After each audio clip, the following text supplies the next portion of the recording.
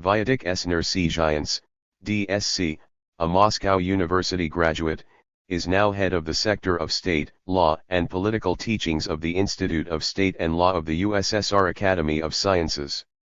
His scholarly interests center upon the history and theory of politico-legal thought and the philosophy of state and law. NERSESYANTS has written over 100 works, including monographs, such as The Hegelian Philosophy of Right, History and Contemporaneity, Socrates, Political Thought of Ancient Greece, Hegel, The Individual and the State in Politico-Legal Thought, Right and Law, Plato. He is also an editor and co-author of the textbook A History of Political and Legal Teachings, and a co-author of a number of books on the history and theory of politico-legal teachings and on the methodology of the science of law. V.S. NERSESYANTS. Political Thought of Ancient Progress Publishers. Translated from the Russian by Vladimir Stankiewicz, designed by Yuri Samsonov. Contents. Chapter 1. The Early Period. Inception of Political Thought. Heraclitus. Chapter 2. The Zenith. Democritus. The Sophists. Socrates. Plato. Chapter 3. Hellenistic Period. 1. Epicurus. 2. The Stoics. 3. Polybius. Conclusion. Introduction. The ancient Greek thinkers have played an outstanding part in the history of intellectual culture in general and political and legal thought in particular. They laid the foundation for a theoretical approach to nature and society and are justly credited with effecting a transition from the mythological worldview based on a fantastic reflection of reality and oracular prophecy to the rational understanding and explanation of being. Proceeding from the need to know rather than to believe, the Greek philosophers were the first to raise the most fundamental problems of the state, law, and politics. The solutions they offered have foreshadowed in many respects the future development of political thought, and their echoes have not yet completely died down in our times. Speaking of the unique place occupied by Greek philosophy in the entire history of culture, Engels wrote, "If in regard to the Greeks metaphysics was right in particulars, in regard to metaphysics the Greeks were right in general.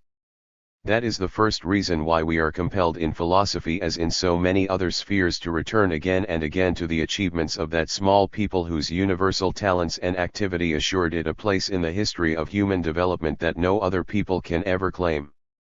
The other reason, however, is that the manifold forms of Greek philosophy contain in embryo, in the nascent state, almost all later modes of outlook on the world. This high appraisal of the ancient Greeks' philosophy covers also their achievements in political theory, the views of the state and law which were closely connected with philosophical doctrines and shared their merits and demerits. The purpose of this publication is to provide a descriptive analysis of the main ideas and doctrines of the leading representatives of Greek political thought throughout its history, from the first attempts at a rational explanation of political phenomena to the final stage of its decline and extinction. The problems arising in this analysis usually lie at the crossroads of such disciplines as the history of political and legal teachings, the history of philosophy, the philosophy of the state and law, etc., and are therefore notable for their complex character. This made it necessary to elucidate, within the framework of the so-called portraiture method traditionally used in the exposition of political teachings, a number of general methodological problems. In writing this book, the author tried to trace the links between different conceptions in the evolution of Greek political theory and did his best to show, if only in brief outline, their influence on the political thought of later epochs. Chapter 1. The Early Period. 1. Inception of political thought. At the early stage of history, the world outlook of ancient peoples, the Greeks inclusive, was essentially mythological. Their political and legal views had not yet separated off from this single syncretic outlook, and the order of things on the earth was regarded as an integral part of the cosmic order, divine in its origin and content.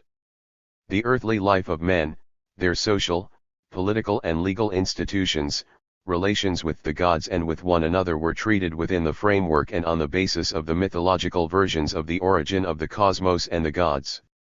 The mythological history of the world, reflecting various cosmogonic and theogonic views, was not a simple narration of the events that had occurred in the past, but an obligatory world outlook upheld by custom and tradition as one of the foundations of social life. Myth as a peculiar form of historical knowledge was at the same time a source of mandatory rules and standards of behavior which were to be strictly observed at present and in the future. Myth served as a model of human relations sanctified by divine authority. In the period when the mythological views of the divine origin of social institutions held undivided sway over men's minds, myth constituted the basis of a totalitarian ideology unopposed by any rival notions, conceptions, or doctrines. The doubts that arose later as a result of long historical development and found their expression in the rationalization of myth testified to the beginning of its disintegration and collapse.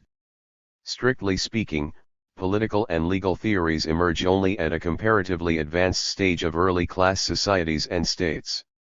From the theoretical viewpoint, the rise of political teachings is an expression of the general process of the 7. Rationalization of human knowledge and genesis of philosophy. Developing within the framework of this process, legal and political views take shape as but one of the aspects of the world outlook expressed in myth. Mythological consciousness is dominated by the idea of the divine, suprahuman origin of the existing social order and power. To the Greek mind, the cosmos, in contrast to chaos, was arranged by the gods and owed its orderliness to divine presence. This idea runs through all myths concerned with ethical, socio-political, and legal problems of ancient Greek society. The existing social relations and institutions were sanctified by one or another myth which provided an explanation of their origin, justified their existence, and served as an ideological basis for attempts to perpetuate the traditional social system.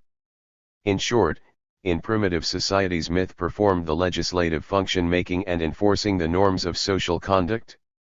At the stage of religio-mythological consciousness, law had not yet turned into a body of legal norms of behavior and existed as one of the aspects of the private, social, and public life that was in conformity with tradition and public sentiment. The laws of that time reflected mythological, religious, ethical, and other views closely knitted together and were generally traced to a divine primary source. They were ascribed either directly to the gods or to their deputies on the earth. Like the Hindus, Egyptians, and Jews, the ancient Greeks also believed in the divine origin of their laws. Since legal order on the earth was conceived as an integral part of cosmic order, all thoughts of violations of traditional rules, rights, and norms by individuals were believed to pose a serious threat to celestial and terrestrial harmony and to be fraught with cosmic catastrophes. This explains, for one, the meticulous ordering of people's conduct and the existence of various religious taboos that were to be observed on pain of severe punishments. Since the existing orders and laws were regarded as divine and sacred, their violation was tantamount to challenging the gods. The process of the rationalization of politico-legal views that started in the first millennium BC was indicative of the departure from the primeval mythological world outlook and of the collapse of the priest's monopoly. This rationalization consisted in the secularization of myth, which gradually lost its aura of holiness and its interpretation stopped being the exclusive province of the priesthood. As a result, the broad public became increasingly involved in more or less free discussions of matters of the state and law. In the 8th–6th centuries BC, the departure from the initial mythological views and the tendency towards a more rational outlook on the world in general and on the state and law in particular were in evidence everywhere, though the intensity of this process, its forms and consequences were different in different countries depending on their social and political conditions. This universal tendency was expressed in the teachings of Confucius, Motzz, Lao Tzu and the Legists in China, Buddha in India, Zarathustra in Persia, the sermons of Jewish prophets Jeremiah, Isaiah, and others in Palestine, the oral and written works of epic poets, dramatists, sages, sophists, and philosophers in Greece, and jurists in Rome. The struggle of the gods for power over the world was one of the main themes of ancient theogonic and cosmogonic myths. The passing of the highest power from Uranus to Kronos and then to Zeus had been accompanied, according to myth, by radical 9. Changes in the principles and methods of governing the world. These changes affected not only relations between the gods themselves, but also their attitude to people and the whole organization of terrestrial life. According to Greek theogony, it was only after supreme power was seized by the Olympian gods with Zeus at the head that justice and the rule of law was established on the earth. From the viewpoint of ethics, Zeus was considered the supreme guardian of universal justice. Its violation was not only an antisocial act, but, first and foremost, an offense of the gods bound to incur a divine punishment. This view is clearly expressed, for instance, in Homer. As when, in autumn time, the dark brown earth is whelmed with water from the stormy clouds, when Jupiter pours down his heaviest rains, offended at men's crimes who override the laws by violence, and drive justice forth from the tribunals, heedless of the gods and their displeasure. The notions dike and thymus, used by Homer, are very characteristic of the sense of right of Greek society in the heroic age, commonly known as Homeric society or Homeric Greece. Describing this society with its system of government, father right, and the inheritance of property by the children, Engels notes that in the heroic age the state was still non-existent.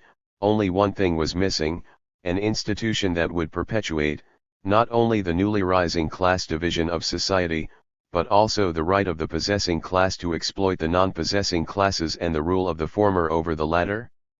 In view of the absence of the state as a specific organization of class domination, Homeric society, naturally enough, did not know law in the sense of the state legislation, but it knew law as custom and justice, as well as the principle of social and legal justice. Law and justice, though closely linked together in the consciousness of Homeric society, were not identical and differed from one another even terminologically.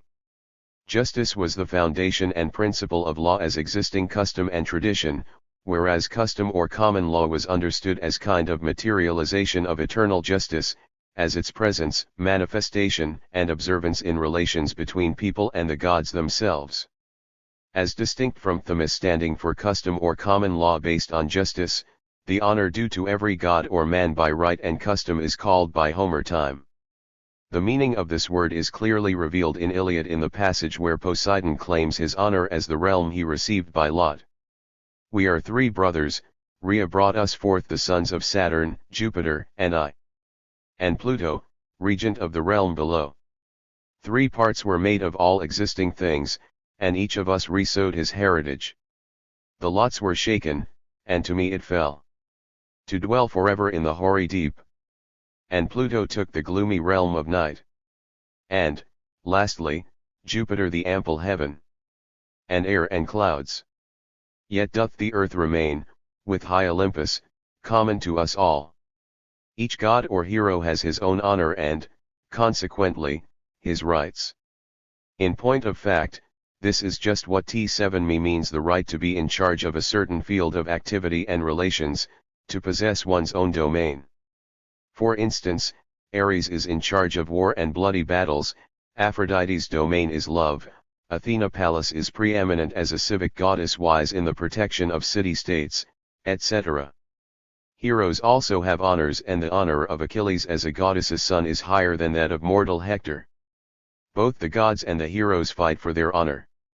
This fight is no easy matter and calls for the 11. Utmost exertion of one's powers, in other words, for a feat of valor.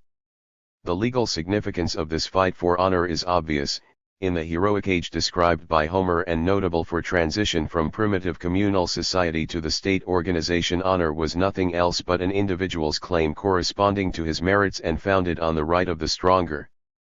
This close interdependence of right and honor attests to the fact that the law of Homeric society was understood as a body of rights vested in an individual in accordance with the principle of justice and in compliance with the existing custom. Since both the content and scope of rights depended on the bearer and therefore had a strictly individual character, rights were in fact nothing but privileges. That means that not only the idea of equal rights, but even the conception of law as an equalizing principle and a standard were entirely alien to Homeric society. Moreover, the very purpose of law in that society was to consolidate and formalize inequality, though this inequality was understood to derive not from arbitrariness, but from justice and custom. Consequently, the just was the foundation and the criterion of the lawful. The notion of law was inseparable from that of justice. It was only due to the legitimation of what fell within the notion of justice that one or another claim acquired a legal status and became a custom, a generally recognized standard of conduct and relations among the members of a community. Unequal, selective approach to different people in accordance with their relative merits and virtues was well exemplified by Odysseus's attitude to his fellow countrymen, exhorting the good ones and appealing to their sense of honor and to common ideals. He resorted to threats and even manhandling in relation to the bad ones, e.g. their sights. But when he found one of the lower sort, shouting and brawling, with the royal wand, he smote him, and reproved him sharply, thus, "Friend, take thy seat in quiet, and attend to what thy betters say, thou art not strong nor valiant, and thou art of mean repute. In combat and in council, we, the Greeks, cannot be all supreme in power. The rule of the many is not well. One must be chief in war, and one the king, to whom the son of Saturn gives the scepter, making him the lawgiver, that he may rule the rest." Homer's life fell on the 8th century BC, and the events described in his poems took place as far back as the late 13th century BC. As regards the cosmological and theogonical myths treated by Homer already in a clearly rationalistic and sometimes even skeptical vein, their origin dates to a much earlier period when the primitive mind took mythological stories at their face value and had no doubt about the authenticity of the events they described. Further rationalization of the primordial cosmogonies and theogonies is represented by Hesiod's Theogony and Works and Days. In the context of the problems we are concerned with, special interest attaches to Hesiod's understanding of the mythological gods as the ethical and legal principles and forces. The descent in the line of supreme deities is conceived in the Theogony as a process of successive changes of ethical forces leading to the establishment of the moral and legal order in divine and human affairs. Very characteristic in this respect is Hesiod's view of the basic principles allegedly underlying the rule of Zeus and the Olympian gods. According to his Theogony, the marriage of Zeus and Themis, one of his 13 numerous wives, resulted in the birth of two daughters, goddesses Dike and Eunomia. Hence, Zeus's coming to power ushered in the era of justice, legal order, and social prosperity. Very much like in Homer, justice in Hesiod is contrasted with coercion and violence. Dike and Eunomia, the daughters of Zeus, the embodiment of perfection and benevolence, and Themis, the embodiment of eternal, natural, and divine order, represent two different aspects of law. Dike safeguards divine justice and punishes those who encroach upon it, whereas Eunomia signifies the divine nature of lawfulness in society and stands for the inseparable unity of the rule of law on the one hand, and social order, on the other. Here we find in embryo the antithesis of two notions running through the entire history of the Greek philosophy of law, the notion of natural law or the law deriving from nature and the notion of artificial or positive law which is a product of convention. In his Works and Days Hesiod describes the history of human society as a succession of 5 ages: golden, silver, copper, the age of semi-gods or heroes and, finally, the contemporary Iron Age. The people of the Golden Age led a happy life without toil and worries. The people of the Silver Age who did not worship the gods were destroyed by Zeus. The bellicose people of the Copper Age destroyed themselves in internecine wars. The noble race of semi-gods, the heroes of the Fourth Epoch, perished in evil wars and bloody battles. The life of people during the last, Iron Age is painted by Hesiod in dark colors. Lamenting over the back-breaking toil of his generation, the reign of force and violence in human relations, the degradation of morals and the contempt of law and justice, he remarks, "And I wish that I were not any part of the 5th generation of men, but had died before it came, or been born afterward. For here now one's the age of iron. Never by daytime will there be an end to hard work and pain, nor in the night. 14. To weariness, when the gods will send anxieties to trouble us. When the father no longer agrees with the children, nor children with father. When guest is no longer at one with host, nor companion to companion. When your brother one's no longer your friend, as he was in the old days. Men will deprive their parents of all rights, as they grow old. And people will mock them too, babbling bitter words against them. Strong of hand, one man shall seek the city of another.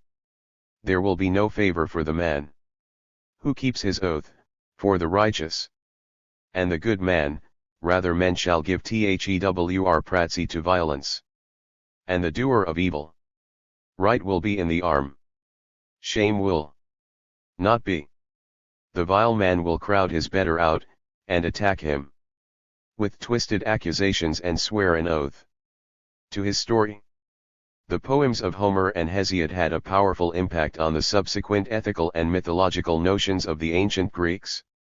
The father of history, Herodotus wrote, whence the gods severally sprang, whether or no they had all existed from eternity, what forms they bore, these are questions of which the Greeks knew nothing until the other day, so to speak. For Homer and Hesiod were the first to compose theogonies, and give the gods their epithets, to allot them their several offices and occupations and describe their forms, and they lived but 400 years before my time, as I believe. Herodotus also tells us that the knowledge about the gods came to Greece from the Pelasgi who, in turn, had got it from Egypt. The ethical rationalization of myth, the ascription of human characteristics and weaknesses to the gods, and the unmistakable anthropomorphic trend in Homer's and particularly Hesiod's poems aroused serious objections of a number of ancient Greek philosophers in the later period. For instance, the reputed founder of the Eleatic school Xenophanes advanced a philosophical idea of one god comparable to mortals neither in form nor thought, and criticized Homer and Hesiod for having attributed to the gods all things that are a shame and disgrace among mankind: theft, adultery, and mutual deception. Xenophanes' idea of God, ungenerated, eternal, and like a ball, marked a further departure from the traditional mythological notions and another step towards the interpretation of the mythological pantheon in rationalistic terms. Homer's understanding of the mythological gods was also criticized by Plato. His contemporaries still held the poet in high esteem and regarded him as an educator of Hellas whose views ought to be known well and used as a guide in ordering human affairs and regulating one's life. Sharing this opinion and acknowledging Homer's greatness, Plato nevertheless deemed it necessary to ban his poems in the ideal state, for if you allow the honeyed muse to enter, either in epic or lyric verse, not law and the reason of mankind, which by common consent have ever been deemed best, but pleasure and pain will be the rulers in our state. It should be noted, however, that for all its deference to the names of Homer and Hesiod, Athenian democracy showed rather a guarded attitude to some of their statements, considering them detrimental to the interests of the populace. Significantly, Socrates' accusers who had him brought to trial and condemned to death in 399 BC adduced the philosopher's habit of quoting the worst passages from great writers, particularly Homer and Hesiod, as evidence of his hostility towards the common people. Indeed, under the conditions of acute political struggle waged by the Athenian populace against the adherents of the aristocratic, oligarchic, or tyrannical system of government, a number of passages in Homer and Hesiod had acquired a clear anti-democratic ring and evoked suspicion on the part of democratic leaders. The general trend towards rationalization of morality, law, and justice in human affairs characteristic of Homer's and Hesiod's poems gained even greater prominence in the activity of the seven sages. Seven sages. Under this head, ancient tradition usually included Thales, Pittacus, Periander, Bias of Priene, Solon, Cleobulus, and Chilo the Lacedaemonian, whose life and activity fell on the late 7th early 6th centuries BC. However, historical sources are not unanimous regarding the names of the seven. For instance, Plato in his Protagoras mentioned Myson the Chinean instead of Periander.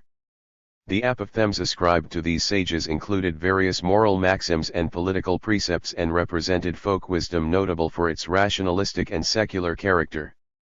Not infrequently, the authors of these apophthegms took an active part in politics and were rulers or legislators.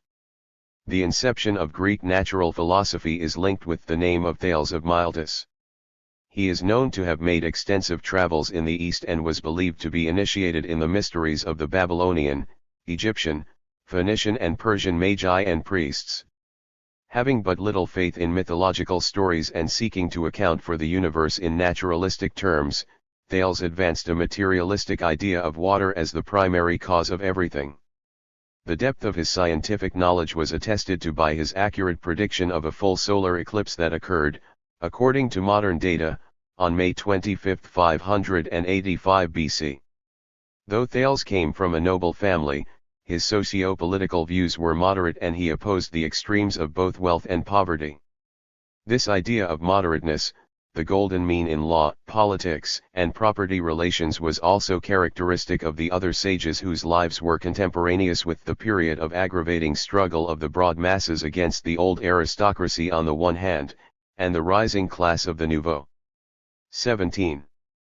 2113. Riches, on the other. From the viewpoint of politics, the exaltation of measure in the dicta of the Seven was directed towards achieving a compromise between different sections of the population and preserving the unity of the polis in the face of the intensifying class struggle. Thales is credited with this eloquent maxim of moral and righteous conduct: refrain from doing what you blame in others.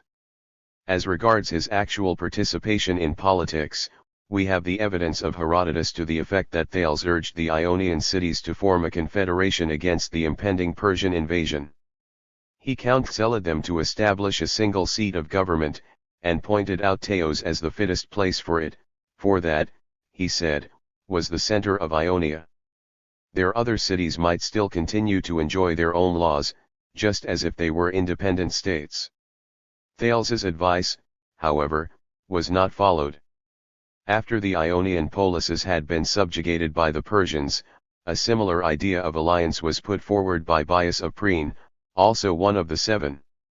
According to Herodotus, Bias exhorted the Ionians to join in one body, set sail for Sardinia, and there found a single pan-Ionic city, so they would escape from slavery and rise to great fortune, being masters of the largest island in the world, exercising dominion even beyond its bounds. Whereas if they stayed in Ionia, he saw no prospect of their ever recovering their lost freedom. Bias was reputed to have set the greatest store by the state where the citizens have as much fear of the law as they would have of the tyrant. Tradition also credits him with the opinion that death by the law is the worse. Respect for the law is characteristic of other sages too. Assigned to Chilo, for instance, is the saying "obey the law." In his opinion, the best polis was the one where citizens obeyed the law more than they did the orators. Consonant with it is the apophthegm "obey the law which you would make for yourself," originated by Pittacus, who was entrusted by the Mytileneans with dictatorial power for 10 years to protect them against the exiled nobles. According to another of his sayings, supreme power is vested in the laws. He is also said to be the author of the aphorism "learn to obey before you command."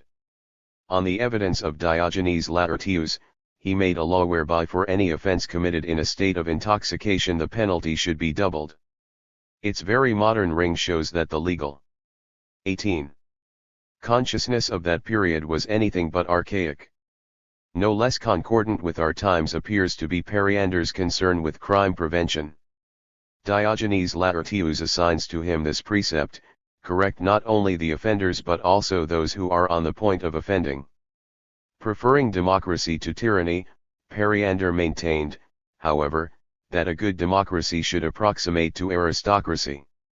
He is also credited with the apophthegm "use old laws, but young greens," which presumably not only extolled the stability of the laws, but also reflected veneration for tradition characteristic of the adherents of aristocratic government. Not a few of Periander's dicta were devoted to the ethical principles of human conduct and political relations within a city-state. This latter aspect gained special prominence in the activity of Socrates and his followers, particularly Plato. The canon of the Seven Sages also included Solon, a famous Athenian statesman and lawmaker. By the amount of property he owned, as well as by his occupation and way of life, Solon belonged to the middle strata of Athenian society. On the evidence of some sources in his early life he was a trader, made extensive travels and acquired a wealth of knowledge of the customs, laws, and forms of government of other states. He was held in high esteem both by his fellow countrymen and outside Athens. According to Aristotle, he ranked among the foremost men of his time. Under the conditions of bitter political strife between the Athenian populace and nobility, the rich and the poor, the debtors and the creditors, Solon was elected first archon with legislative powers and found himself in the position of an umpire trusted by both contending parties and having the task of their reconciliation. Having taken the matters in his hands, he passed new laws and introduced radical changes in the socio-political structure of the Athenian polis. According to Engels, Solon started the series of so-called political revolutions by an encroachment on property. In Solon's revolution, creditors' property had to suffer for the benefit of debtors' property. The debts were simply annulled. Solon's first step was the so-called disburdening ordinance, whereby he cancelled all private and state debts and released from slavery those who had been unable to pay them. He prohibited enslavement for debt in the future and banned personal security for loans. He also carried out an important constitutional reform, breaking the eupatrid monopoly of the chief magistracies. For this purpose he divided the free population into the 4 classes on a basis of property qualification: Pentakostomedimnot, Hippias, Zeugity, and Thetes. Responsible offices were open only to members of the first 3 classes. The Thetes were not eligible for office, but they were assured memberships of the popular assembly and participation in law courts. Solon instituted a council of 400 which partly sapped the authority of the Areopagus, heretofore the stronghold of aristocracy. However, even after the Solonian reforms, the Areopagus retained a number of important prerogatives. Solon is also known to have made a law enacting that anyone who, in a time of civil factions, did not take up arms with either party, should lose his rights as a citizen and cease to have any part in the state. This law was evidently intended to stir the middle strata of the population to political activity and thus to weaken the influence of the extremist elements in both contending parties. Solon attached great importance to the political and legal agility of the citizens. He held that the triumph of justice could not be assured if the wrong was left for the victim alone to fight against. The important thing was to enlist the support of those who were not directly affected by an act of injustice. It is for this reason that Solon's legislation provided in certain cases for the right of every citizen to sue the wrongdoer and plead in behalf of a wronged party. The idea of the citizens' universal participation in the struggle for the rule of law in a polis was central to the Solonian understanding of lawfulness. According to Solon, the rule of law was of utmost importance for the state's prosperity. Lawlessness and internecine strife were the greatest evils, and law and order, the greatest boon for a people. Characterizing the state system established by Solon's legislation, Engels wrote, thus, an entirely new element was introduced into the constitution: private ownership. The rights and duties of the citizens were graduated according to the amount of land they owned, and as the propertied classes gained influence, the old consanguine groups were driven into the background. The Gentile constitution suffered another defeat. Solonian moderate democracy restricted by property qualifications was based on a compromise between the nobility and the demos, the rich and the poor. However, the lawgiver apparently failed to justify the hopes of both rival parties. The nobles were dissatisfied with his departure from the traditional order and cancellations of debts, whereas the populace resented Solon's concessions to the aristocrats and failure to level all men in property and rights. According to Aristotle, Solon, however, had resisted both classes. He might have made himself a despot by attaching himself to whichever party he chose, but he preferred, though at the cost of incurring the enmity of both, to be the savior of his country and the ideal lawgiver. Solon, who was also an excellent poet, made no secret in his elegies of his unwillingness to gratify excessive claims of one rival party at the expense of the other. Speaking of his reconciliatory role, he likens himself to a wolf turning at bay among the hounds and notes with satisfaction that he stood forth a landmark in the midst, and barred the foes from battle. Elsewhere he describes his stand in the following words. I gave to the mass of the people such rank as befitted their need. I took not away their honor, and I granted naught to their greed. While those who were rich in power, who in wealth were glorious and great, I bethought me that naught should befall them unworthy their splendor and state. So I stood with my shield outstretched, and both were safe I midst sight. And I would not that either should triumph, when the triumph was not with right. Solon admits that he stood against tyranny and coercion on the one hand, and equality of the commoner and nobleman, on the other. Addressing the dissatisfied demos, he recalls that they owe their gains to him alone, and remonstrating with the aristocrats he reminds them of their sad plight in the face of the popular discontent that he managed to abate. Had another held the goad as I, one in whose heart was guile and greediness, he had not kept the people back from strife. Many of Solon's poems that were preserved for us by Aristotle are keynoted for the feeling of satisfaction with his choice of the path of justice and with the successful accomplishment of the difficult task he was assigned. They sound both as an account of the work he has done and as a reply to his critics. Of all the aims for which I summoned forth the people, was there one I compassed not? Thou, when slow time brings justice in its train, O mighty mother of the Olympian gods! Dark earth, thou best canst witness, from whose breast I swept the pillars broadcast planted there, and made thee free, who hadst been slave of yore, and many a man whom fraud or law had sold.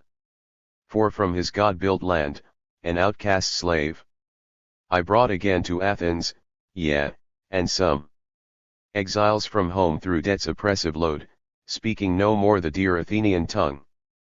But wandering far and wide, I brought again, and those that here in vilest slavery crouched neath a master's frown, I set them free. Thus might and right were yoked in harmony, since by the force of law I won my ends, and kept my promise. Equal laws I gave to evil and to good, with even hand, drawing straight justice for the lot of each. Solon's reforms and legislation gave rise to widely diverging interpretations. The Athenians started to ply him with questions regarding the true meaning of his laws which, according to Aristotle, were not drawn up in simple and explicit terms. Anti-democratic elements believed that Solon had deliberately made the laws obscure in order that the final decision might be in the hands of the people whose influence in the courts was predominant.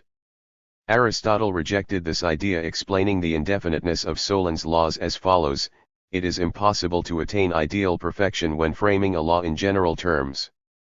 In the face of the sharpening controversy over the new laws, Solon the legislator, unwilling to be involved in the interpretation of his own ordinances with respect to concrete cases and specific situations, made up his mind to leave Athens for 10 years after having the citizens swear a solemn oath that they would observe his laws and not change them during that period.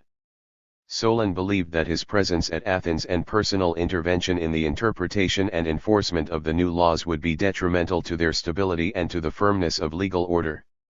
Solon framed his laws for 100 years, i.e. for all time. Despite the dissension among the Athenians after his departure, the limited democracy established by him lasted several decades. In the 60s of the 6th century BC, political power in Athens was usurped by Pisistratus, whose administration, according to Aristotle, was temperate, and more like constitutional government than a tyranny. The dictatorship lasted for nearly half a century and under his sons became harsh and cruel. After the Pisistratides' tyranny was overthrown, the socio-political system of Athens was further reformed along democratic lines in 509 BC by Cleisthenes, whose innovations were even more radical than Solon's. During the subsequent period of Greco-Persian wars, power in Athens went into the hands of the aristocratic party for at least 17 years. Yet already in 462 BC the reforms of Ephialtes deprived the Areopagus of its most important functions and marked another big step towards strengthening the democratic regime. The rule of the demos was further consolidated under Pericles, a famous statesman and an outstanding leader of the masses in the period between 450 and 429 BC. It was only twice that the anti-democratic party succeeded in seizing power for a few months during the Peloponnesian War as a result of oligarchic coups. However, after temporary setbacks, the Athenian demos successfully regained power. In his survey of the political changes in the Athenian polis, Aristotle notes that democracy took its rise from Solon's reforms. 3. Pythagoras and the Pythagoreans. Pythagoras was, according to Herodotus, one of the most outstanding Hellenic philosophers. He was born on Samos, an Ionian island, in the family of a wealthy trader Nicarchus. Tradition tells us of his travels in Egypt and Babylonia. After Polycrates the tyrant assumed power on Samos, Pythagoras left his native island for good and settled at Croton, the leading Greek colony with aristocratic government in South Italy. Owing to his reputation, Pythagoras soon attained a position of authority in the city and founded a school where he expounded his views to a select body of followers bound by stringent rules of discipline and loyalty to their master. The Pythagorean clandestine aristocratic societies or brotherhoods, partly religious and partly political, sprang up first in Croton, then in many other cities in South Italy and other parts of Magna Graecia. Their members' interests focused not only on scientific, philosophical, religious, and ethical 24 blems, but also on politica issues. At its initial stage, Pythagoreanism was a secret esoteric lore which was revealed only to the initiated in a given society. Admission to heterodox was open, after appropriate check-ups and tests, both to men and women. The Pythagoreans led an ascetic life and were notable for self-imposed restrictions and temperance in everything: food, clothing, behavior, speech, emotions. Characteristic of the relations between the members of a Pythagorean community was strict discipline and loyalty to their brotherhood and to one another, as well as the spirit of mutual assistance, friendship, and love. The authority of Pythagoras was absolute. He was considered the author of all the basic principles of Pythagoreanism as a doctrine, movement, and organization. There are good reasons to believe that Pythagoras expounded his teaching by word of mouth and that all those initiated into the mysteries of the new lore were bound to keep allegiance to the oral traditions. The first Pythagorean credited, though on disputable grounds, with a written treatise on nature was Philolaus of South Italy, born in Tarentum or Croton some 25 years after Pythagoras's death.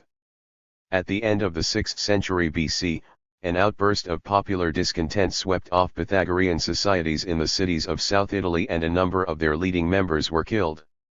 Some of the survivors, among them Philolaus, Lysis and Archippus, fled to other Greek polises which had already developed by that time a ramified network of Pythagorean communities. According to Porphyry, men like Lysis and Archippus of Tarentum who managed to escape, as well as those who were abroad at the time of the rebellion, collected in note form what little they could of the philosophy of Pythagoras, dim and obscure scraps. On the evidence of Diogenes Laertius, the book which passes as the work of Pythagoras is by Lysis of Tarentum, a Pythagorean, who fled to Thebes and taught Epaminondas. Pythagoras was presumably the first to distinguish philosophy as love for wisdom from wisdom as such, and to call himself a philosopher but not a wise man, for, he said, no one is wise save God. Central to Pythagoreanism was the number doctrine, according to which numbers constitute the cause and the principle of the universe. Referring to the Pythagorean teaching, Aristotle writes, contemporaneously with these thinkers, and even 25 before them, the so-called Pythagoreans, who were engaged in the study of mathematical objects, were the first to advance the study, and having been brought up in it, they regarded the principles of mathematical objects as the principles of all things. Since of mathematical objects numbers are by nature first, and they seem to observe in numbers, rather than in fire or earth or water, many likenesses to things, both existing and in generation, and they also observed numerical attributes and ratios in the objects of harmonics, since, then, all other things appeared in their nature to be likenesses of numbers, and numbers to be first in the whole of nature, they came to the belief that the elements of numbers are the elements of all things, and that the whole heaven is a harmony and a number. The Pythagorean conception of opposites is notable for elements of dialectics. Believing opposites to be the source of all being, the Pythagoreans put forward 10 pairs and held that their combination and unity account for the harmony of our world and the universe as a whole. Harmony, in their opinion, has a numerical nature and can be expressed in numerical or mathematical relationships. Expounding Pythagorean views, Philolaus wrote that the nature and power of number manifest themselves not only in demonic and divine things, but also in human affairs and relations, in all technical arts and in music.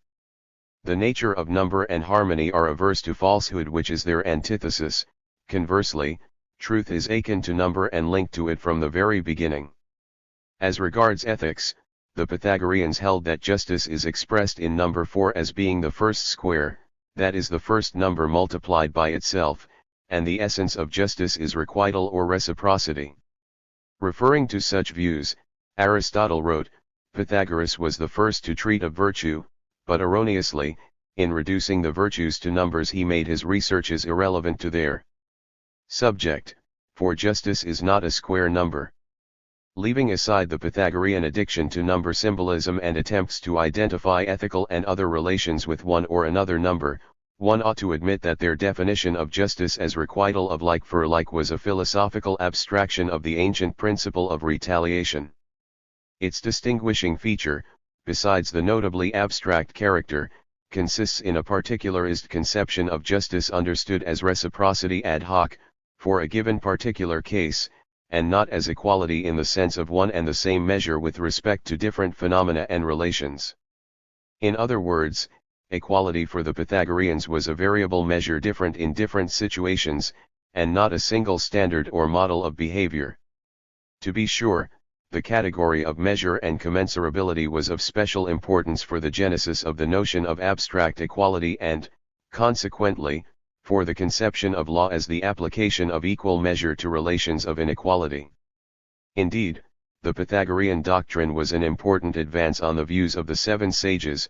The Pythagoreans not only conceived of justice as due measure, but focused on the moment of equality, which was crucial for all subsequent evolution of ethical and legal notions.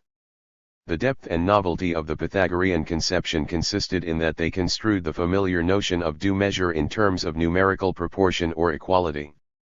Their mathematical approach, causing them to reduce all problems to equations, proved instrumental in deepening the analysis of ethical questions. However, this method could not be carried too far. There was a limit beyond which lay the mysticism of numbers and downright absurdity. According to the Pythagorean ethical theory, men in their diverse relations should proceed from different kinds of justice understood as reciprocity, its concrete form depending on the character of the relations. This principle accounts for the variation of the due measure, the proper way of conduct which, in the Pythagoreans' view, may change within a broad range. A certain line of conduct may be appropriate in dealings with one. W.K.C. Guthrie, A History of Greek Philosophy, Volume I, p. 302. 27. Sort of people under one set of circumstances and quite unacceptable in dealings with another sort and under different circumstances. Much depends on the difference in age, social worth, kinship, merits, and other distinctions among people. This case approach to the selection of proper measure in human relations was combined in Pythagorean ethics with a tendency towards classification of similar circumstantial patterns and modes of behavior under typical conditions, i.e. with attempts to define standards of man's conduct in similar cases, as well as a certain principle of proper measure applicable to all spheres of relations among people.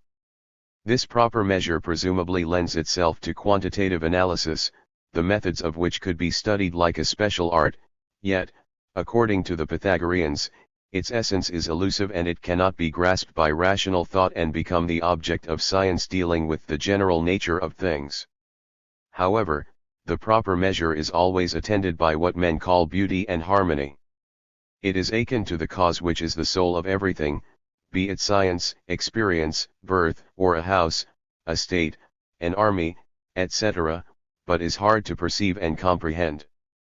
As is evidenced from these statements, ethical studies extending also to politics and law brought the Pythagoreans to the problem of a general definition of justice which would apply not only to individual cases and specific fields, but cover all spheres of human relations. In search of such a general principle of justice, they strove to give more meat to the abstract notion of justice understood broadly as requital of like for like, and focused their attention on the meaning and nature of proper measure. Admitting the difficulties involved in the definition of proper measure in general and in particular cases, the Pythagoreans nevertheless pointed out some of its mathematico-aesthetic criteria and axiologico-hierarchical characteristics. In the eyes of the Pythagoreans, the proper measure was not the arithmetic mean, 1. The commonest and the most typical, but the most valuable. In other words, the measure as a yardstick represented the highest good in a hierarchy of values and, owing to its normative character, had a beneficial influence on the conduct of men. The Pythagoreans were very cautious in their approach to the definition of the cause or principle of proper measure, since an error of judgment regarding the principle was likely, in 28. Their opinion, to derail the whole science based upon it. Indeed, a wrong premise, they held, inevitably invalidates all the consequences. On the evidence of Aristoxenus, a peripatetic author of Pythagorean declarations, central to the Pythagorean doctrine of the proper measure was the ethico-aesthetic principle of true love for beauty. Characteristic of the Pythagoreans, as well as of the ancient mind as a whole, was a syncretic understanding of beauty as both ethical and aesthetical perfection, as the beautiful and the good molded into one. However, the originality of Pythagoreanism lies in that it transcended the synthesis by bringing in the mathematical idea, scientific and mystical at the same time, of beauty as essentially divine numerical harmony. The love for such harmony was in the Pythagoreans' view the key to the radical restructuring of man's entire life, his personal, family and public relations in accordance with true principles. Calling himself philosopher, Pythagoras was in fact the first thinker to propose the reformation of society along the lines prompted by reason. In his person, philosophy set up its first claim to the throne of wisdom, rallying great minds under its banner and also making no less powerful enemies for many centuries to come. Pythagoras and the Pythagoreans held that true love for beauty manifests itself in the way of life and devotion to science.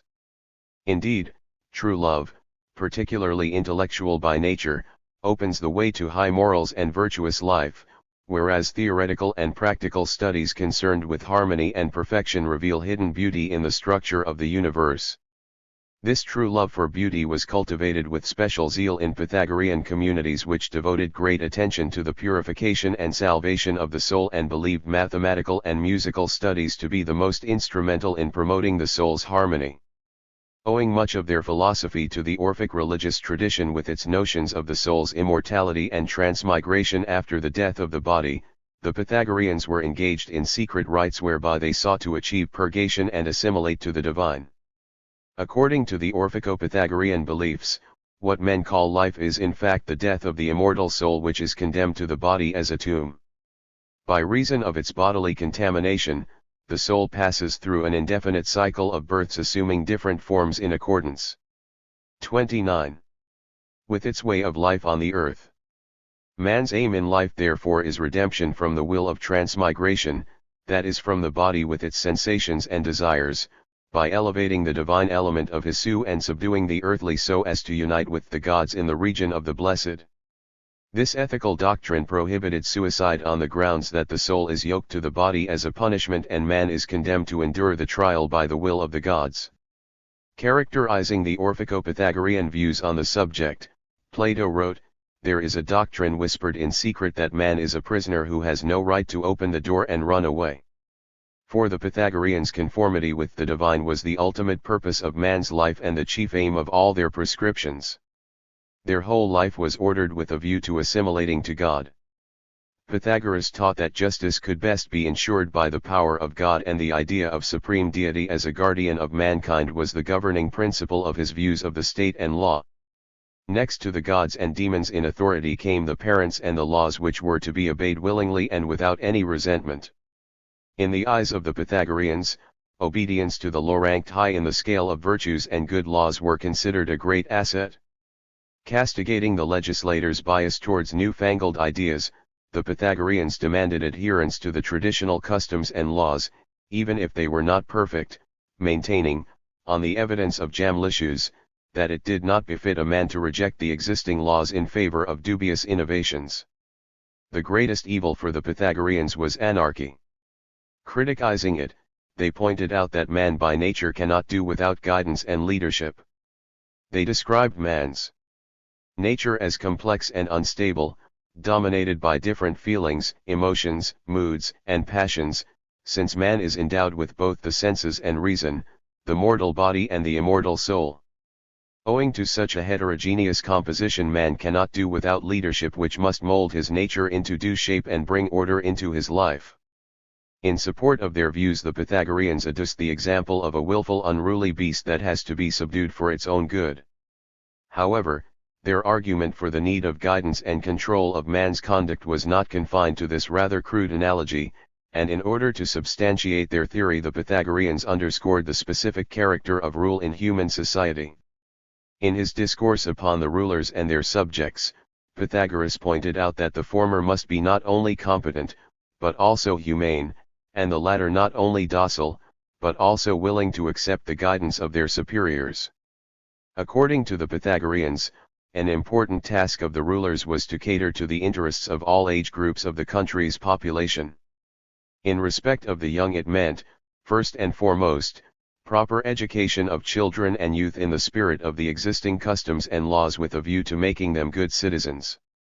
Old men were assigned the field of judicial activity, advisement, and cogitation. The Pythagoreans held that the purpose of education and management was to promote high standards in the conduct of personal and public affairs and to harmonize human relations, since order and symmetry are beautiful and useful, whereas disorder and asymmetry are ugly and harmful. Man therefore must never be allowed to act on his own. Every citizen must obey his lawful and benevolent authorities. The Pythagoreans advocated the aristocratic form of government, understood not as the rule of the old Gentile nobility, but as the authority of the best, the few knowing and competent. Their aristocratic sympathies and mistrust of democracy sprang from intellectual contempt for the common people's judgment. The Pythagoreans held that it was unreasonable to heed the opinions of the mob, as only few were endowed with the gift of clear thinking and a sense of harmony. The Pythagoreans took an active part in the political life of city-states in Magna Graecia, and their adherents ascended to power in many polises.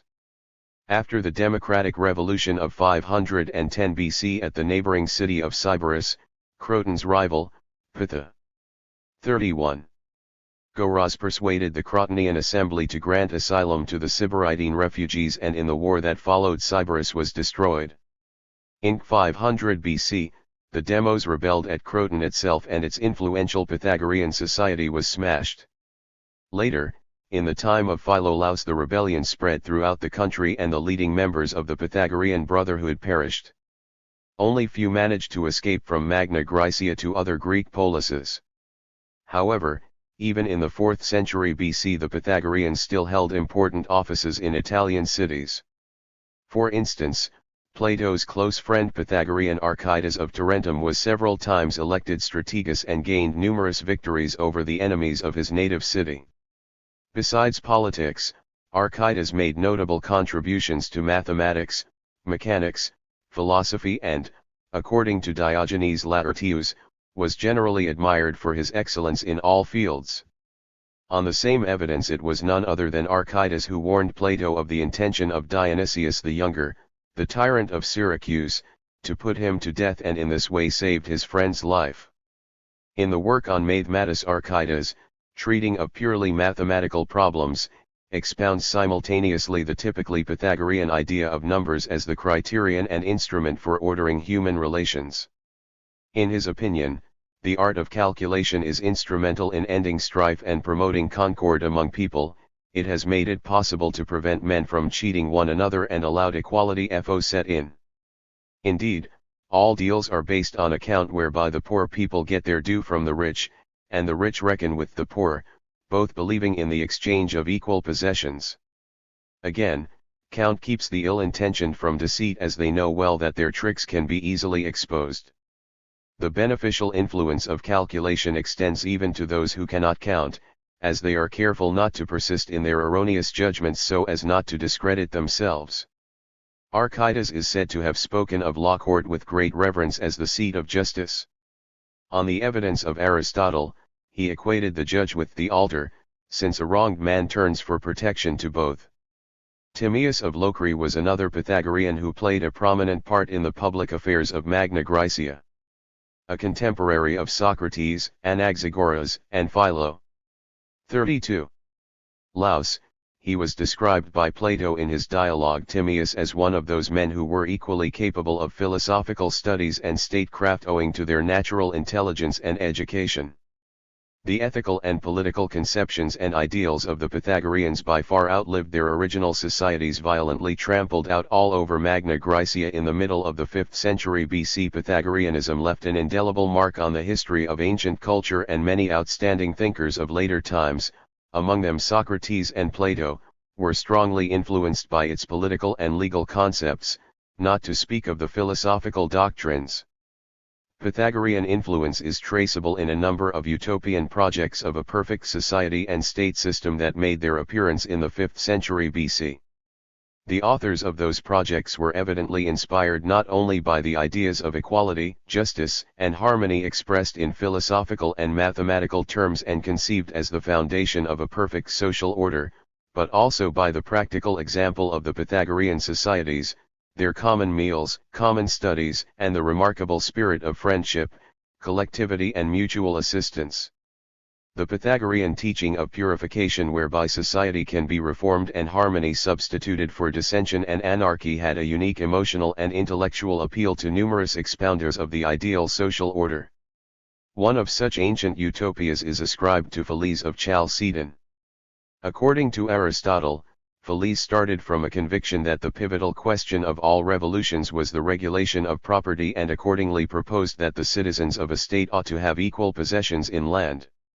He thought that in a new colony the equalization might be accomplished without difficulty, and in an old state it might be effected by the regulation of dowries. The rich might give dowries, but should not receive them, and the poor might receive dowries, but should not give them. A different scheme for achieving social harmony was advanced by Neo-Pythagorean Hippodamus of Miletus, a man of versatile knowledge and great abilities. He was an architect and achieved fame as a town planner. Ancient tradition credits him with the construction of the port town of Piraeus on the rectangular grid plan that was later adopted throughout the Greek world. On some evidence he also planned the city of Rhodos on the island of the same name, and is said to have built a strategic road connecting Piraeus with Athens. It was in the sphere of architecture that Hippodamus gave substance to the Pythagorean notions of proportion, perfection, and harmony. Aristotle described him as an eccentric and ambitious man who tried to pass himself off as an adept in the knowledge of nature. Turning to social and political problems, Hippodamus, the first person not a statesman, hazarded the project of the best form of government. The ideal polity of Hippodamus was composed of 10,000 citizens divided into 3 classes: artisans, farmers, and soldiers. All magistrates were to be elected by the people, i.e. by the aforementioned 3 classes, outside of which remained the slaves, the aliens, and all those who were not citizens. The main task of the magistrates was to watch over the interests of the state. Hippodamus also divided the land into 3 parts, 1 sacred, 1 public, the third private. The revenue from the sacred land was to maintain the customary worship of the gods, the public land was to support the warriors, whereas the private land was to be the property of the husbandman.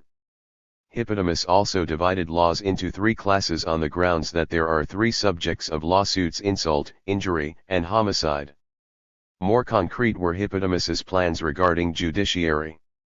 He, for one, proposed setting up a single final court of appeal to examine all cases alleged to have been improperly decided by the courts of first instance. Such a court of appeal, conceived as an elective body of old men, had hitherto not been known in the Hellenic judicial system.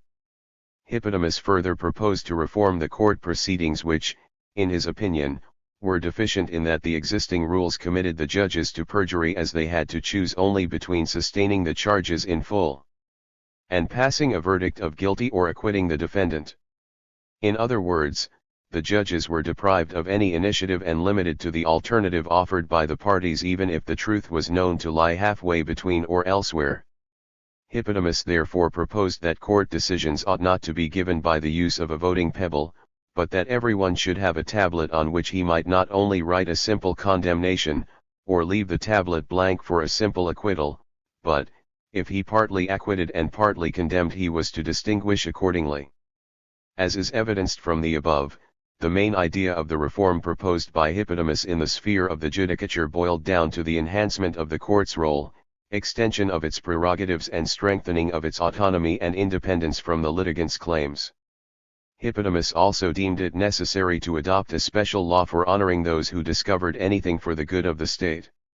The ethical and political views of Pythagoras and the Pythagoreans have been a matter of much dispute, which mainly results from different understanding of the substance and character of what is generally described as Pythagorean aristocratism.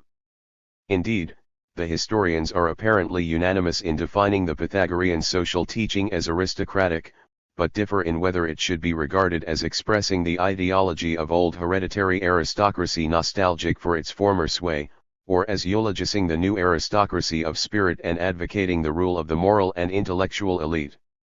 According to the French historian of philosophy Francois Laurent, Pythagoras did lean towards aristocratic rule, but then this attitude could be an imputation on all antiquity.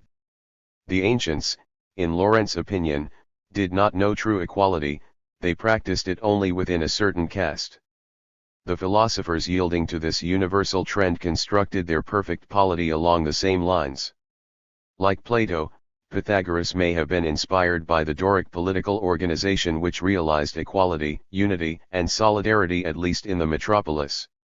Yet aristocracy as understood by Pythagoras was far more superior to the existing aristocratic system of government, which was merely formalized by the Lacedaemonian legislation. Sparta was founded on coercion and only held out by a most outrageous abuse of force. By contrast, the Pythagorean community did not come about by way of conquest, its soul, according to Laurent, was brotherhood and love. 35. 3 degrees.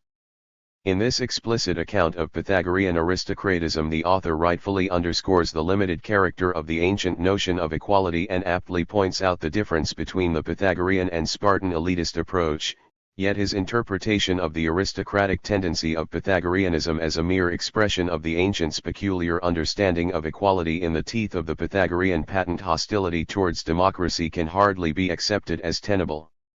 Nor should one ignore the fact that the Pythagoreans themselves, for all the ostensible difference of their ethical and political views from the Spartan Cretan ideology and political practices, particularly over the problem of violence, were by no means advocates of non-resistance to evil. The Croton-Sybaris conflict of 510 BC and other similar events provide convincing evidence for their readiness to resort to force wherever they deemed it necessary for establishing the politico-legal order they approved.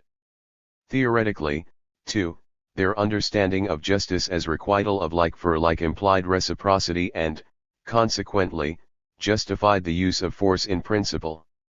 Besides, one ought not to identify the theoretical principles of Pythagorean ethics and the principles underlying the relations of the members of the Pythagorean Brotherhood itself with the political practices they introduced and defended. Pythagoras and the Pythagoreans are known to have been strongly biased towards the aristocratic state systems of such Doric polises as Crete and Sparta, yet they advocated the rule of new enlightened aristocracy very different from the old hereditary nobility. Hence their exaltation of knowledge and those who know, their conception of justice as equality, their laudation of the rule of law and justice. In the light of the above, the contention of Karl Hildenbrand, a German historian of the philosophy of right, that the purpose of the Pythagorean alliance, this aristocracy of spirit, was to enhance the influence of the aristocracy of blood, can hardly be regarded as tenable. The aristocratism of the Pythagoreans seems to be reformative and renovating rather than conservative.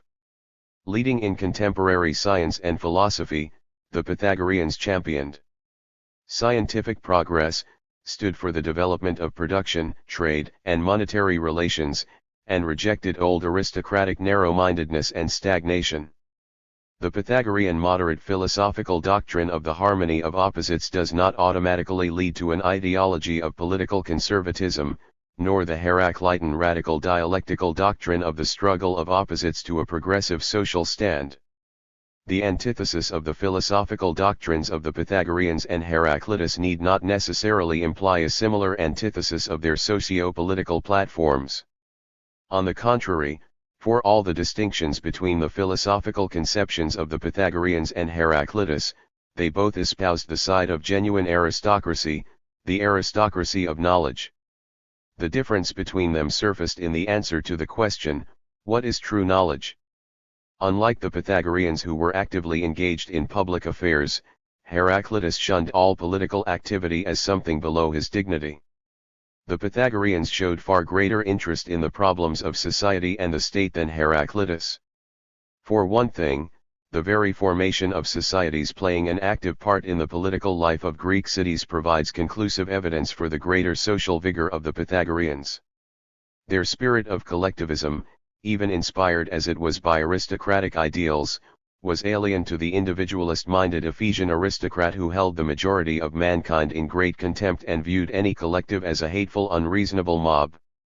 In the light of the above, it appears wrong in principle to regard the Pythagorean communities and their political activity as indicative of the aristocratic conservatism of the Pythagoreans, identifying at the same time, rather one-sidedly, the blatant individualism and political indifference of Heraclitus with progressive social views and rejection of old aristocratic ideals. Insofar as the socio-political views of the Pythagoreans and Heraclitus are comparable at all, the former appear to go far beyond the latter in radicalism, concreteness, and common sense. 37. In the time of the Pythagoreans and Heraclitus, the broad masses that rose to political activity through the whole of Magna Graecia dealt a death blow to the domination of old aristocracy. Its downfall had been prepared by the steady growth of productive forces, the development of trade and handicrafts that resulted in the accumulation of great wealth in the hands of a new stratum of slave-owning society, shop owners, big tradesmen, etc. In the struggle for power between hereditary nobility, the nouveau riches and the demos in most polises, old aristocracy was gradually losing its dominant positions and, in case of an occasional reversal of fortunes, regained them but temporarily. Yet even in such cases it had to take into account the interests of the new social strata, influential money bags, tradesmen, artisans, and the poor sections which tended to coalesce in the acute class struggle. Aristocracy was therefore compelled to steer the middle course and seek compromise with its social and political enemies. The time of its undivided sway had long since passed, and the new social conditions imperatively demanded that the leaders of aristocracy adopt a new political strategy and offer new ideological solutions. As a result, the views of the adherents of aristocratic government and the very conception of aristocracy were bound to undergo a radical transformation. In point of fact, the masterminds of aristocracy were faced with the problem of reappraisal of values and had to evolve a new conception of aristocracy, or, more accurately, a conception of new aristocracy. The approach of the Pythagoreans and Heraclitus to this problem rested on a common foundation.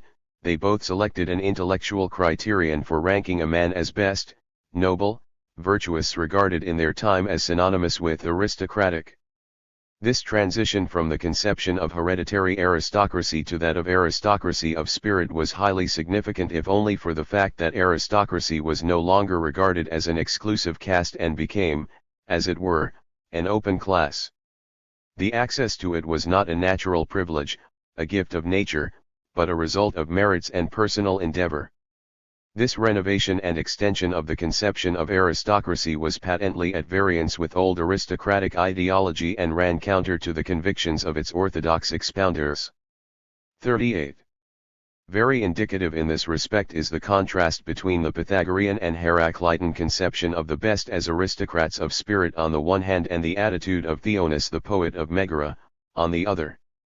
Theonis in his elegiac verse extols the nobility of birth, the old aristocracy, and sharply contrasts it as the good to the mob, the bad, knowing not of decrees or of laws.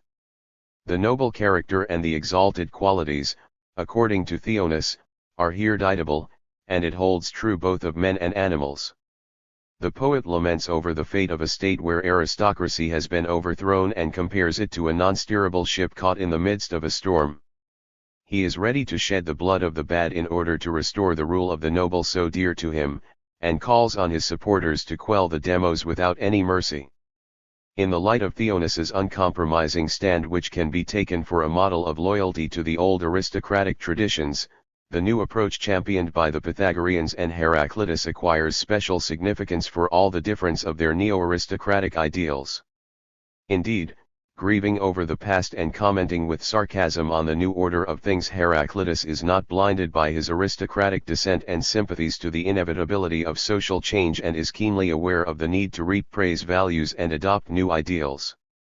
As regards the Pythagoreans, they are not handicapped by nostalgia for bygone days. Filled with optimism and confidence, they engage in reformative activity in a bid to promote the rule of the best, the aristocrats of knowledge, specially selected and nurtured. iPhone may use modern terminology. The Pythagorean communities were in fact nothing but education and training centers for the functionaries of a new aristocratic party. Its program was neo-aristocratic reformation intended to stem the tide of popular discontent and prevent the demos from seizing political power. For Heraclitus. Heraclitus of Ephesus, a famous ancient dialectician, came of an aristocratic clan of the highest rank whose members were known to have been kings at his native city. However, in the time of Heraclitus the power 39 at Ephesus was in the hands of the demos, and his royal clan had been driven into the background. Turning his back on political activity and disdaining participation in public affairs, Heraclitus nevertheless devoted considerable attention to the problems of polis life in his philosophical treatises. On the evidence of Diogenes Laertius, Heraclitus's work on nature is divided into discourses, one of the universe, another on politics, and the third on theology. The political and legal views of Heraclitus can only be understood in the context of his world outlook as a whole. He held that all things in the world are in perpetual change, motion, struggle, and renewal, and asserted that it is not possible to step twice into the same river. The sun, according to Heraclitus, is not only new every day, but always new at every moment. In this perpetual flux of change, everything consists of opposites which pass into each other and make a unity. Day and night are one, good and bad are one, the straight and the crooked are also one. The road up and the road down are one and the same. More explicit is Fragment 88, and as the same thing there exists in us living and dead, and the waking and the sleeping and young and old, for these things having changed round are those, and those things having changed round again are these ones. Fragment 42 asserts, we exist and do not exist. The rivers into which we step are the same and not the same. Similar relativism, not absolute but within the framework of a definite contrariety, is expressed in Fragment 65. One thing, the only truly wise, does not and does consent to be called by the name of Zeus. This relativism in Heraclitus himself and in a number of his followers is not by any means tantamount to an assertion that the world is disorderly and unknowable. The examples of the identity of opposites cited by Heraclitus testify to the presence of necessary connections and invisible harmony which can be grasped by the human mind. The first cause of the orderly interaction of opposites and the principle of orderliness of the cosmos as a whole, understood by Heraclitus as the ordered world or the world order, is fire, the primary substance of the world in the Milesian sense. Heraclitus describes it as a universal equivalent of opposites passing into one another, and as a measure of the world order, all things are an equal exchange for fire, and fire for all things, as goods are for gold and gold for goods. The measure of fire determines the appearance of the cosmos. Heraclitus's fire governs everything, separating and connecting world phenomena. The formation of the cosmos, i.e. the ordering of the world, results from the want of fire, whereas the abundance of fire leads to a conflagration and destruction of the cosmos. The length of the whole cycle from the beginning to the end of the cosmos is 10,800 years. This order did none of gods or men make, but it always was and is and shall be, an ever-living fire, kindling in measures and going out in measures.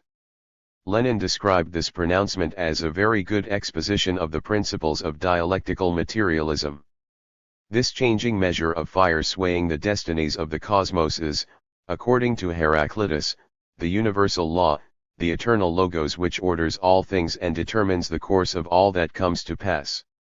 Everything in the world occurs in accordance with the universal and divine Logos, i.e. in strife and by necessity. Therefore justice and truth consists in living up to its dictates. The notions of universal strife and eternal war of opposites underlie not only the cosmological and epistemological views of Heraclitus, but also his ethical, social, and political conceptions, and constitute the core of his world outlook as a whole.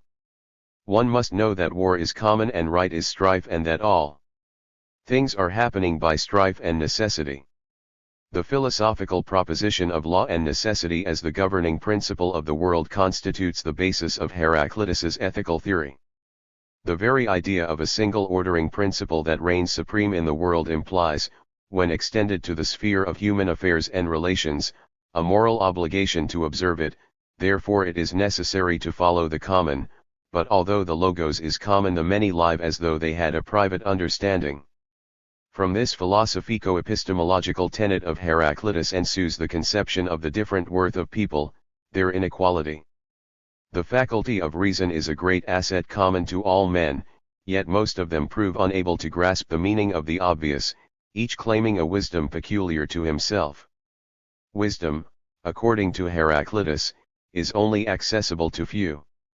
It consists in the understanding that the world is governed by reason, the Logos. Though even the wisest of men will appear an ape when compared with God, one can grasp the truth by thinking and self-search and act in accordance with his knowledge. Echoing the saying "Know thyself," said to have been inscribed on the wall of Apollo's temple in Delphi, and evidently viewing it as God's command, Heraclitus confessed with pride that he had sought for himself. He definitely puts himself on the side of the wise and claims to have seen the truth as no man before. However, human wisdom compared to divine reason is nothing but opinion, and the highest a mortal can aspire to is to become a philosopher, i.e. not a possessor, but only a lover of wisdom. In the view of Heraclitus, men who are philosophers must be inquirers into many things. Heraclitus shows little respect for his predecessors and contemporaries, universally held in high esteem as sages, of all whose accounts I have heard no one reaches the point of recognizing that wise is separated from all. Homer, in his opinion, deserves to be expelled from the contests and flogged. Incidentally, a similar derogatory attitude to Homer was exhibited by Plato, the reason being presumably Homer's frivolous and disparaging remarks on the gods. Heraclitus also speaks with irony of Hesiod, Pythagoras, Xenophanes, and Hecataeus. Much learning does not teach sense. He speaks in complimentary terms only of one of the seven sages, Bias of 42. Preen, who was of more Logos than the rest.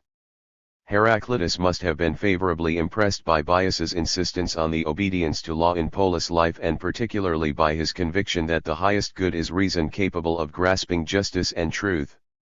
In Heraclitus's eyes, Bias must have taken the correct road towards the comprehension of the Logos of ethics and law in the polis life. In order to get a clear insight into the mind of Heraclitus as a champion of aristocracy, we should take into account his sharp contrast between the so-called philosophers, the wise, the best on the one hand, and the ignorant mob, on the other. The epistemological antithesis between the knowing and the ignorant transforms in the socio-political antithesis between few and many. In the struggle of these opposites, the sympathies of Heraclitus are entirely on the side of the knowing, the few. He openly and blatantly, in a manner comparable perhaps only with Nietzsche, attacks the mob, the many, their opinions, way of life, religion, political institutions. Everything connected with the mob is alien and hateful to him. There is no doubt that Heraclitus is opposed to democracy in general and to the democratic government in his native Ephesus in particular. He bitterly resents the victory of the populace and speaks of his fellow countrymen with sarcasm and undisguised animosity. Democracy for Heraclitus was the rule of the bad and unreasonable. Rejecting democracy and advocating the government of the best, Heraclitus put forward a case for aristocracy, yet not the old hereditary nobility, the aristocracy of blood, but new aristocracy of spirit, the intellectual elite. He had little sympathy for the nobles who took for granted all their privileges, the political ones inclusive, as a natural endowment, as something belonging to them by the right of birth. The revolt of the demos and the establishment of the democratic form of government had dealt a death blow to the patriarchal ideology of old aristocracy, and Heraclitus never sided with the conservative advocates of the best, clinging to the past and dreaming of getting back their lost privileges. He was not a practical politician, and pragmatic approach to reality was entirely alien to his cast of mind. Estranged and contemptuous, he looked down on the sphere of politics with its petty interests and polis passions from the height of the cosmic logos he believed himself to be in communion with. The best renounce all for one thing. But 43. Most men stuff themselves like cattle. Having turned away from the public affairs of his native city, Heraclitus throws this sarcastic wish at his fellow countrymen: "May wealth not fail you, men of Ephesus, so that you may be convicted of your wickedness." The loftiness of Heraclitus sprang not so much from the psychological traits of his character as from the high standards, the measure of the cosmic fire and logos, that he applied to human affairs and polis life. Hence the gloomy pessimism of the Ephesian thinker and his sober gaze of the weeping philosopher and the obscure. The philosopher, indifferent to earthly blessings and oriented towards eternal glory, could not have wept over the lost privileges of aristocracy, nor could he have been inspired by the idea of their retrieval. Heraclitus's pronouncements on the best and the bad, on the polis, the laws, etc., are more than the expression of his personal views. They are in fact philosophical conceptions relating to politics, the state, and the law. It should therefore be clear that his aristocratic political ideals can by no means be identified with one or another positive program and specific ideology of political power. The philosophical doctrine of Heraclitus is notable for its abstract universal character, which sets it apart from concrete politico-ideological programs. This means, for instance, that the principle of conformity of men's entire life with the dictates of the logos is applicable to all forms and types of government. It stands to reason that this principle is directed, first and foremost, against democracy, yet it is also incompatible with the rule of old hereditary aristocracy. Owing to its ideal character as a universal measure and scale, the philosophical principle of government stated by Heraclitus does not accord with the positive political practices of either old aristocracy or democracy, though there does seem to be one point of close affinity between the views of Heraclitus and the old aristocratic ideology: the eulogy on the merits of the few, the best, as contrasted with the baseness and stupidity of the many, the bad. This, however, should not mislead us, since the above attributes acquire new connotations in the mouth of Heraclitus, for whom the criterion of the division is not birth and blood, but personal virtues and wisdom. The main division of mankind, according to Heraclitus, is into the knowing and the ignorant, and this division underlies the philosopher's scale of values. Both the old aristocracy and Heraclitus are for the few, the best, but they are different few and different best. In the light of the above, the social doctrine of Heraclitus should be rightly qualified as elitist. Under the specific historical and political conditions of his time, this elitism was objectively a neo-aristocratic alternative to democracy, which was in the ascendant throughout the Greek world. In all fragments where Heraclitus extols the best as the few, he levels his shafts against democracy. In other fragments where he identifies the best with the knowing, the wise, he clearly departs from the aristocratic tradition. This departure from the ideology of the old nobility is particularly manifest in the question of the laws. Historians justly note that, underscoring the importance of the new written law of the polis, Heraclitus thereby rejected old aristocratic sense of right based on the clan law and age-old traditions and customs. The people, according to Heraclitus, must fight for the law as they do for the city wall. This clear-cut statement, very much in the nature of a battle cry, is not of course a call for defense of the rights of a democratic party. Rather, it is a super-party principle of legality as such, a principle of the rule of law in polis life. The polis and its law, according to Heraclitus, are derived from one common source and are equally divine and rational. Those who speak with sense must rely on what is common to all, as a city must rely on its law, and with much greater reliance, for all the laws of men are nourished by one law, the divine law. for it has as much power as it wishes and is sufficient for all and is still left over. Elsewhere the divine law as the source of all human laws is called by Heraclitus the logos, reason, and nature. The universal logos or divine justice must be reflected in human laws. Their imperfection, according to Heraclitus, results from men's inability to understand it. Correct thinking or reflection can overcome wrong notions of justice and help man grasp the everlasting logos.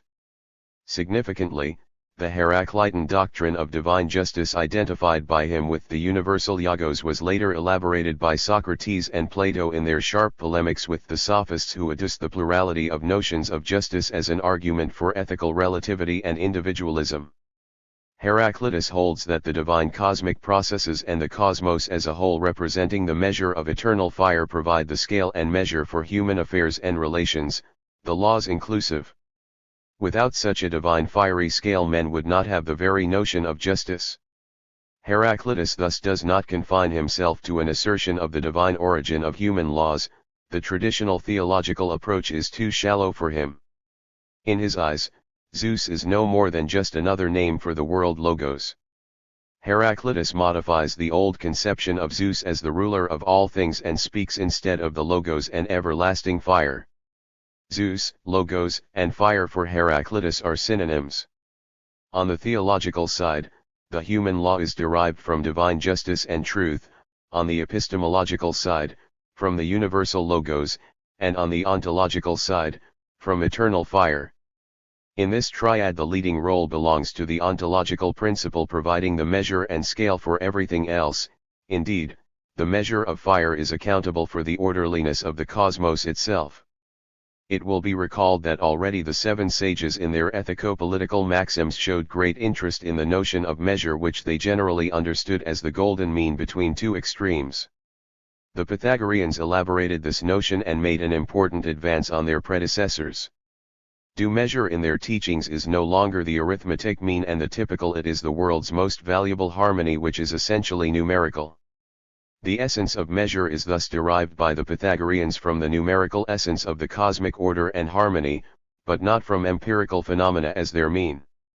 Heraclitus treats the problem in a similar manner, linking the 46. Conception of measure with the cosmic order and its primary cause. However, his approach to the problem appears to be more consistent and profound, the changeful measure inherent in fire itself as the cosmic primary source and material becomes in Heraclitus the universal scale of all being. Heraclitus in fact asserted not only the objective, ontological nature of the measure, but also pointed out the dialectics of its change and fluidity. According to Heraclitus, the measure of all cosmic and earthly phenomena depends on the fluctuating measure of fire which underlies the necessity and order of natural and social processes. Sun will not overstep his measures; if he does, the Erinyes, the minions of justice, will find him out. To bolster up his ontology, Heraclitus, as we see, appeals to theology. The fiery measure is guarded by the gods who relentlessly crack down on those overstepping it. Heraclitus foretells inevitable punishment of trespassers against measure both in this and in the other world. The main epistemological characteristic of the human laws consists in their conformity with the universal law.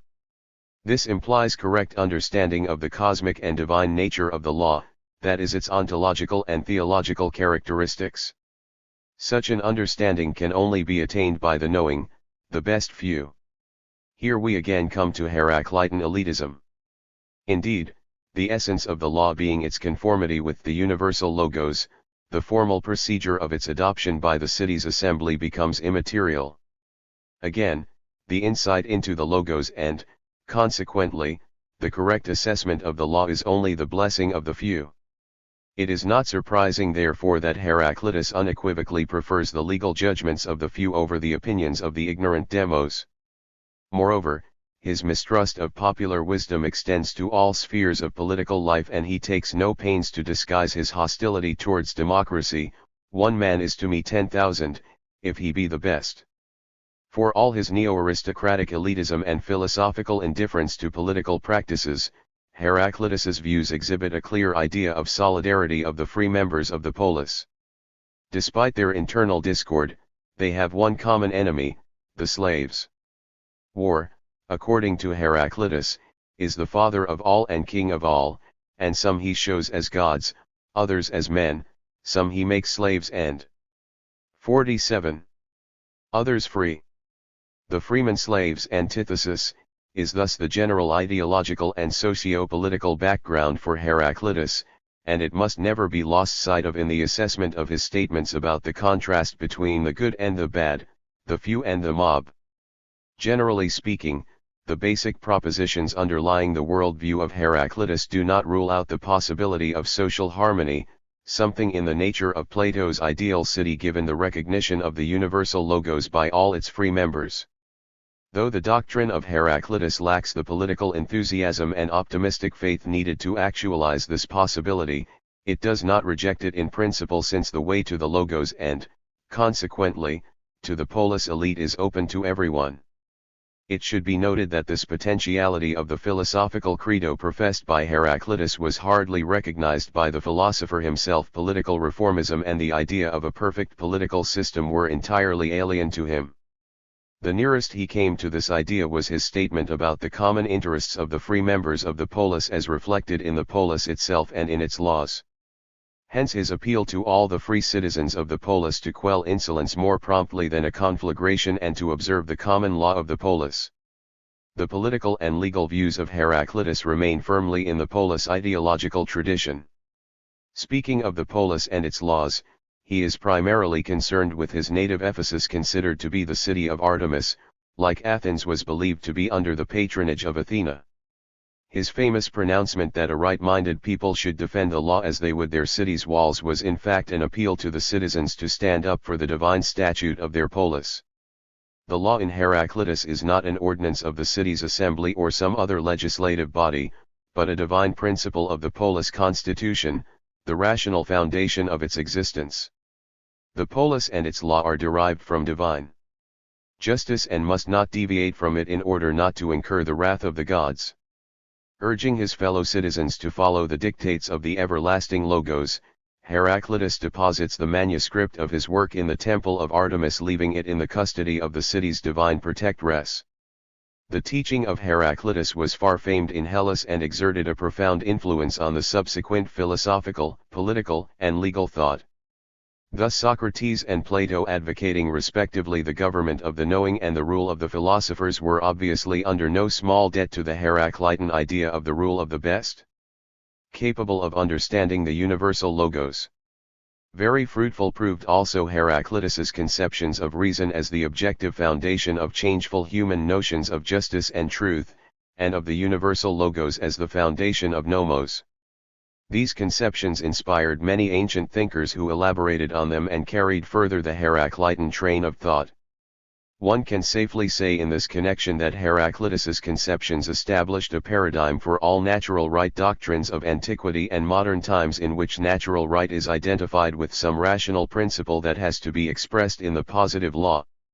The Oniters of antiquity widely adopted the Heraclitan neo-aristocratic vocabulary, with its sharp contrast between the knowledge of the best and the opinion of the mob, and the tendency to treat the old aristocracy demos antithesis in terms of distinctions between the knowing few and the ignorant many.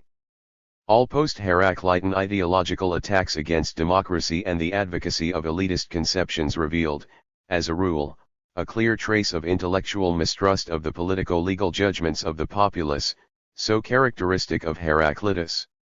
His predominantly intellectual, even epistemological interpretation of the notion of the best, hitherto connotatively ethical, became, as it were, a philosophical standard for ancient authors. Various aspects of Heraclitus's teaching have been the object of lively interest in all epochs and continue to draw the researcher's attention in our time. Particularly fruitful and inspiring to historians was his dialectical outlook on nature and society. Very characteristic in this respect was the admission of Hegel that he had not omitted a single proposition of Heraclitan dialectics in his logic. 49. A number of contemporary bourgeois writers specializing in the criticism of the principles of dialectics and historicism, particularly in their Marxist interpretation, seek to establish direct links between the ancient conceptions, Hegel, and Marxism, and adduce historical continuity of ideas as an argument in support of their politically biased theories. Thus Karl Popper, castigating Hegel and Marx for totalitarianism, attempts to trace it back to ancient teachings. Hegel, the source of all contemporary historicism, was a direct follower of Heraclitus, Plato, and Aristotle. Proceeding from this preconceived scheme and focusing on Heraclitus's and Hegel's conceptions of war, such writers class all proponents of dialectics with its doctrine of the struggle of opposites as their followers, thereby completely ignoring important distinctions between various conceptions of dialectics. To be sure, the general influence of Heraclitus, particularly his dialectical ideas, on all subsequent dialectical thought is indisputable, yet it is hardly justifiable to interpret Hegel's views on war, e.g. his ethical moment of war, in terms of Heraclitus's warfather and war common statements, or to equate the conceptions of Heraclitus, Hegel and other dialecticians. The Heraclitan war taken in the context of his teaching as a whole is nothing but a sharp, concentrated image of universal strife, a figure of picture language. It is a parable rather than a concept of the struggle of opposites, and should by no means be construed as an adequate representation of the essence of real phenomena. Contrary to Heraclitus, Hegel conceives war not as the father of all, but as a child of ethics. The war in Heraclitus is common and the father of all for the simple reason that he lacks the middle term, the synthesis of the opposites, so that harmony in his eyes takes the shape of the struggle as such. Unlike the Heraclitan warfather, the Hegelian war is but a moment of ethical unity understood as the synthesis of the opposing forces. The tendency to link Heraclitus, Hegel, and Marx and directly relate their views on a broad range of philosophical, political and legal problems clearly reveals itself in West German historian Karl-Heinz Rode. In his opinion, the dialectical world outlook of Heraclitus, modified and elaborated, revives 2,000 years later in the shape of Hegel's complete philosophical system and closely related dialectical materialism, determining today the legal system of half the world. Distorting the real history of political teachings, the author strives to read the contradictions allegedly underlying the present-day ideological struggle into the early period of ancient thought. He, for one, shows a great amount of hindsight in the comparative analysis of the ideological platforms of Solon and Heraclitus, interpreting them in terms of the present-day battle of ideas and making out as the prototypes of the antagonistic ideologies of the two socio-economic systems. According to Rode, Solon and Heraclitus represent two peaks of early Greek philosophy and are an inexhaustible fountainhead of modern antagonistic ideologies seeking to legitimize themselves. Passing over to the Heraclitus-Hegel Marxism ideological continuity, Rode models it on the Solon-Heraclitus antithesis. In connection with Heraclitus's heritage, special mention should be made of the rabid champion of the new aristocracy and new slavery Friedrich Nietzsche. Expressing his admiration for the Ephesian philosopher, Nietzsche interpreted his views in terms of his own anti-democratic doctrines of Superman and eternal return.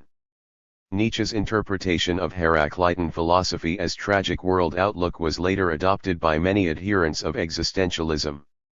Heraclitus's teaching of universal strife in nature and society was widely used, in a modified form, by the representatives of social Darwinism. The Heraclitan idea of the universal governing logos, the divine source of all rational politico-legal systems and institutions in human society, exerted a lasting influence on various doctrines of natural law and was used by the exponents of both rationalistic and theological theories. Chapter 2. The Zenith. 1. Democritus. The life and work of Democritus were contemporaneous with the period of the greatest economic and cultural prosperity of ancient polises. He was born into an aristocratic family at Abdera, in Thrace. On the evidence of Diogenes Laertius, his father Damasippus was so wealthy as to be able to entertain Persian king Xerxes with all his army. From his early childhood to a venerable age, Democritus was possessed by insatiable thirst for knowledge. His first teachers were Magi and Chaldeans, left by Xerxes as a token of gratitude for the hospitality he was accorded. After his father's death, Democritus took the smaller share of the legacy and set out to see the world. He made voyages of study to Babylon, Persia, Egypt, Ethiopia, Athens, and a number of other Hellenic polises. On his return to Abdera, where he had left his brothers Herodotus and Damasus, Democritus faced a charge of dissipation involving punishment. The laws of his native city denied the right to be buried in Abdera to those who have squandered their father's property. However, Democritus succeeded in winning the judges over to his side by reading to them his best work, the Great Diacosmus. The book was estimated at a sizable sum of 500 talents, and the charge of dissipation against Democritus was dropped. Later, the prestige of Democritus rose so high that the citizens of Abdera elected him archon. Among the extant evidence of his archonship is a silver coin with words under Democritus stamped upon it. The Abderites showed their respect for Democritus by nicknaming him Philosophy, just as later they would give the sobriquet of Reason to Protagoras, another of their famous compatriots. Democritus is known to have reached 52. A ripe old age, and put an end to his life by abstaining from food. He was buried with great honors at the city's expense, and a bronze monument was raised to him. Democritus was an encyclopedic thinker and one of the most prolific writers of antiquity. Judging from the extant evidence and a few isolated fragments of his genuine writings, the works of Democritus covered practically all the fields of contemporary natural, philosophical, ethical, legal and political studies. He shares the fame of the founder of atomistics with Leucippus and occupies an outstanding place in the history of philosophy. Lenin described Democritus as the brightest exponent of materialism in antiquity. Democritus held that reality was essentially a combination of two primary causes or elements, atoms or indivisible material particles, and void. In their eternal motion in void, immutable particles impinge on one another and come together to form physical objects. The universe is infinite in space and consists of innumerable worlds, some of them coming into being, others dying. Everything occurs by necessity as a result of spontaneous movement of atoms in empty space, without any outside interference or divine providence. Being immutable and homogeneous, the atoms differ from one another only in the shape, arrangement, and position. As regards man's ability to cognize reality, Democritus held that truth is in the depths, it is imperceptible, i.e. hidden from sense. Sextus Empiricus quotes Democritus as saying, "By convention is sweet, by convention bitter, by convention hot, by convention cold, by convention color, but by verity atoms and void." In terms of contemporary science, this view amounts to an assertion of the subjective character of such sensible qualities as taste, heat, and cold, because all of them come only from the shape, arrangement and position of the atoms. Despite this vein of skepticism regarding the trustworthiness of human knowledge in general and sense perceptions in particular, Democritus did not deny the possibility of objective knowledge. According to the same source, he maintained that there are two forms of cognition, one through the senses or bastard, and the other through the intellect or legitimate. Whenever the bastard kind is unable any longer to see what has become too small, or to hear or smell or taste or perceive it by touch, another and finer. Democritus's atomistic theory and epistemological views could not but influence his approach to specific ethical, political, and legal problems. He was one of the first thinkers in the history of ancient philosophy who professed the evolutionary theory of society and its political institutions, and treated the origin of mankind and the progress of culture in terms of the universal process of natural development reducible to haphazard collisions and recoils of atoms in vacuum. Democritus taught that men, like other animals, arose from water and mud and led a disorderly life, each seeking his own food and shelter. Gradually they learned to herd together in order to survive, thus creating the nuclei of future nations. In the course of a long evolutionary process, groups of people compelled by necessity and taught by experience and wild nature gradually acquired knowledge and skills, developed language as a means of communication, learned to use fire and build houses, invented the arts and everything else required for collective life. Thus human society, according to Democritus, emerged as a result of a long process of evolution from what was purportedly the original natural state. The leading role in this transition from savagery to civilization was assigned by Democritus to human nature. 1. To the fact that man is endowed by nature with deft hands, native intelligence, and ingenuity.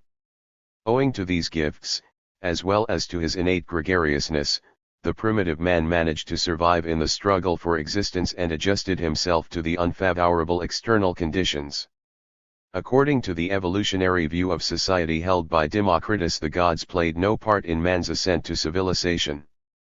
Progress was achieved by stern necessity and man's natural cleverness.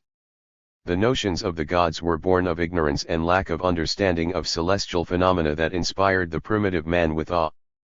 Developing the atomistic doctrine, Democritus laid particular emphasis on necessity as the only source of natural and social progress, and completely rejected any role of divine providence in human affairs. 54.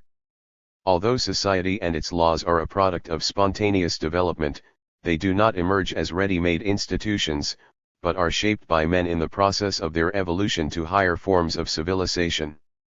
The very progress of man's skills and culture was conceived by Democritus in terms of his determinist theory, i.e. as the necessary development of man's inherent qualities. In his opinion, therefore, the seemingly artificial character of the state and the laws attested to the specificity of these products of human culture rather than to their arbitrariness and independence from nature. Elaborating on the evolutionary conception of society, Democritus offered a new solution to the problem of relation between nature and human society, dating from the time of Hesiod. He rejected the traditional Greek antithesis between what exists by justice or by nature on the one hand, and by opinion or by common consent, on the other, and held that there is no unbridgeable gulf between them. Indeed, according to the epistemological doctrine of atomistic determinism, man is capable not only of sensual cognition usually associated with convention and opinion, but also of rational cognition providing the true knowledge of reality. The ethical, political, and legal views of Democritus are based on his conceptions of nature and truth. Justice, according to Democritus, is what conforms to nature, and injustice is what contradicts it.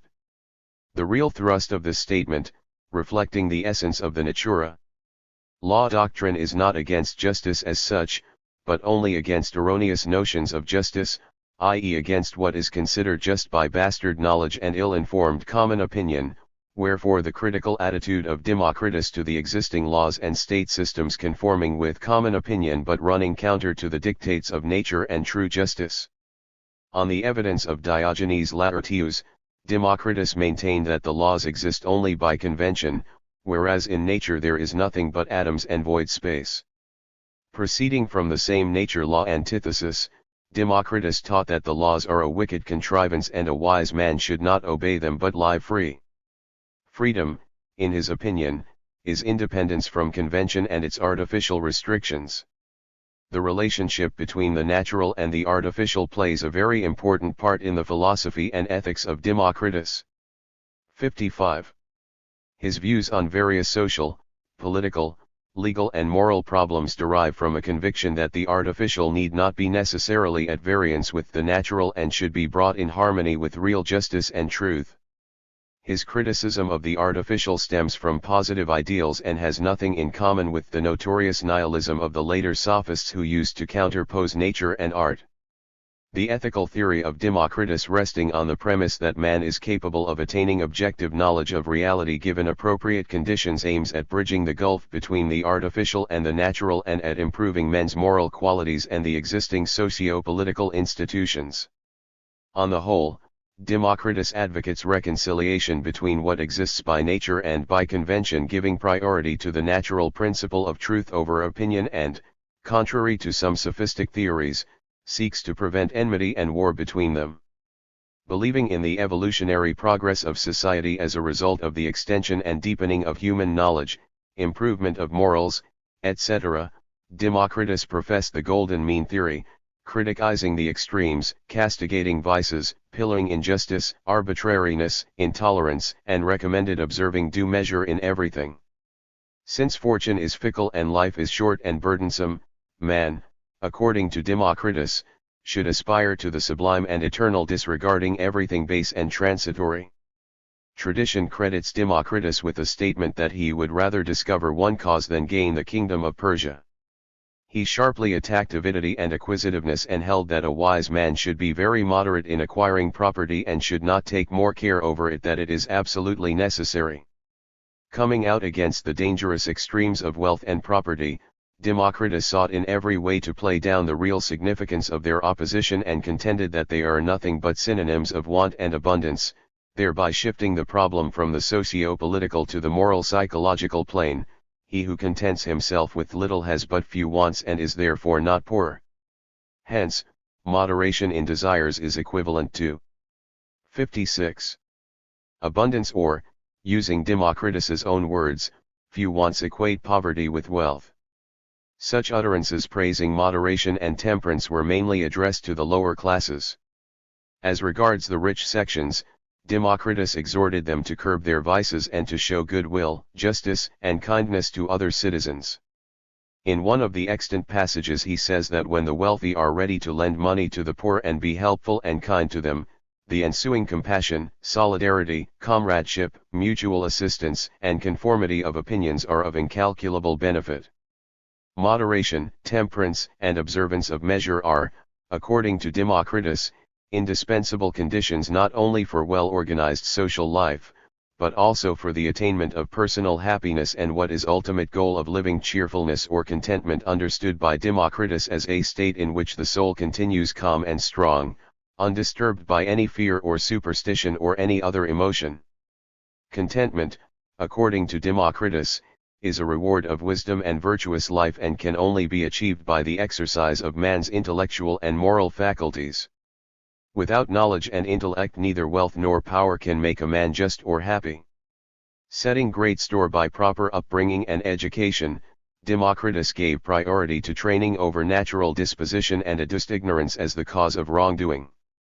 Education, in his opinion, helps nature bring out man's innate qualities, its success being conditional on three things: natural abilities, practice, and time. Practice has the leading part, and most good men owe their virtuousness to training rather than to inherent qualities. Education provides guidance for young people and helps old men to tread their path, adorns the prosperous and consoles the distressed, entertains at home and does not burden in travels, always at hand by night and in the daytime, in one's native land and abroad. Democritus commends perseverance in studies and persistence in labor. Any work, he says, is more pleasant than idleness if people get what they expect from it.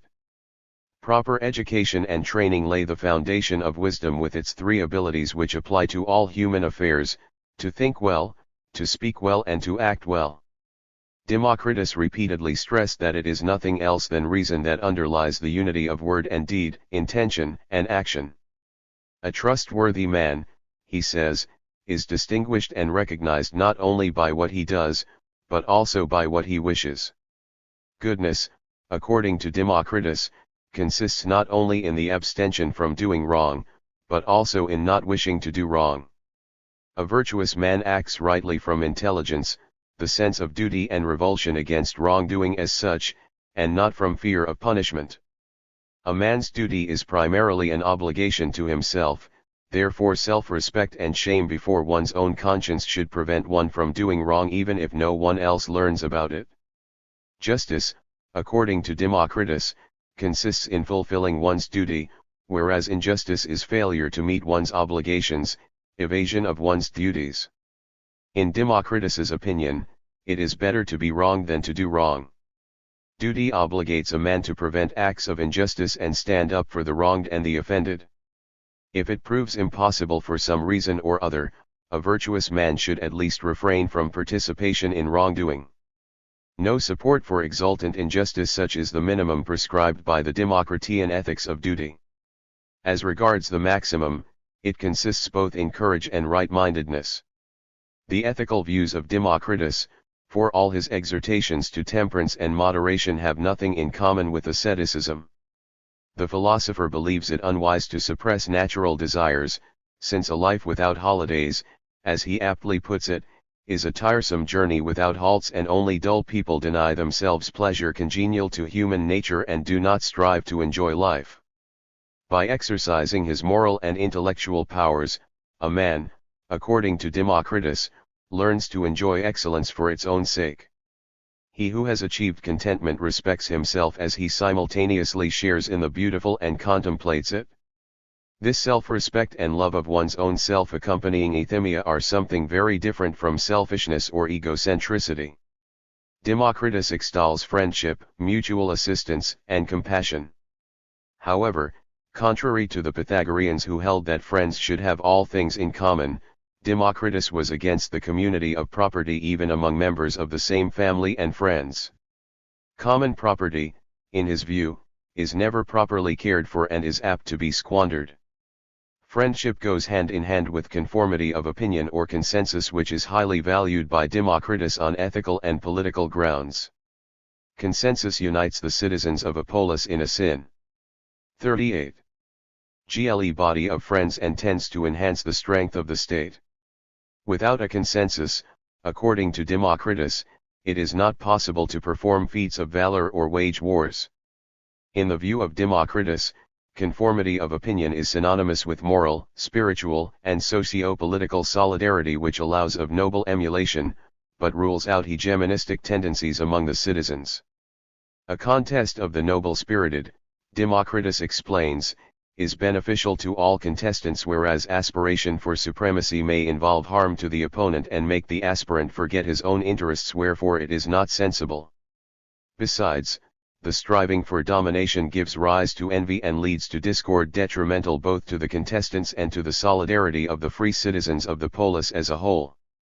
Internecine war, according to Democritus, is an evil to both sides, causing woe to both the conqueror and the conquered. In Democritus's opinion, solidarity and consensus in the circle of intimate friends is a model for all free members of the polis. As regards the slaves, Democritus did not consider them self-dependent individuals and subjects of social relations in the nature of politico-legal atoms. Viewing slavery as a natural phenomenon, he likened the slaves to parts of their master's body and taught that they should be used accordingly, each for his own purpose. This view of the slave as animate property was characteristic of ancient social consciousness and sense of justice, and later found its expression in Aristotle's Ethics. In Democritus's view, conformity of opinion and the socio-ethical solidarity of the free members of the polis are indispensable for a well-governed state. The polis is a common cause of all its free members. The state embodies the common cause of its citizens and serves as its foundation, determining the form and substance of the citizens' rights and duties.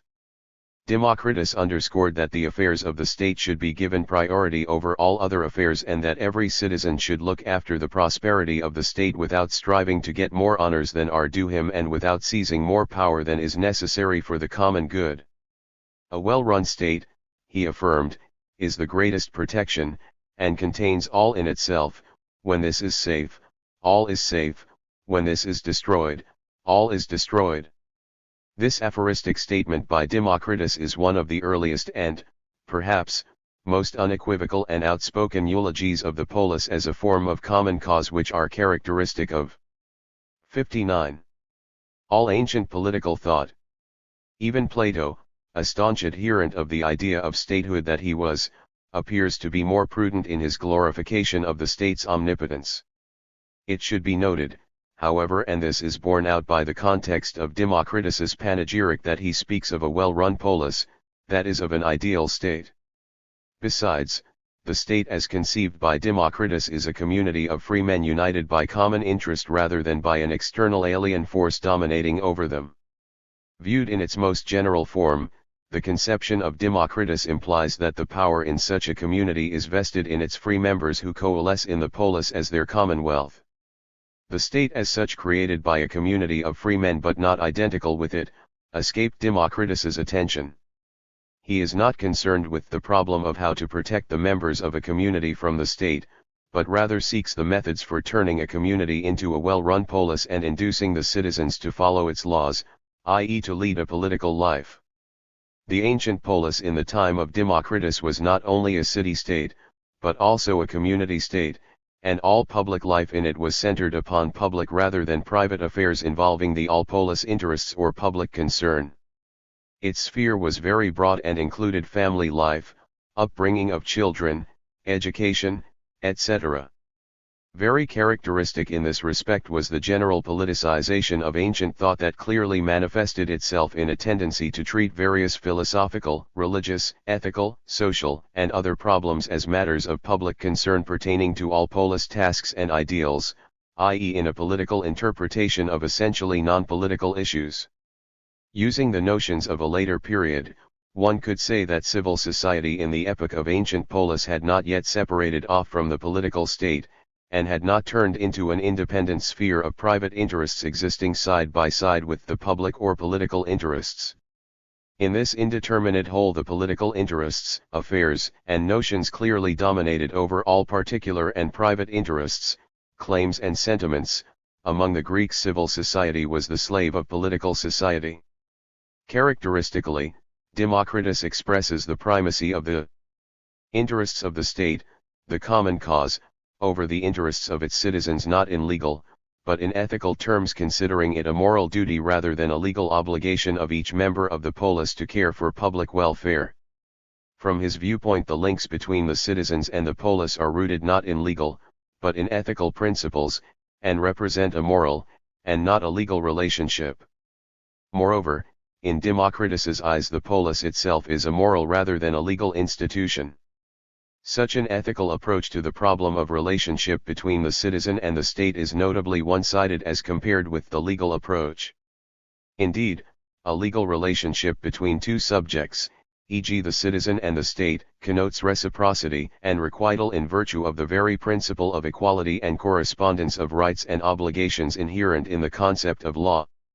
Of course, in certain legal relations one side may prove to have nothing but rights, and the other side, nothing but duties.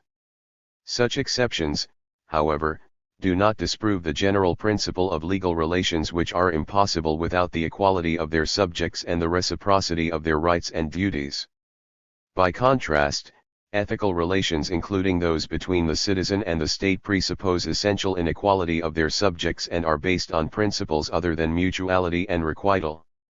Speaking of the relationship between the citizen and the polis, Democritus, as well as many ancient writers before and after him, proceeded from the obvious ethical inequality of the two parties.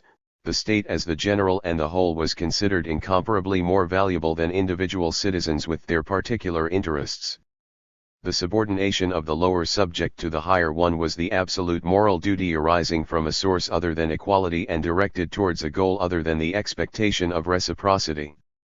A more rationalistic, i.e. legal, approach to the relationship of the citizen and the state was still alien not only to Democritus, but also to later writers. This lack of sophistication was not, of course, a result of some intellectual inadequacy of ancient thinkers. It merely attested to the immaturity of the socio-political relations of the epoch reflected in contemporary political teachings. In the final analysis, this immaturity also accounted for the lack of differentiation, both in real life and in its theoretical reflection, between ethics and politics on the one hand, and legal 61 phenomena, on the other. Later, under the socio-political conditions of more developed Roman society, secular jurisprudence became a separate branch of knowledge, and its representatives in the person of the Roman jurists and particularly Cicero developed conceptions of the state not only as the common cause, the popular cause, etc., which were characteristic of the Greek thinkers too, but also as the legal community or legal communion. As a result, the relations between the citizen and the state were placed on a new footing and began to be viewed as legal relations. It should be noted, however, that the achievements of Roman political and legal thought rested on the foundation laid by the Greek thinkers, which fact the Romans themselves were only too willing to admit. It is highly characteristic of the ethical approach of Democritus to political and legal issues that in the moral duties of a citizen he includes not only voluntary submission to the polis authorities and laws, but also due intellectual subordination in the form of a hierarchy based on the abilities of its members. It is proper, he holds, to be obedient to the law, to the ruler, and to the wiser. In terms of politics, such pronouncements were intended to substantiate the rule of the better concept current among political thinkers in ancient Greece. In line with the old tradition, Democritus unequivocally states that government is the prerogative of the better by nature. The better to him are not moneybags or old aristocracy, but those endowed with the highest intellectual and moral virtues. The extant fragments of Democritus do not offer any systematic exposition of his theory of the forms of government, giving but disjointed views on the subject. Very outspoken, for instance, is the contrast between democracy and despotic rule. In the philosopher's opinion, poverty under democracy is no less preferable to the so-called prosperity under a king than freedom to slavery. This explicit statement appears to be the only unambiguous evidence from Democritus's own pen for his sympathy with democracy. Significantly, judging from the context of the above comparison, by the king Democritus understands the Persian monarch and treats the subject in the manner of other Greek authors counterposing the Hellenic polis and the freedom of its citizens to despotic barbar. 62. Ian states with the slave system and arbitrary rule of the king. The critical shafts of Democritus could scarcely have been leveled against political parties in contemporary Greek states, since the political life in Magna Graecia in his time centered upon the struggle between democracy, aristocracy, and oligarchy. Any attacks against autocratic government would have been nothing but anachronism. True, the possibility of tyranny remained on the agenda, but in the eyes of the Greeks this form of government was different from monarchy, and tyrant was not identified with king. Advocating free communion of polis members and rejecting the submission of the citizens to arbitrary rule, Democritus at the same time takes a firm stand for the government of the better and criticizes the shortcomings of democracy. The philosopher's numerous statements on the ethical and intellectual inequality of citizens attest to his hostility towards the populace and sympathy with the intellectual elite, the better. Tradition credits him with these maxims having an obvious anti-democratic ring. It is better for the fools to obey, than to rule. It is hard to obey the unworthy. It is unwise to trust a madman with a sword and an evil-minded one with power. In the opinion of Democritus, the art of government is the highest of all arts. He recommends that it be thoroughly mastered and that only those be allowed to rule who have sufficient experience, knowledge, and moral virtues. According to Democritus, bad citizens promoted to high positions which they do not deserve show negligence, stupidity, and insolence in the conduct of state affairs. They are susceptible to flattery and fond of servility detrimental to the common cause and public welfare.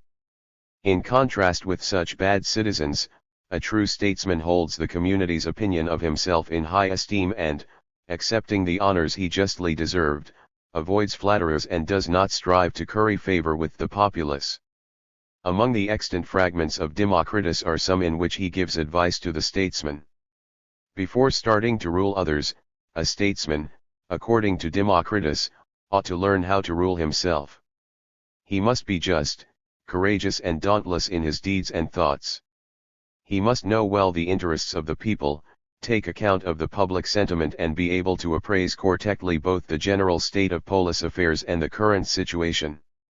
He must be fearless when dealing with enemies and show 63.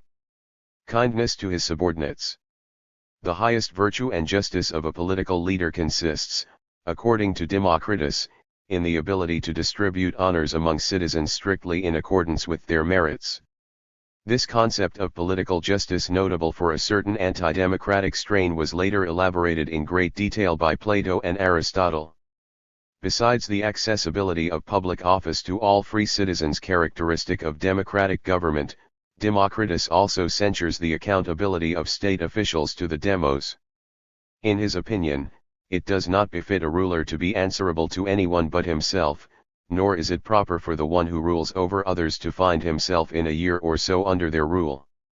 It is worth noting that these critical remarks were not entirely groundless, as under contemporary democracy state officials failing to curry favor with the demos stood a good chance of being victimized and persecuted after the expiration of their term of office. Democritus, however, does not confine his criticism to the inadequacy of democratic procedures but comes out against the very principle of accountability of the ruler to the ruled, the better to the worse. The laws, according to Democritus, are intended to improve men's life in the polis, but they are not omnipotent. In order to benefit by the laws, the citizens must exert efforts and learn to abide by them. The aim of the law is to benefit human life, but it can only do so when men are willing to accept its benefits. It reveals its excellence to those who obey. In Democritus's eyes, the ethical value of both the law and lawful actions lies in their conformity with virtue, the highest good. Virtue as such is more powerful than the law, the latter being but one and not the best instrument of the former.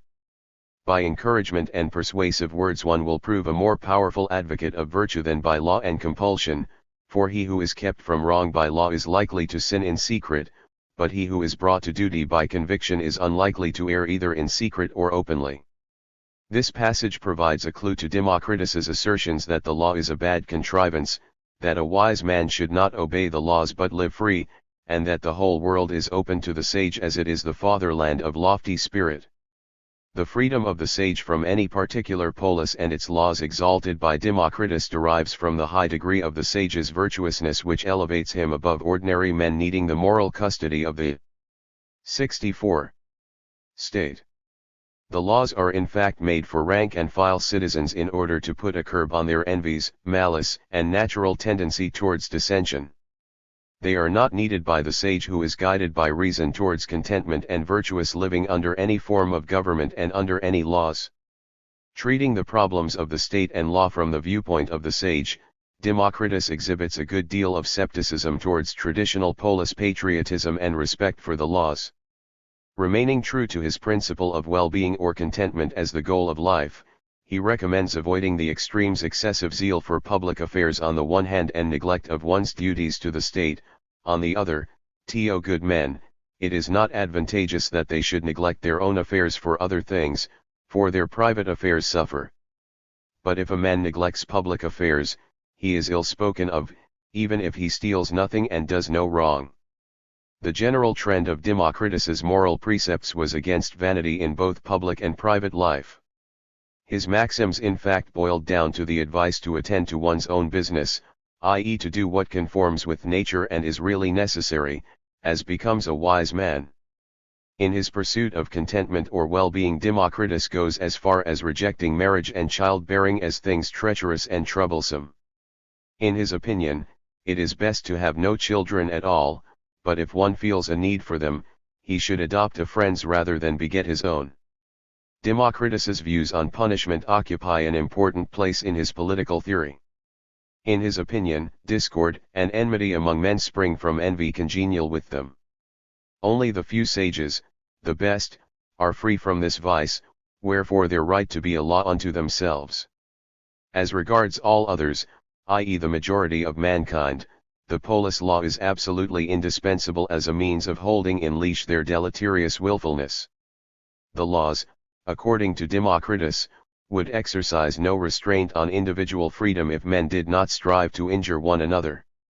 Being laid, as they are, for ordinary men, the laws must be strictly observed and any attempt to break them must be severely punished.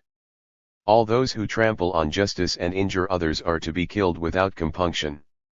The one who does so stands a better chance of preserving his rights, property, courage, and the peace of mind under any form of government than the one who neglects this duty. 65. 4113. Advocating inexorable punishment of criminals in the name of public welfare, Democritus underscores the need to proceed in accordance with the written law or legal custom of long standing. In his opinion, scoundrels should be treated as prescribed for harmful animals and reptiles, they should be put to death in any state where the native laws do not rule otherwise.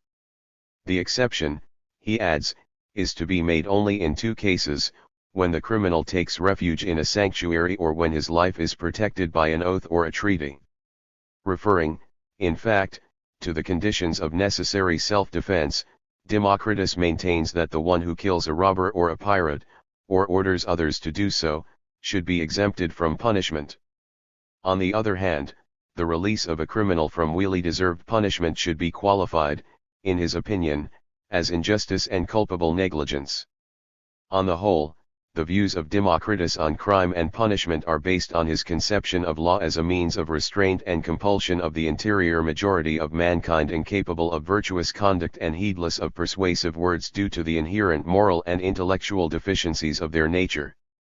The conceptions of Democritus gained wide currency among the ancient thinkers already during his lifetime and exerted a profound influence on the subsequent development of philosophical and political thought. The atomistic doctrine of Leucippus and Democritus was elaborated by their outstanding follower Epicurus, who also adopted and modified a number of principles of Democritus's politico-legal teaching, particularly his political ethics and theory of law. Later writers on political and legal subjects were greatly indebted to Democritus for his investigations into the problems of nature versus law, and truth versus opinion. These problems, pivoting on the conception of natural right, were brought into the limelight by the Sophists, acquired new aspects, and for a long time occupied the center of the philosophical stage, exercising, after the Sophists, the minds of Socrates, Plato, and Aristotle. Despite the wide difference of these thinkers' views on the origin and substance of the laws and political institutions of the polis, they could not keep away from the nomos physis controversy and had to take a definite stand by subscribing to one of the versions of the conflicting theories. Democritus was an elder contemporary of the first-generation sophists known also as the early sophists, and one of the first. 66. Critics of their relativism, rhetorical practices, and verbal tricks intended to trip up opponents in a debate and confuse the issues. He is known to have called the sophists squabblers and tricksters, which opinion he may have formed during his talks with Protagoras of Abdera, the most prominent among the sophists. On the evidence of Plutarch, confirmed also by Sextus Empiricus in his book Against the Logi Clans, Democritus had a polemic with sophist Protagoras and advanced many convincing arguments against him. In connection with the so-called Democritus sophists line, it should be noted that the sophists carried to an extreme and turned into an absolute the Democritean thesis that social institutions and laws are artificial and exist by opinion, and not by truth. Besides, exaggerating the role of sensations and sensible knowledge in general, the sophists called in question the validity of the very conception of objective truth, substituting for it opinion and subjective conviction. The arguments of the sophists were later developed by the sceptics. On the evidence of Diogenes Laertius, the founder of ancient scepticism, Pyrrho quoted Democritus more often than any other philosopher. According to ancient sources, Pyrrho's teacher Anaxarchus had familiarized himself with the writings of Democritus, made no discoveries and written nothing of interest, but was known to abuse everybody, the gods and the men. Tradition says that he was a court philosopher of Alexander the Great and once told his master, with reference to Democritus, of the existence of innumerable worlds. The young conqueror was greatly upset and observed ruefully that he himself had not been able to subdue even one of them. The sceptics adduced a number of Democritus's pronouncements on the difficulty of attaining true knowledge as evidence of his sceptical views and did their best to recast his thoughts in their own mold. Interpreting his euthymia as ataraxia and apathy, they ascribed to him a much greater indifference to politics and public affairs than his ethical conceptions actually implied. Democritus was an outstanding precursor of Socrates and 67. Plato in the criticism of sophistic relativism and subjectivism. For all the difference of their views, all the three recognized, in contrast with the sophists, the objective truth and the possibility of its cognition, and this conviction was the cornerstone of their political and legal conceptions. In the light of this obvious affinity of their philosophical postulates, it appears very strange that Plato never mentioned by name his famous predecessor, whose works were known in Plato's time to all enlightened Hellas. Touching upon this question, Diogenes Laertius gives this explanation.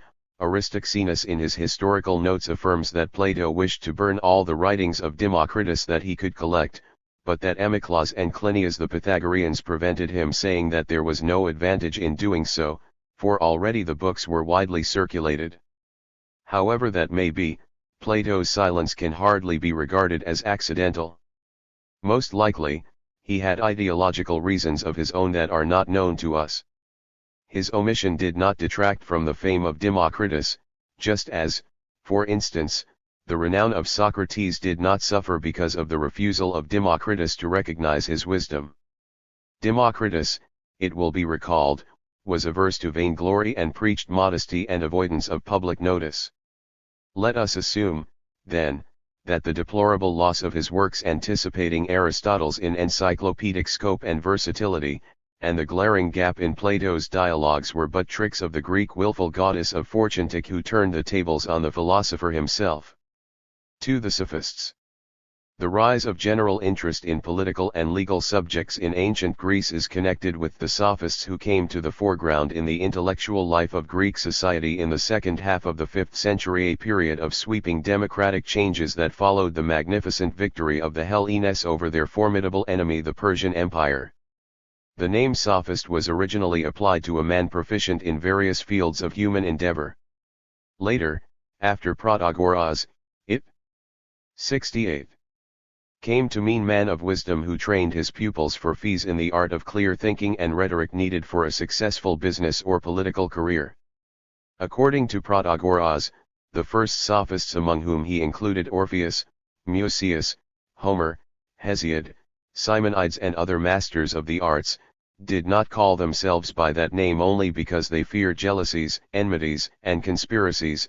I therefore take an entirely opposite course, and acknowledge myself to be a sophist and instructor of mankind. Such an open acknowledgement appears to me to be a better sort of caution than concealment. In popular use the word sophist has always had a ring of disdain about it. From the viewpoint of common sense it carries a connotation of cunning subtilization and sly hair-splitting. The claim of the Greek sophists to wisdom, which was presumably beyond the common people's wits, evoked natural negative reaction on the part of the demos to their mumbo-jumbo and often exposed them to suspicion and odium. Characteristically, speaking depreciatingly of Prometheus's craftiness, Greek dramatist Aeschylus calls his hero a sophist. Particularly detrimental to the reputation of the sophists in the eyes of the public was their irresistible desire to outargue the opponents in a dispute at all costs and their remarkable unscrupulousness in the choice of methods to attain this end. The overwhelming majority of the sophists were not averse from using various verbal tricks and subtle logical fallacies in order to trip up and disparage their rivals.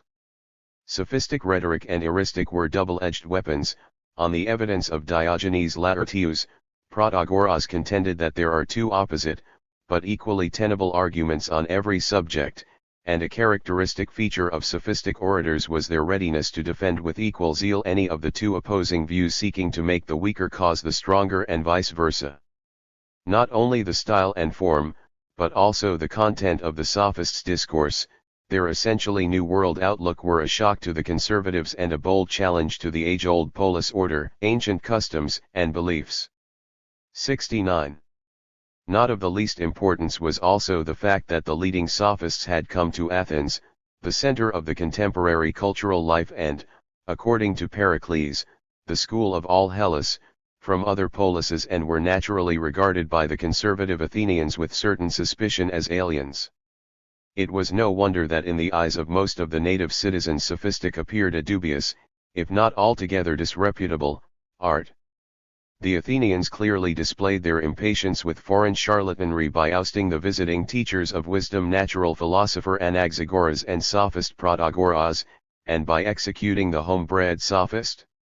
Socrates, who was the second Athenian philosopher and, ironically, the first profound critic of sophistic philosophical and ethical conceptions. The final touch to the black reputation of the sophists was put by Plato and other Socratics, at whose hands the word sophist definitely became a term of opprobrium. Wishing to vindicate their teacher Socrates and dissociate him from the sins of the sophists, they set up an insurmountable barrier between philosophy as an aspiration to true wisdom and sophistic as its counterfeit. Plato, for instance, describes the sophist in these words: he, then, who traces the pedigree of his art as follows: who, belonging to the conscious or dissembling section of the art of causing self-contradiction, is an imitator of appearance, and is separated from the class of phantastic, which is a branch of image-making, into that further division of creation, the juggling of words, a creation human, and not divine. Anyone who affirms the real sophist to be of this blood and lineage will say the very truth. Plato's negative attitude to the sophists was shared by Aristotle, who pursued further the critical line of his teacher: dialectics is tentative concerning things which philosophy knows, sophistry makes the appearance of knowing without knowing. It is highly significant, however, that in both Plato's and Aristotle's works, which are the main source of ancient evidence for the views of the Sophists, the latter emerge as original and profound thinkers despite the obvious anti-sophistic bias of their authors. In point of fact, the sophistic 70 conceptions, denied but not refuted, fall in and merge with the general Socratic Platonic Aristotelian line in ancient philosophy, which could not have been started without the sophistic break with the old physicists, on a broad number of issues, political and legal ones inclusive. The Sophists were brave and profound innovators in philosophy, logic, epistemology, ethics, politics, rhetoric, and many other fields of knowledge. Previous natural philosophy, concerned primarily with the objective divine nature of things, left out of account the individual and his active role in the world, i.e. the subjective factor in being and cognition, and ignored the social substance and character of man's theoretical and practical activity. The Sophists, contrariwise, looked at the world from the standpoint of individual consciousness and drew radical conclusions from their new approach, thereby turning the inquisitive human mind from the objectively divine to the subjectively human complex of phenomena and problems. The transition from the physicalistic to the humanistic outlook on the world was a great historical change, justly credited to the sophistic movement.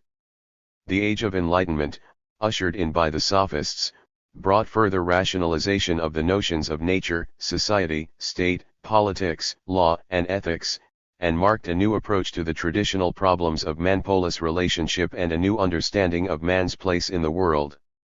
The motto of this ancient enlightenment was the famous thesis of Protagoras: man is the measure of all things. Proceeding from this proud principle, the Sophists set out in search of a more substantial basis for ethics and politics than tradition and old customs, and focused their attention on the laws governing the emergence and operation of politico-legal institutions. Their conceptions laid the foundation of a theoretical inquiry into a number of fundamental problems of state and law. The activity of the Sophists, presupposing free discussion of all philosophical, ethical, and political questions, tended, in turn, to deepen and further rationalize the moral, political, and legal views in the broad masses, stimulating their active participation in public affairs. It is not surprising, therefore, that the atmosphere of democratic polises, Athens including, was particularly conducive to the sophistic movement. Speaking of the Athenian democratic practices, Pericles said, "We Athenians are able to 71. Judge at all events if we cannot originate, and, instead of looking on discussion as a stumbling block in the way of action, we think it an indispensable preliminary to any wise action at all." The Sophists played an outstanding part in the political enlightenment of their fellow countrymen. However, the results of their efforts were not always positive, as was soon to be discovered by the Sophists themselves and their contemporaries. The Sophists did not make a single school and professed different philosophical, political, and legal theories. Already ancient doxographers distinguished between two generations of the Sophists: Protagoras, Gorgias, Prodicus, Hippias, Antiphon, and others were known as earlier Sophists, and Thrasymachus, Callicles, Lycophron and others, as later Sophists. Most of the earlier Sophists were on the whole of a democratic cast of mind, whereas the later Sophists were largely represented by adherents of other forms of government. Protagoras was a citizen of Abdera in Thrace. According to a biographical version traceable to Epicurus, he earned his living as a porter and once, carrying a bundle of firewood, was met by Democritus. Impressed by the skillfully made packet, Democritus took him in his service and made his clerk. In the 40s of the 5th century BC, Protagoras came to Athens and, calling himself a sophist, started giving lessons in the art of politics and prudence in affairs private as well as public. His fees were very high and he fixed the sums personally. If a pupil considered the price too high, Protagoras offered him to go into a temple and take on oath of the value of the instruction he had received, whereupon he paid the sum he had vouched for. Tradition tells us that Protagoras once made a deal with his pupil Euathlus whereby the latter was to pay him the fee after winning his first case in a law court. The pupil, however, was in no hurry to get a case and the teacher threatened to sue him. Puzzled, Euathlus replied that he had not won a case yet and had received no fee. Nay, said Protagoras, if I win this case against you I must have the fee, for winning it. If you win, I must have it, because you win it. Protagoras enjoyed a reputation for great learning, eloquence and eristic skill. He had numerous pupils and was a friend of Pericles. On the evidence of Plutarch, a man had been accidentally killed with a javelin in a public contest, and Pericles spent a whole day with Protagoras in a serious dispute, whether the javelin, or the man that threw it, or the masters of the games who appointed these sports, were, according to the strictest and best reason, to be accounted for the cause of this mischance. According to Diogenes Laertius, as reported by Heraclides Ponticus, Protagoras was invited by Pericles to draw up a constitution for a new Athenian colony of Thurii in South Italy. The visit of Protagoras to Cicely is vouched for by Plato. During his last visit to Athens, Protagoras, already of ripe old age, was charged with impiety. His books were collected from their possessors and publicly burned, and he himself hurriedly fled from the city. On some evidence, he was drowned by shipwreck on the way to Cicely. Protagoras was the author of numerous treatises of which only their titles, or, at best, isolated fragments have survived. The list of his works includes Truth, of the Ancient Order of Things, on the Gods, the Art of Controversy, on Mathematics, of Wrestling, of the State, of Ambition, of Virtues, of the Misdeeds of Mankind, of Forensic Speech for a Fee, a Book of Precepts, and others. The keynote of Protagoras' views is his famous statement, "Man is the measure of all things, of the existence of things that are, and of the non-existence of things that are not." Plato's Socrates interprets this maxim in the spirit of subjectivist sensualism and relativism: knowledge is simply perception, and things are to you such as they appear to you, and to me such as they appear to me. One can hardly accept this interpretation, since man in Protagoras was not an empirical individual, but a human being as such, synonymous with mankind. Asserting the relativity of sensations and of human knowledge in general, Protagoras proceeds not from the uniqueness of each individual and peculiarity of his perceptions, but from the specificity of human conscience. 73. EEAE. Ness, the attitude of humanity to the surrounding world. Protagoras speaks of the relativity of all that lends itself to human measure rather than of the measure itself, thereby clearly exhibiting the influence of the Heraclitean conception of universal flux. Relative and changeful, according to Protagoras, is not the measure, but what is being measured. If it were immutable and absolute after the manner of Parmenides, it would be its own measure, the limited human faculties would be completely inadequate, and, contrary to Parmenides, no thought would be able to attain to true knowledge. According to Protagoras, man alone, with his sensations and consciousness, provides a measure of relative and mutable being, thereby making truth as such possible. In the final analysis, it is this essentially human substance of truth that accounts for all individual men's participation in it, despite the broad diversity and difference of their sensations and judgments. The absence of a single truth is therefore the result of its human nature, but not of the difference of individuals and their sensations. Things appear different to different individuals not because of their epistemological inequality, but because, and this is the crux of the matter, they are different with different men. Hence, the diversity of individual truths results from and attests to their human nature, which is incompatible with a single and absolute standard.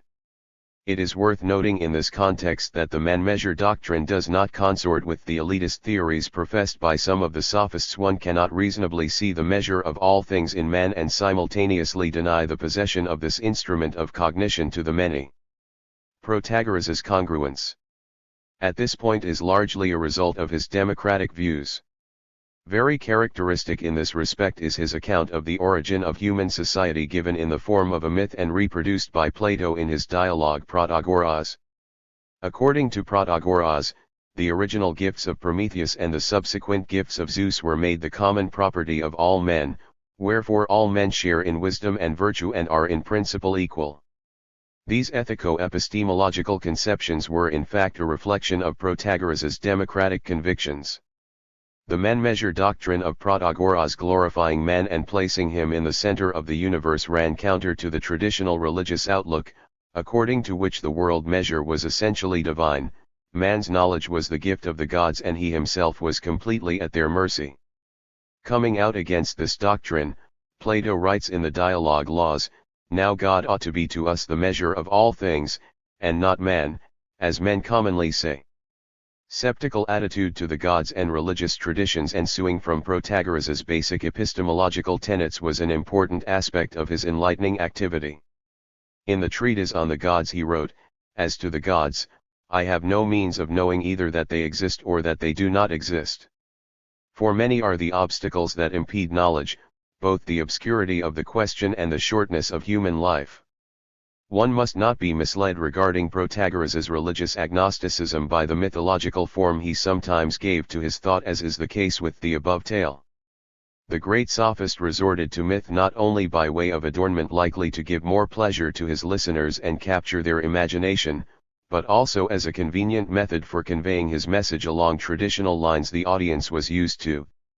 Using the well-known myth of Prometheus, Protagoras in the debate with Socrates expounds his thesis that the art of government, which is the prime requisite for organized social life, can be acquired by training and that wisdom and political virtues are equally accessible to all people. It is only because these gifts had not been restricted by Zeus to selected individuals that men 79 were capable to pass from the original state of lawlessness, dispersion, and mutual destruction to law, order and unity. The democratic essence of Protagoras' parable and politico-legal conception consists in the contention that there would be no state if only a few shared in political virtues, that is justice, fair-mindedness, and moderation. Now virtues unlike reason and practical intelligence bestowed on the human race by Prometheus from the very beginning and underlying man's ability to learn technical skills are not innate qualities. They do not arise automatically, but can be acquired by teaching and assiduous practice, and that is what the sophists are supposed to do. The existence of a state, says Protagoras, implies that no man is unskilled in virtue. Unlike Socrates, who censures Athenian democracy for allowing incompetent citizens to participate in polis affairs, Protagoras readily accepts it as the Athenians, in his opinion, possess the political virtues to a sufficient degree. Since virtues needed in private and public affairs can be taught and learned, proper education of all members of the polis is a matter of state importance. Linking his conception of the attainability of virtue with man's responsibility for his actions, Protagoras offers his own justification of the punishment of criminals. In his opinion, he who desires to inflict rational punishment does not retaliate for a past wrong, for what has been done cannot be undone. He has regard to the future, and is desirous that the man who is punished, and he who sees him punished, may be deterred from doing wrong again. Political virtues, as well as the polis and its laws, come, according to Protagoras, under the heading of things that have man as their measure. The progress of human society described by Protagoras in the myth shows that he regards the state and the laws as artificial institutions resulting from the spread of political virtues and man's increasing skill in the art of government. They come not by nature, but by convention, embodying man's wisdom and ability to master the political art for the common good of all citizens. Proceeding from his epistemological doctrine, Protagoras takes a resolute stand against what is natural and extols the state, laws, and political wisdom as products of human knowledge, as man's great achievements attesting to his rise. 76. Above the savageness of nature and assimilation to the divine. In contrast with the later sophists who divorced nomos from physis and put forward a case for the natural as true against the artificial as false, Protagoras viewed the artificial as the criterion of social progress and evidence for man's wisdom and virtuousness. His idea of the possibility of promoting political virtues by education was aimed at consolidating and multiplying the gains of society, of which the most important were the state and the laws. The artificial things, as well as the natural ones, are relative, fluid, and mutable, yet the certitude of human knowledge attests to their authenticity and genuineness. The adduction of knowledge as evidence for the validity of human institutions gives yet another dimension to Protagoras' doctrine of education and training for the public will and clarifies the crucial role of the principle of utility in his theory of knowledge. The diversity of individual truths does not mean that they are equally useful or, to put it another way, that different truths about one and the same thing have equal values. From the viewpoint of the polis as a form of commonwealth, the greatest value lies with the virtuousness of its citizens and the equity of their relations. The wisdom of the educator, be he a parent, an orator, or an official, consists in the ability to instill in the citizens socially useful views and direct them to the course of action promoting common good. Plato ascribes to Protagoras the following words: "The wise and good rhetoricians make the good instead of the evil to seem just to states, for whatever appears to each state to be just and fair, so long as it is regarded as such, is just and fair to it, and what the wise man does is to cause good to appear, and be real, for each of them instead of evil." The principle of common good underlies not only the problem of proper education, but also the need for state coercion in relation to those who act in defiance of public interests and violate the law of the state. The city, says Protagoras, outlines the laws, which were the invention of good lawgivers living in the olden time, and compels us to exercise and to obey authority in accordance with those, and he who transgresses them is to be 77. Corrected, or, in other words, called to account, which is a term used not only in your country, but also in many others, seeing that justice calls men to account. In the view of Protagoras, the relativity of all statements concerning the polis and the laws does not detract from their value. Though all artificial things, the state institutions and laws inclusive, depend on man's advancement in political art through the mediation, as it were, of his measure, they are not a product of man's arbitrary judgment. For all their relativity, the notions of the polis, laws, justice, etc. are objective by virtue of their veracity and, consequently, lend themselves to modification by the sensible conceptions of public will. Which of the numerous competing truths in the sphere of politico-legal relations in the polis gets the upper hand largely depends on the education of the citizens and on what they believe to be just and useful. Education and training, that is the job of the sophists, acquire great political importance, and enlightenment turns into a powerful instrument in the struggle for people's minds. Protagoras was well aware of the practical significance of his activity and maintained that a theory of art without practice and practice without theory are nothing.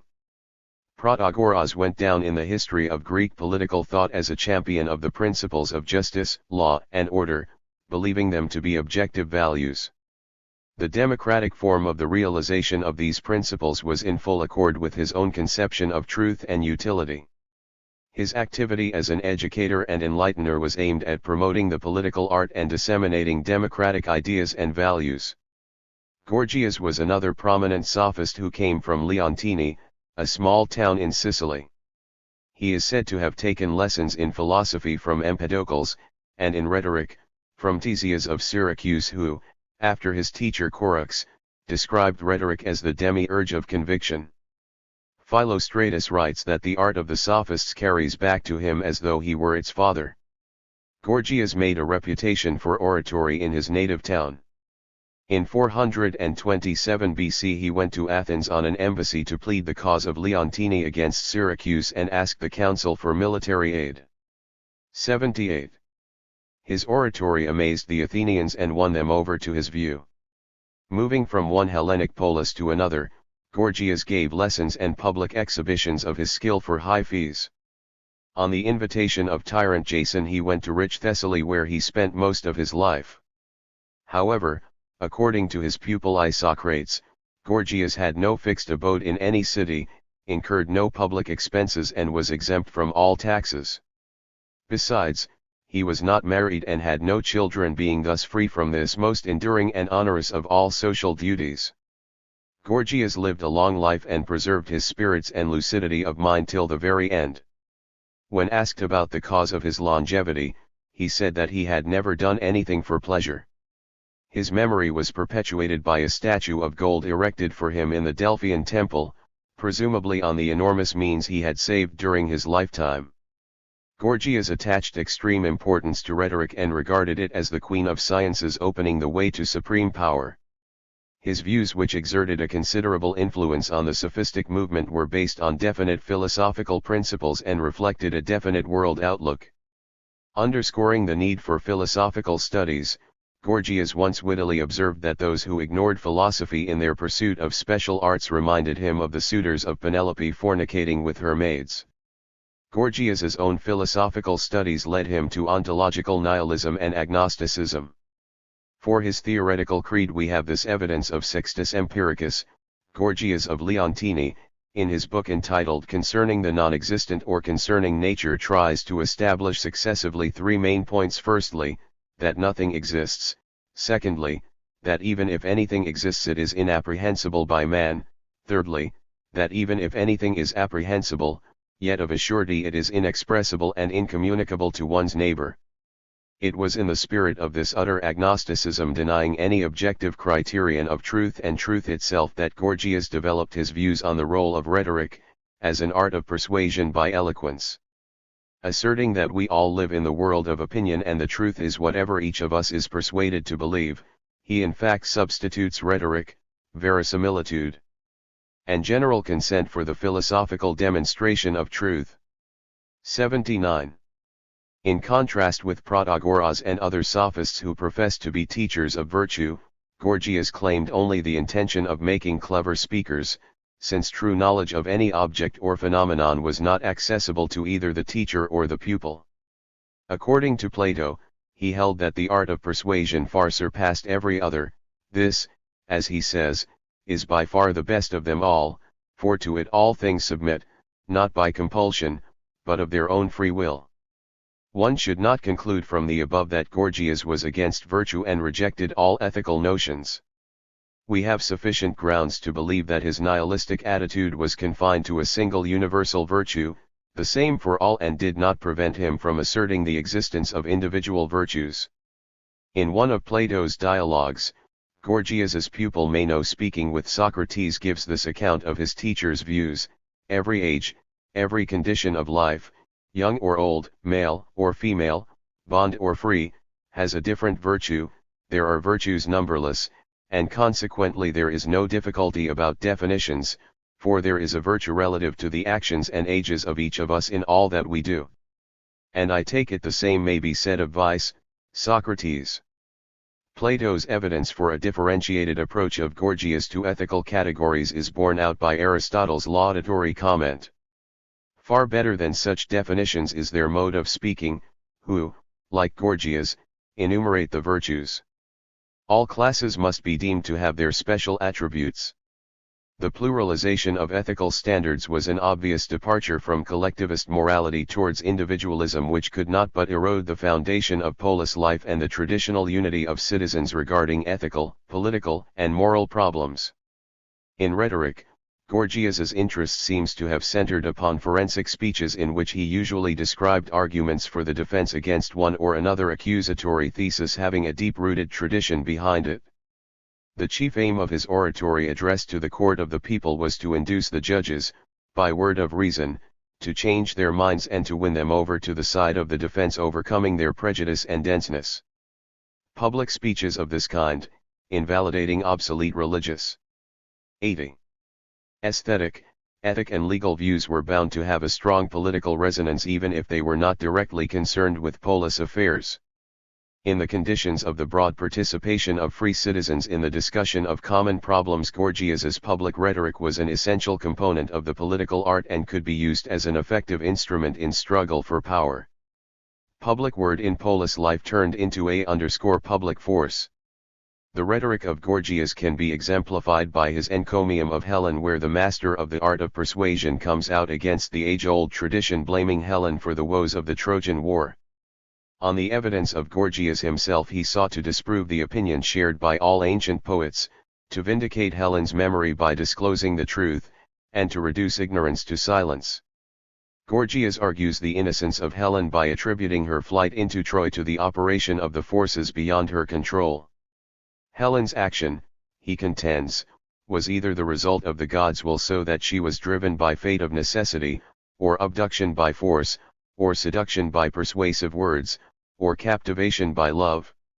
In all these instances Helen is guiltless, being either a victim of divine fate, or mortal's coercion. Should one consider love but a body's ailment and soul's delusion, Helen again is not guilty, as her infatuation was in the nature of a misfortune rather than a fault, and she acted without evil intent by a whim of chance, i.e. against her will. The case for Helen put forward by Gorgias is notable for a new concept of guilt essentially different from the views of his contemporaries. In contrast with a very broad understanding of culpability that was characteristic of his time and led to the so-called objective imputation, Gorgias proposed to recognize a person guilty only in case of malicious intent on his part.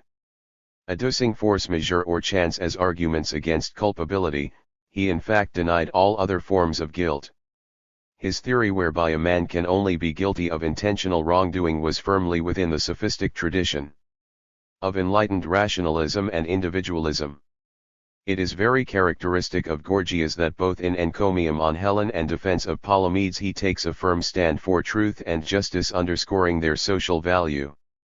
Relative and dependent on the persuasiveness of their advocates as they are, truth and justice, in his opinion, adorn the city, instill courage in its men, impart beauty to the body, wisdom to the soul, virtue to the cause and verity to the word.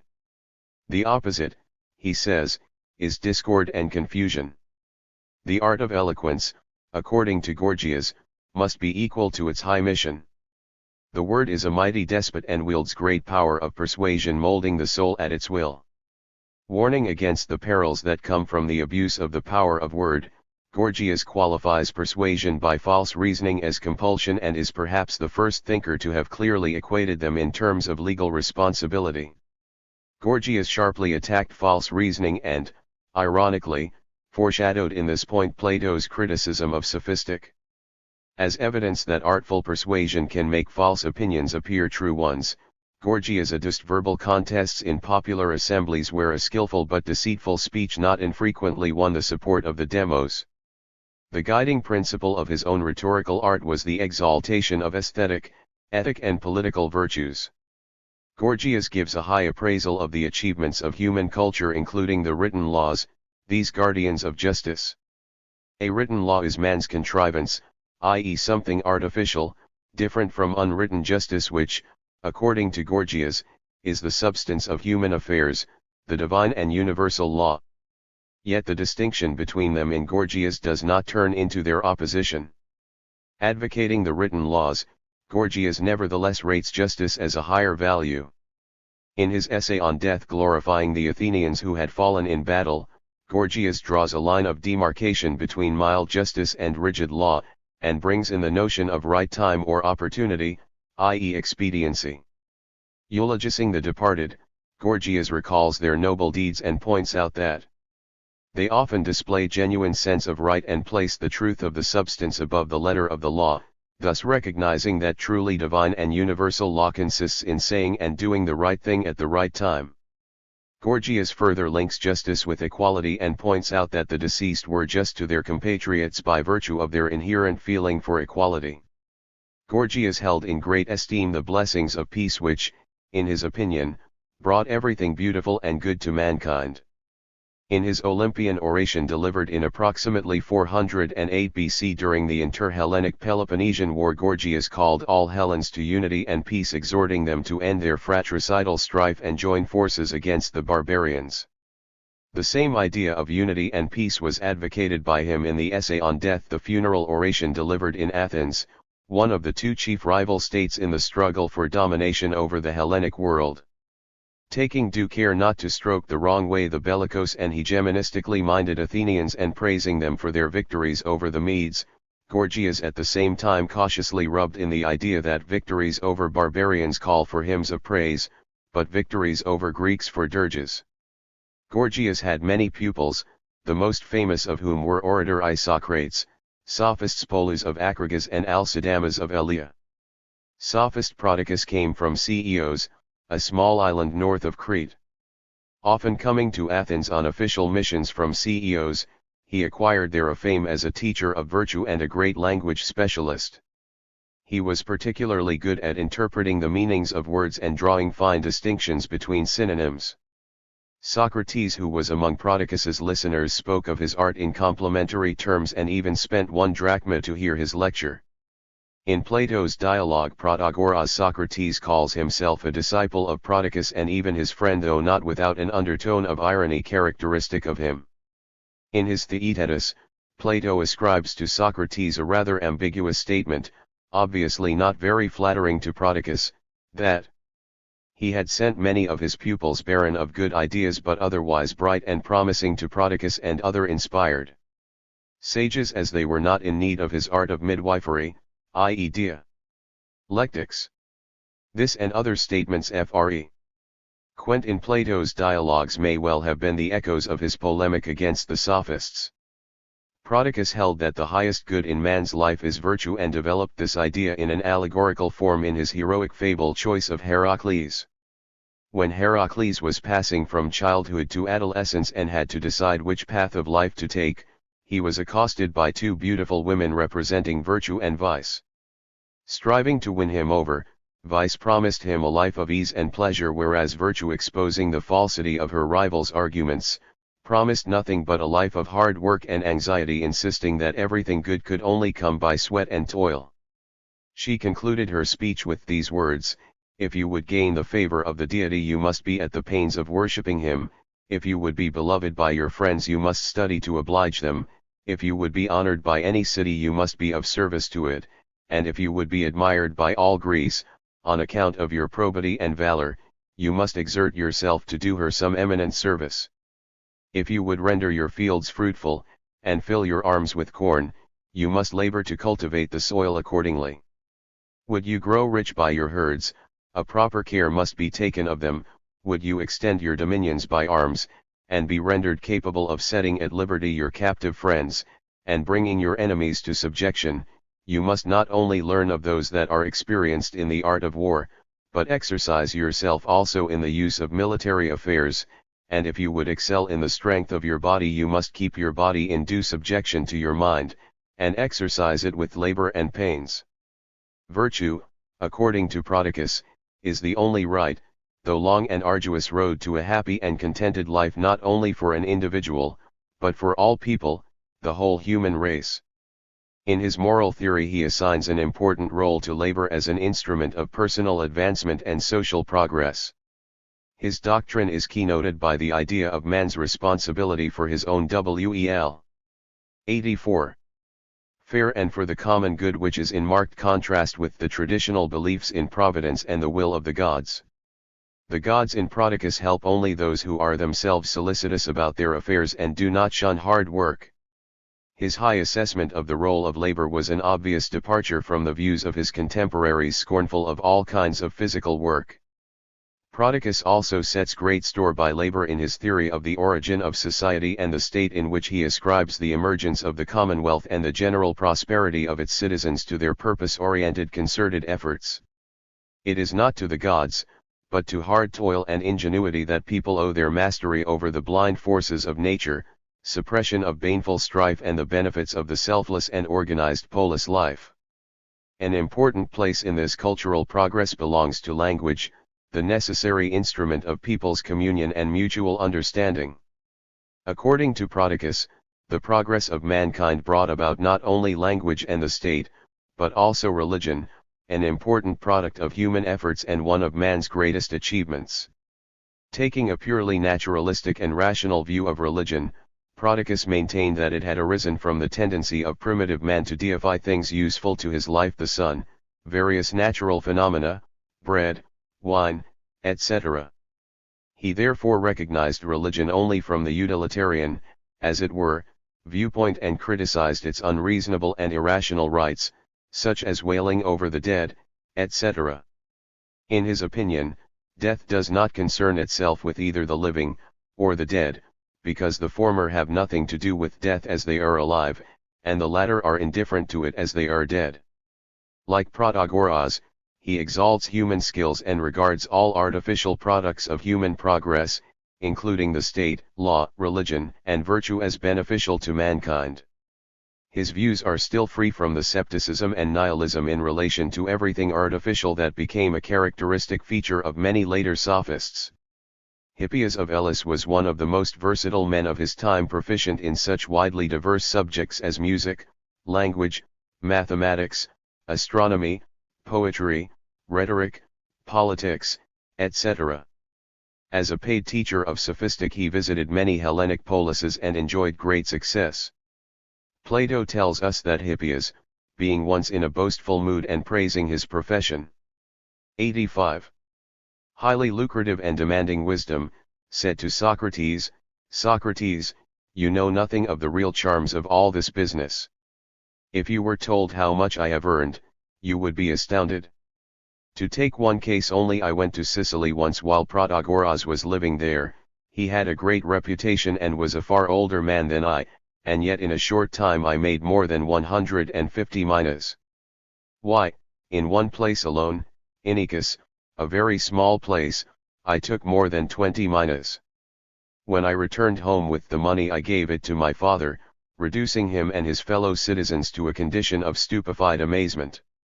And I feel pretty sure that I have made more money than any other two sophists you like to mention put together." Hippias took special pride in his versatility and apparently aspired after the ideal of omniscience, which was synonymous with vanity and shallowness in the eyes of Heraclitus before him and Plato after. In the practical sphere it very naturally took the form of self-sufficiency, which, on some evidence, Hippias regarded as the goal of life. According to Plato, he appeared at Olympia wearing only the things he had made himself, including a ring, an oil flask and a strigil. His emphasis on man's independence was one of the clear expressions of individualism characteristic in one or another form of the sophistic movement as a whole. The views of Hippias on legal problems were distinguished by originality and indicative of the independence of his thought. He was the first among the sophists to contrast nature and law in the spirit of the natural law theory, and make out a case for nature on humanitarian grounds. Upholding the nature of things or the law of nature as true law, free from the errors and limitations of human law, Hippias conceived it as the foundation of man's right to self-determination in accordance with the dictates of nature. In his view, natural law was justice, whereas positive law, resulting from human consent and often changing, imposed on man artificial conventions and was injustice. The laws are what the citizens have ordained by an universal consent. As arguments against the positive laws, Hippias adduced their conventionality, frequent alterations, transitoriness, and dependence on the judgment of short-lived legislators. Being a product of opinion, they could not be regarded as true for all times, as being absolutely necessary. But how can it be imagined, argued Hippias, that the laws are a good thing, and that it is good to obey them, since even they that made them mend, alter, and repeal them so often? By contrast, unwritten natural law, according to Hippias, is universal in application and observed everywhere. The theory of natural law was also professed by sophist Antiphon. Arguing the equality of all men by nature, he adduced the same natural needs of both the Hellenes and the barbarians, the aristocrats and the common folk. Inequality, in his opinion, arose from human laws, not from nature. Contrasting the laws of the polis and the laws of nature, he gives preference to the latter. Though justice, in his opinion, consists in not transgressing the laws and customs of one state, many prescriptions regarded as just by the law are at odds with man's nature. Even useful commands of the law are fetters on man, whereas the precepts of nature are directed towards his freedom. Besides, violation of man-made laws without detection does one no harm, whereas the laws of nature cannot be flouted with impunity, because the edicts of the laws are imposed artificially and those of nature are compulsory. Again, the precepts of human laws are arrived at by consent, not by natural growth, whereas those of nature are not a matter of consent.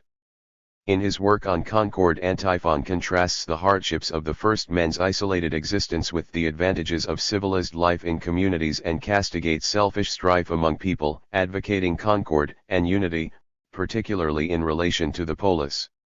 87. Laws and Public Affairs.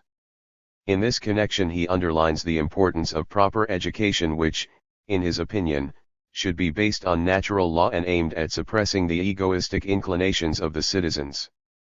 Proceeding from the antithesis between natural and positive laws and comparing them to the advantage of the former, Antiphon not only criticized the contemporary polis laws and institutions but also sought to bring them in conformity with his rationalistic conception of man's nature. Thrasymachus of Chalcedon was one of the most original and famous sophists of the second generation.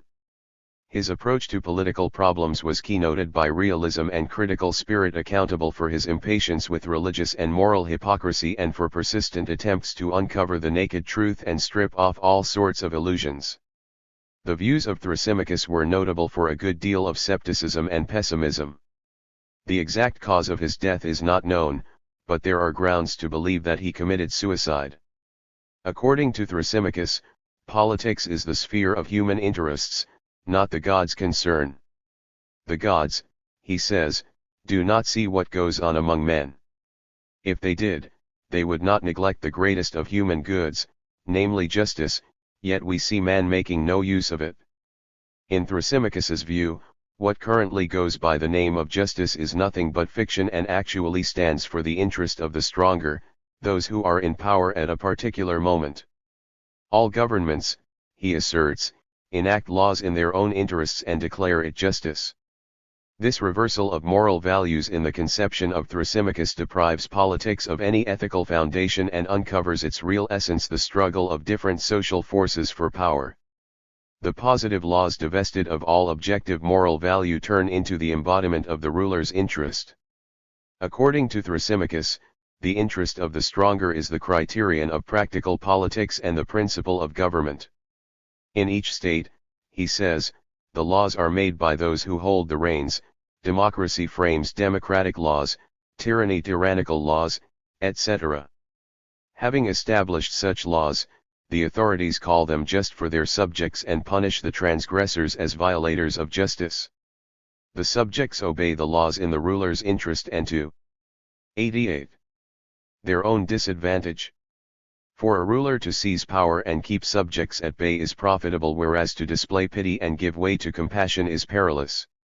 Injustice, says Thrasymachus, is stronger and more profitable than justice.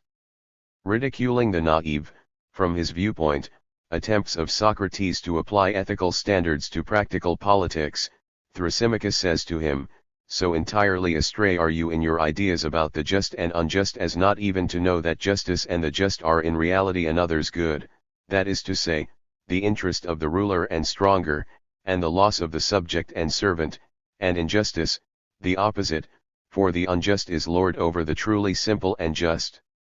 As is evidenced from the above passages, Thrasymachus neither advocated, nor censured a definite form of government. All forms, in his opinion, are equally devised to further the ruler's interests. His conception theoretically boils down to the assertion that in all contemporary states power and laws rest on force, usually cloaked under a fine phrase. Thrasymachus went down in history as a political thinker who had brought in bold relief the role of compulsion in the activity of the state, focused on the authoritarian nature of law and politics, and clearly expressed the idea that the ethical notions of contemporary society were dominated by the views of those who were in power. The ethical foundation of politics was also rejected by Polus of Acragas, Gorgias's pupil. His interest mainly centered upon the practical aspect of social relations, i.e. the empirical reality of the contemporary state. Polus's views on the part played by practical experience in the process of cognition were later highly appraised by Aristotle in his Metaphysics, and experience seems to be almost similar to science and art, but science and art come to men through experience, for, as Polus rightly says, experience made art, but inexperience, luck. Polus extolled rhetoric as an important means for achieving domination over people. The orator, in his opinion, can do as he likes very much in the manner of the tyrant. Because there is no justice in relations among people, it is better, he argues, to commit injustice in achieving one's ends than suffer injustice from others. Or, to put it another way, it is better to be the tyrant than his victim. Pursuing further this train of thought, he comes to the vindication of the tyrant and exalts his freedom, the power of doing whatever seems good to you in a state, killing, banishing, doing in all things as you like. The unrestrained urge for power and the conception of the right of the stronger are personified in Callicles, a young Athenian aristocrat, described in Plato's dialogue Gorgias. Apart from Plato, we have no evidence for his existence, and some commentators regard him as a purely fictitious figure brought in by Plato as an example of the unscrupulous and dangerous demagogue holding the tyrant for an ideal and believing the height of justice to be a conquest won by force. He may well have been a mask for Plato's ambitious uncle Critias. Contrasting the law of nature to the positive laws and customs very much in the manner of the sophists, Plato's Callicles contends that the makers of laws are the majority who are weak, and they make laws and distribute praises and censures with a view to themselves and to their own interests. In his opinion, the majority are only too glad of equality as they know their weakness, and therefore the endeavor to have more than the many is conventionally said to be shameful and unjust, and is called injustice, whereas nature herself intimates that it is just for the better to have more than the worse, the more powerful than the weaker. According to Callicles, the law of natural right ordains that everywhere among animals, men, whole cities, and races, the superior rule over and have more than the inferior. From the position of this law, Callicles attacks democratic law and institutions based on the principle of equality. In his aristocratic interpretation, the law of nature turns into the right of the better to inequality. The political views of Critias, one of the leading figures among the 30 tyrants, are also traditionally included under the head of sophistic enlightenment, though he never taught wisdom for money in the manner of regular sophists. Consumed with ambition and thirst for power, he became an intimate member of the circle of Socrates in order to learn something of his master's skill of argument, then left it when he thought he had got enough and plunged into the rough and tumble of politics. Sources tell us that he lost his life in war against democracy, having earned himself a reputation of the most cruel and bloodthirsty member of the ruling tyrannical clique. In the play Sisyphus, Critias expounds his theory of religion as a contrivance of a clever ruler designed to keep his subjects in check. Speaking through the mouth of Sisyphus, the main hero of the play, Critias gives this story. There was a time when the life of man was disorderly and beast-like. Then men laid down laws, but these could only prevent open deeds of violence, and men continued to commit them in secret. A way out was found by a shrewd legislator who invented the immortal gods, hearing and seeing everything so that no one could sin secretly with impunity. Hence, religion is described by Critias as a deliberate imposture designed to enforce the law by fear of punishment. According to Sextus Empiricus, Critias, one of the tyrants at Athens, seems to belong to the company of the atheists when he says that the ancient lawgivers invented God as a kind of overseer of the right and wrong actions of men, in order to make sure that nobody injured his neighbors privily through fear of vengeance at the hands of the gods. Continuing the line of political voluntarism and ethico-religious scepticism characteristic of the views of a number of sophists, Critias declares that not only the laws, but also religion and the ethical notions based upon it are a human invention, a useful teaching concealing under speech untrue. Such theories undermining the traditional ethical and religious canons cleared the way for political unscrupulousness and downright adventurism. Indeed, when the opportunity presented itself and Critias was elected with the 30 to draw up a constitution for Athens after its capitulation in 404, he passed from philosophy to practical struggle for power and, standing out for murderous excesses even against the background of his associates engaged in the massacre of his opponents. On the evidence of Xenophon, Critias was the most insatiable and cruel of all the 30 tyrants. 4. Sophist Lyophron, according to Aristotle, regarded the state as a product of men's agreement about alliance and believed law to be only a convention, a surety to one another of justice, that has no real power to make the citizens good and just. In all evidence, Lycophron viewed personal rights as natural and inalienable and law as a means of guaranteeing their inviolability. His theory of social contract accounting for the origin of the state and law was based on the notion of the natural equality of men and their individual rights. Rejecting men's inequality by nature, he disparaged noble birth as something altogether empty. Another sophist of the younger generation, Alcidamas of Elea was, like Lycophron, a pupil of Gorgias. He chiefly owes his place in the history of political teachings to a theory that all people are equal including the slaves, and is credited with the remarkable statement, God has set all men free, nature has made no man a slave. ******* The humanism of the Greek sophists that came about as a natural product of the intellectual revolution in the 5th century BC and the shift of interest from external nature to man's world found its expression in numerous and widely diverging theories. Inspired by the great idea of man's sovereignty which was epitomized in the proud man the measure statement of Protagoras, they tried, as it were, almost every possible rationalistic and humanistic interpretation of the origin and functions of the existing religious, ethical, political, and legal views and institutions. The sophists were the first secular theorists of the state, law, and politics and exerted a tremendous influence on all subsequent political and legal doctrines. Their theoretical views, particularly on the relationship between nature and law, the natural and the artificial in the field of state and legal relations, might and right, justice and law, ethics and politics have been widely used in different modifications by political thinkers in antiquity, the Middle Ages and in our time. The politico-legal conceptions of the Greek sophists have largely foreshadowed various modern juridico-positivist or 92. Natural right theories and are the fountainhead of current doctrines reducing the essence of law to force, advocating the individual's inalienable rights, etc. 3. Socrates. Socrates is one of the most remarkable far-famed characters in the intellectual history of mankind. For over 2.5 millennia there has been a ring of glory about his name and an aura of enigma surrounding his personality. Describing Socrates as the demiurge of Greek philosophy and a wise man, young Marx wrote in his dissertation Difference between the Democritean and Epicurean philosophy of nature, he is therefore just as much a substantial individual as the earlier philosophers, but after the manner of subjectivity, not enclosed in himself, not an image of the gods, but a human one, not mysterious, but clear and luminous, not a seer, but a sociable man. Socrates was born in the family of Athenian sculptor or stonemason Sophroniscus and midwife Phaenaret, and this later gave him the cause to call his method of dialectical reasoning maeutics or intellectual midwifery, intended to help his interlocutors bring to birth their ideas if they had them. Aristotle says that the interest of Socrates in human problems was sparked off when he saw the famous motto "Know thyself" on the Delphian temple of Apollo.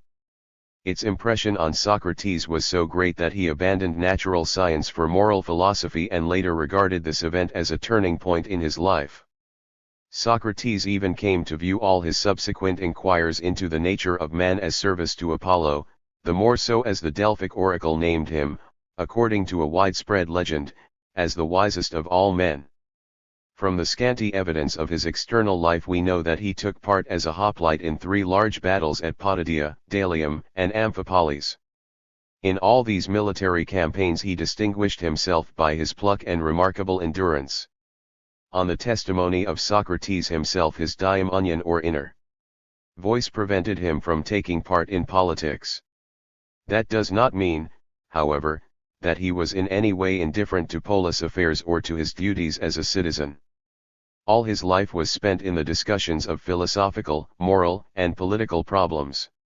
Though Socrates did not participate in debates in the popular assembly and was only engaged in private talks, his influence on public affairs was considerable, as he promptly responded to every turn in contemporary political life, showed great concern about the shortcomings of Athenian democracy, proposed ways to correct them, and displayed lively interest in all major theoretical problems of the state, politics, law, justice, and public duties of citizens.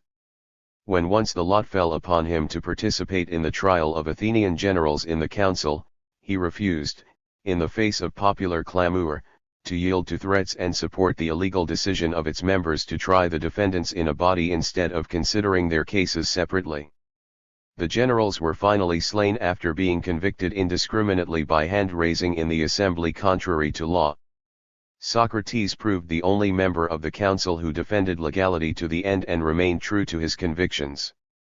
Significantly, soon after the execution of the generals, the Athenians repented of what they had done and called to account the most zealous accusers for deluding the demos. A great deal of courage was also displayed by Socrates under the tyrannical government of the 30 headed by Critias.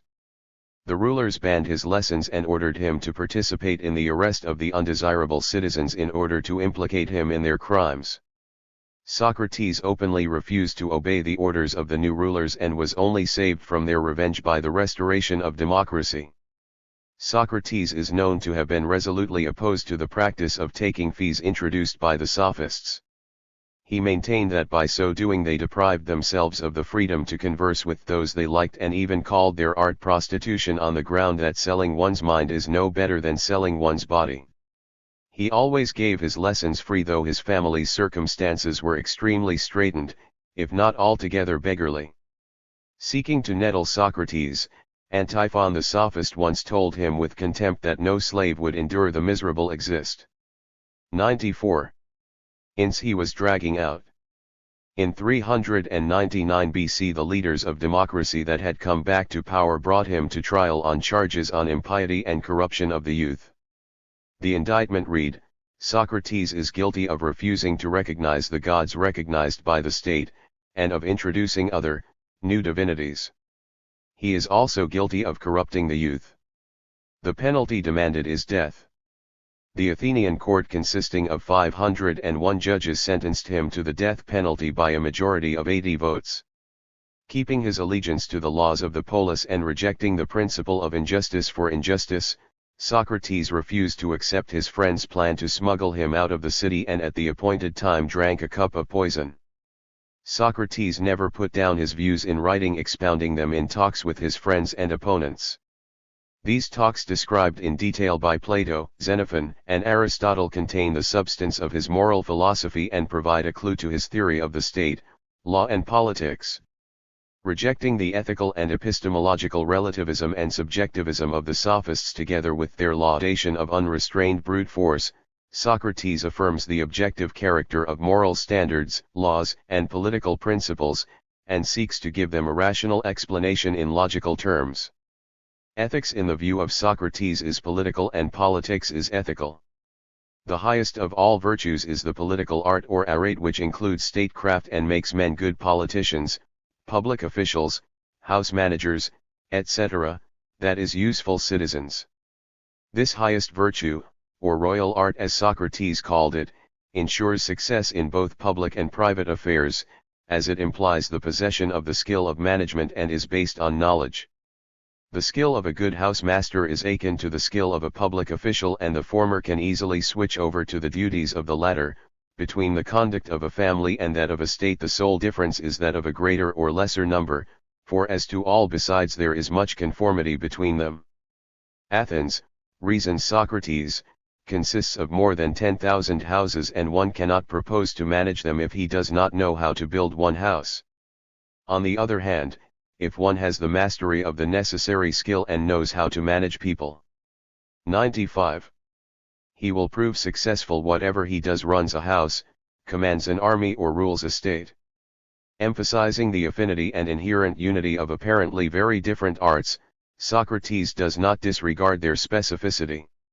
He is well aware that the skills and knowledge needed, for instance, by a house manager, a general, a pilot, or a politician essentially differ, the main thrust of his argument being against the confusion of virtue as such with technical skills and good workmanship in a carpenter, a shoemaker, a physician, a flutist, etc., which are outside the province of ethics.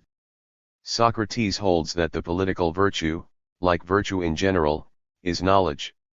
He said likewise that justice and every other virtue is only a science, because all the actions of justice and of the other virtues are good and honorable, and that all who know the beauty of these actions think nothing more charming. This fundamental principle of Socratic ethics underlies his political theory and determines his approach to the problems of the state, law, and politics. In his moral philosophy, Socrates does not distinguish between ethics and politics. Nor does Plato. A conclusive delimitation of these spheres, which is not to be found even in Aristotle, could only be undertaken on the basis of more mature socio-political relations and new theoretical concepts reflecting them. The political ethics of Socrates summed up, as it were, the results of the previous development of Greek political thought and served as a starting ground for its ascent to such heights as the political philosophy of Plato and the political science of Aristotle. For Socrates and his predecessors, the ethical value of the polis with its laws and institutions, as well as political virtue as a whole, is derived from their divine origin, the mythical gods being regarded as the fountainhead of morality. Yet in his rationalistic interpretation, the mythological foundation of the polis and the divine nature of virtue undergo radical transformation. The traditional political conceptions dating to Homer and Hesiod, Pythagoras, the sages, and Heraclitus, Protagoras and some other sophists are remodeled and elaborated by 96. Socrates in accordance with his own rationalistic philosophy. Believing in the power of reason and being convinced that universals are only open to the mind, Socrates focused his attention on general notions and oriented the discussions of ethical, political, and legal problems towards formulating broad definitions. He is traditionally regarded as the founder of theoretical ethics, which paved the way for Plato's and Aristotle's logical and political conceptions. The philosophical doctrine of the objectivity of polis virtues and polis mode of life, moral foundation of politics and laws expounded by Socrates, was directed against both the traditional mythological views and the sophistic ethical and epistemological relativism and subjectivism that went side by side with eulogies of brute force and with nihilistic attitude to moral canons. Adhering to the principle of legality, Socrates attacked the contemporary political practices of democratic, oligarchic, tyrannical, and aristocratic governments from the position of the abstract ideal of justice as deviations from the dictates of reason. In his view, the close connection and even internal unity of the polis and its laws arose from their common divine origin. The moral organization of polis life is impossible without laws, just as law and order cannot exist without the polis. The laws, according to Socrates, are the foundation of the polis. Both Socrates and the sophists distinguished between what later came to be known as natural law and positive laws, i.e. decrees, prescriptions and rulings of polis authorities. Yet Socrates did not turn the difference between them into an antithesis, which was the case with some of the sophists. Both the unwritten divine law and the written human laws are rooted, according to Socrates, in one and the same justice, which is not only the criterion of legality, but is in fact identical with it.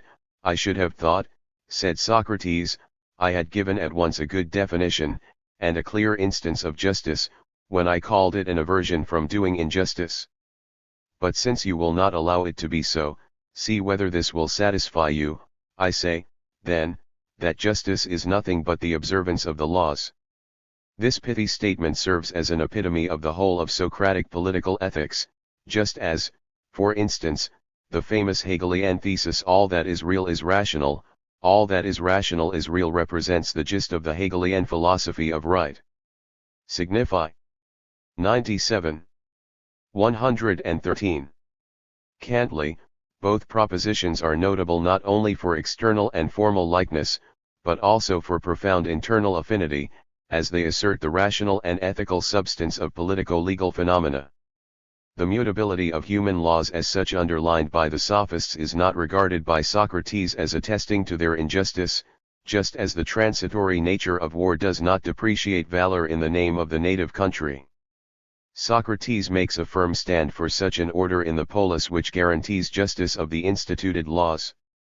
Preaching loyalty to the polis laws, he links it with the concord of the citizens, without which, in his opinion, neither a state can subsist and not be overthrown, nor a house prosper. Characteristically, by concord Socrates means citizens' allegiance and obedience to the laws, but not the uniformity of their opinions, views, and tastes. Xenophon attributes to Socrates the following statement: "A republic that is obedient to the laws is happy in peace, and invincible in war." Moreover, you know that concord is a great happiness in a state. It is daily recommended to the people, and it is an established custom all over Greece to make the citizens swear to live in good understanding with one another, and each of them takes an oath to do so. Now, I do not believe that this unity is exacted to them, only that they might choose the same company of comedians, or of musicians, nor that they might give their approbation to the same poets, or all take delight in the same diversions, but they may all unanimously obey the laws. The exaltation of law-abidingness did not mean that Socrates regarded every enactment or prescript of polis authorities as a law that ought to command general respect and obedience. His proposition of the identity of lawful and just, as well as the high appraisal of legality and well-organized polis life based on the precepts of reason, implied the ideal rather than actual state of affairs, and therefore carried a formidable charge of criticism of contemporary practical politics and state officials. In the sphere of politico-legal relations, the identification by Socrates of virtue with knowledge, which is the main principle of his moral philosophy, finds its expression in the maxim, rulers are those who know how to rule. This aphorism is a natural 98. Corollary to the Socratic doctrine of the state as the embodiment of reason and justice, which has an obvious undertone of discontent and is addressed to all forms of government. Kings and rulers, he contends, are not those who carry the scepter, nor those on whom the lot falls, nor those who owe their power to force or trickery, but those who know how to rule. Socrates in fact advocated what later came to be known as the king-philosopher theory, the upshot of the intellectual aristocratism that pervaded his moral philosophy. It is highly indicative that Socrates was equally censorious of democracy, oligarchy, tyranny, hereditary aristocracy and traditional monarchy, and that his political ideal did not seem to fit in with any government. On the theoretical side, Socratic ideal represented an attempt to give a rationalistic account of the essence of the state, whereas on the practical side it aimed at asserting the principle of competence in the management of polis affairs. In his classification of the various forms of government, Socrates sought to define their specific, constituent principles. He held that the rule of men with their consent and according to the laws of the state was monarchy, but rule over unwilling subjects, not according to law but at the whim of the ruler, was tyranny.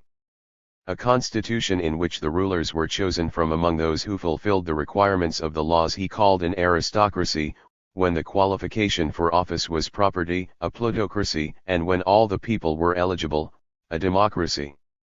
The ideas of Socrates, particularly his emphasis on the law as the criterion for the classification of the forms of government, the contrast between monarchy and tyranny, and others, exerted a considerable influence on the subsequent political theories of ancient thinkers, above all Plato, Aristotle, and Polybius, and, through them, on various politico-legal doctrines of the Middle Ages and modern times. Socrates' advocacy of the government of the wise, i.e., those who know how to rule, had nothing to do with a disguised apology of some contemporary political order. His theoretical principles were incompatible with the practical politics of his time. He who will fight for the right, he says, if he would live even for a brief space, must have a private station and not a pub. 99. Lick 1.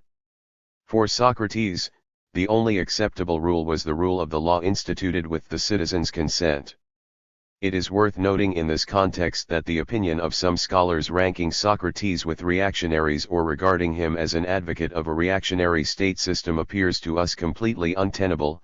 Socrates deliberately set himself apart from political strife and, abiding by his ethical canons, alternately came into a conflict now with democracy, now with tyrannical dictatorship. That does not mean, of course, that he had no political sympathies or antipathies. On the evidence of Xenophon and Plato, he commended the laws of aristocratic Lacedaemon and Crete, moderately oligarchic Thebes and Megara. Generally speaking, Socrates favored the rule of the wise rather than that of the old hereditary aristocracy or nouveau riches. He was violently opposed to tyranny as the arbitrary and lawless rule of force. Underscoring the transitory character of tyrannical government, Socrates pointed out that the tyrant executing worthy and reasonable citizens is bound shortly to be punished himself. He was also disillusioned with democracy and expressed his disapproval of its methods of government, though in a milder form. The chief shortcoming of democracy in Socrates' eyes was the incompetence of its officials appointed by the chance of the lot. He held in very low esteem the political wisdom of the popular assembly, which played the decisive role in the home and foreign policy of Athenian democracy. Ridiculing the omnipotence of the demos, which could make nitwits into generals, Socrates once mockingly suggested that the assembly should vote asses into horses, badly needed by the Athenians at the moment. It should be noted, however, that for all his attacks on democracy, Socrates never proposed to replace it by another form of government, but only to improve its efficiency and competence. He was a great patriot of Athens, and his bitter criticism of the shortcomings of democratic government went naturally hand in hand with his complete loyalty to the native polis. Exalting the high moral qualities of the Athenians as compared with other Hellenes, he noted with pride that no one could match his compatriots in the valor of their ancestors and the number of glorious feats they had performed. Yet this superiority in valor over 100 other Hellenes had been irretrievably lost in the Peloponnesian War between Athens and Sparta. The military setbacks of Athens were accompanied by internal dissension and anti-democratic coups that brought in their wake short-lived oligarchic and even tyrannical regimes. In order to suppress the growing opposition, democracy in turn had to resort to extreme measures, and this further aggravated internal tensions and struggle for power. In contrast with the enemies of the Athenian democracy, who laid the blame for all external and internal difficulties on the democratic system of government, the rule of the demos, Socrates attributed them to the corruption of the morals of his fellow countrymen and to their arrogance that led to laxity, neglect of duty and insubordination in military and civil affairs. In his opinion, the Athenians, tending to self-indulgence like all people, were put off their guard and gave way to complacency on account of their great advantages. This proved fateful, and they lost their superiority to the more wary rival. The Athenians would do better, he remarked with bitterness, if they at least tried to imitate those who are considered the first, and acted in their manner. Socrates' allusion to the first was not intended to disparage his fellow citizens or induce them to restructure the Athenian state system on the Spartan model, but rather to urge them to restore their city's greatness at all cost, even by imitating their more successful adversary. Socrates' exhortation of the Athenians to take a closer look at their enemies' achievements was but a sober and wise recommendation, though, of course, it could not suit the taste of his ambitious compatriots. The aim of Socrates was to improve the management of public affairs in Athens, and had nothing to do with a breach of allegiance to his native polis that was imputed to him. Significantly, Socrates did not regard the sins of his fellow citizens and their violations of moral canons as an incurable disease. When Pericles the Junior complains to Socrates about the internal discord in his native city, the litigiousness of the Athenians, their mutual hatred and desire to make profit out of the state and one another, Socrates calls his young interlocutor's attention to the advantages of the Athenian political system that holds out hope of the recovery of their city's greatness. 101. Castigating the greed of gain and unscrupulous money-making that seized the Athenians, their contempt of reason and virtue, the incompetence of democratic officials, and the practice of appointing the rulers of the city by lot in the belief that one man's opinion is as good as another's, Socrates at the same time did not call in question the fundamental principles of the Athenian political system that had been developing along democratic lines ever since the Solonine reforms. The idea of the citizen's unconditional loyalty to his polis and its laws underlies all moral philosophy of Socrates and is central to his politico-legal doctrine. In the view of Socrates, every citizen entering voluntarily into a social compact and becoming a member of a state assumes a moral obligation to abide by its laws and usages. This conception makes Socrates one of the first exponents of the social contract theory in the history of European political thought. In the Socratic version of this theory, notable for a peculiar paternalistic strain, the citizen and the polis cannot be equal in their rights, just as the child and the slave cannot be on equal terms with the father and the master, respectively. Moreover, the laws are higher and holier than mother or father. Describing his imaginary talk with the Athenian laws, Socrates quotes them as saying, "We further proclaim to any Athenian by the liberty which we allow him, that if he does not like us when he has become of age and has seen the ways of the city, and made our acquaintance, he may go where he pleases and take his goods with him. None of us laws will forbid him or interfere with him. According to Socrates, anyone who wants to emigrate to a colony or to any other city may go where he likes, retaining his property. But he who has experience of the manner in which the laws order justice and administer the state, and still remains, has entered into an implicit contract that he will do as the laws command him. In other words, citizenship is accepted voluntarily, and the Athenian has three alternatives: either to obey the laws, or to get them changed by persuasion and other peaceful means in order to prevent possible injustice and wrongdoing, or else to emigrate. If the citizen casts his lot with the state, he is bound to keep his allegiance. And when we are punished by her, whether with imprisonment or stripes, the punishment is to be endured in silence, and if she leads us to wounds or death in bed. 102. TLE, thither we follow as is right, neither may anyone yield or retreat or leave his rank, but whether in battle or in a court of law, or in any other place, he must do what his city and his country order him, or he must change their view of what is just, and if he may do no violence to his father or mother, much less may he do violence to his country. This law-abidingness demonstrated by Socrates all through his life and brought out in bold relief by his dramatic death stemmed from the traditional Hellenic attitude to the law as the basis of well-ordered and just polis life. The Hellenes even considered respect for the law their main feature distinguishing them from the non-Hellenes, i.e. the barbarians. It is worth mentioning in this context the opinion of one of the Indian sages, gymnosophist Dandamis, expressed by him about his Greek colleagues during the Asian expedition of Alexander the Great.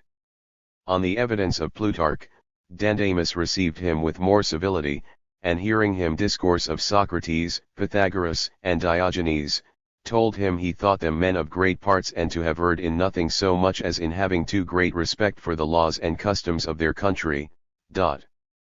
True, already in the time of Socrates polis patriotism and the authority of the laws were being called in question and subjected to criticism, particularly severe on the part of the sophists, the itinerant teachers of wisdom. Cosmopolitan views had gained wide currency, which attested to the progressing erosion of the Greek polis system and its ideology. Socrates' pupil Aristippus, for instance, is said to have been everywhere an alien and professed a theory that a man could only be happy if he was free and did not identify himself with any particular state. Remaining firmly within the tradition of polis patriotism, Socrates viewed critically the contemporary trend towards cosmopolitanism and emphasized the free citizen's moral obligations before the state being run in accordance with reason and just laws. It is only on this road of reason and justice that man, according to Socrates, can expect to attain freedom, an invaluable treasure both for the individual and the state. To act freely is to act reasonably in the best possible manner, i.e. against one's incontinence, which tends to bring man under the control of his base instincts and passions. By turning man away from virtue, incontinence makes him a miserable slave who turns his back upon the compacts and agreements he contracted as a citizen and revokes his obligations to the polis, plunging it into chaos.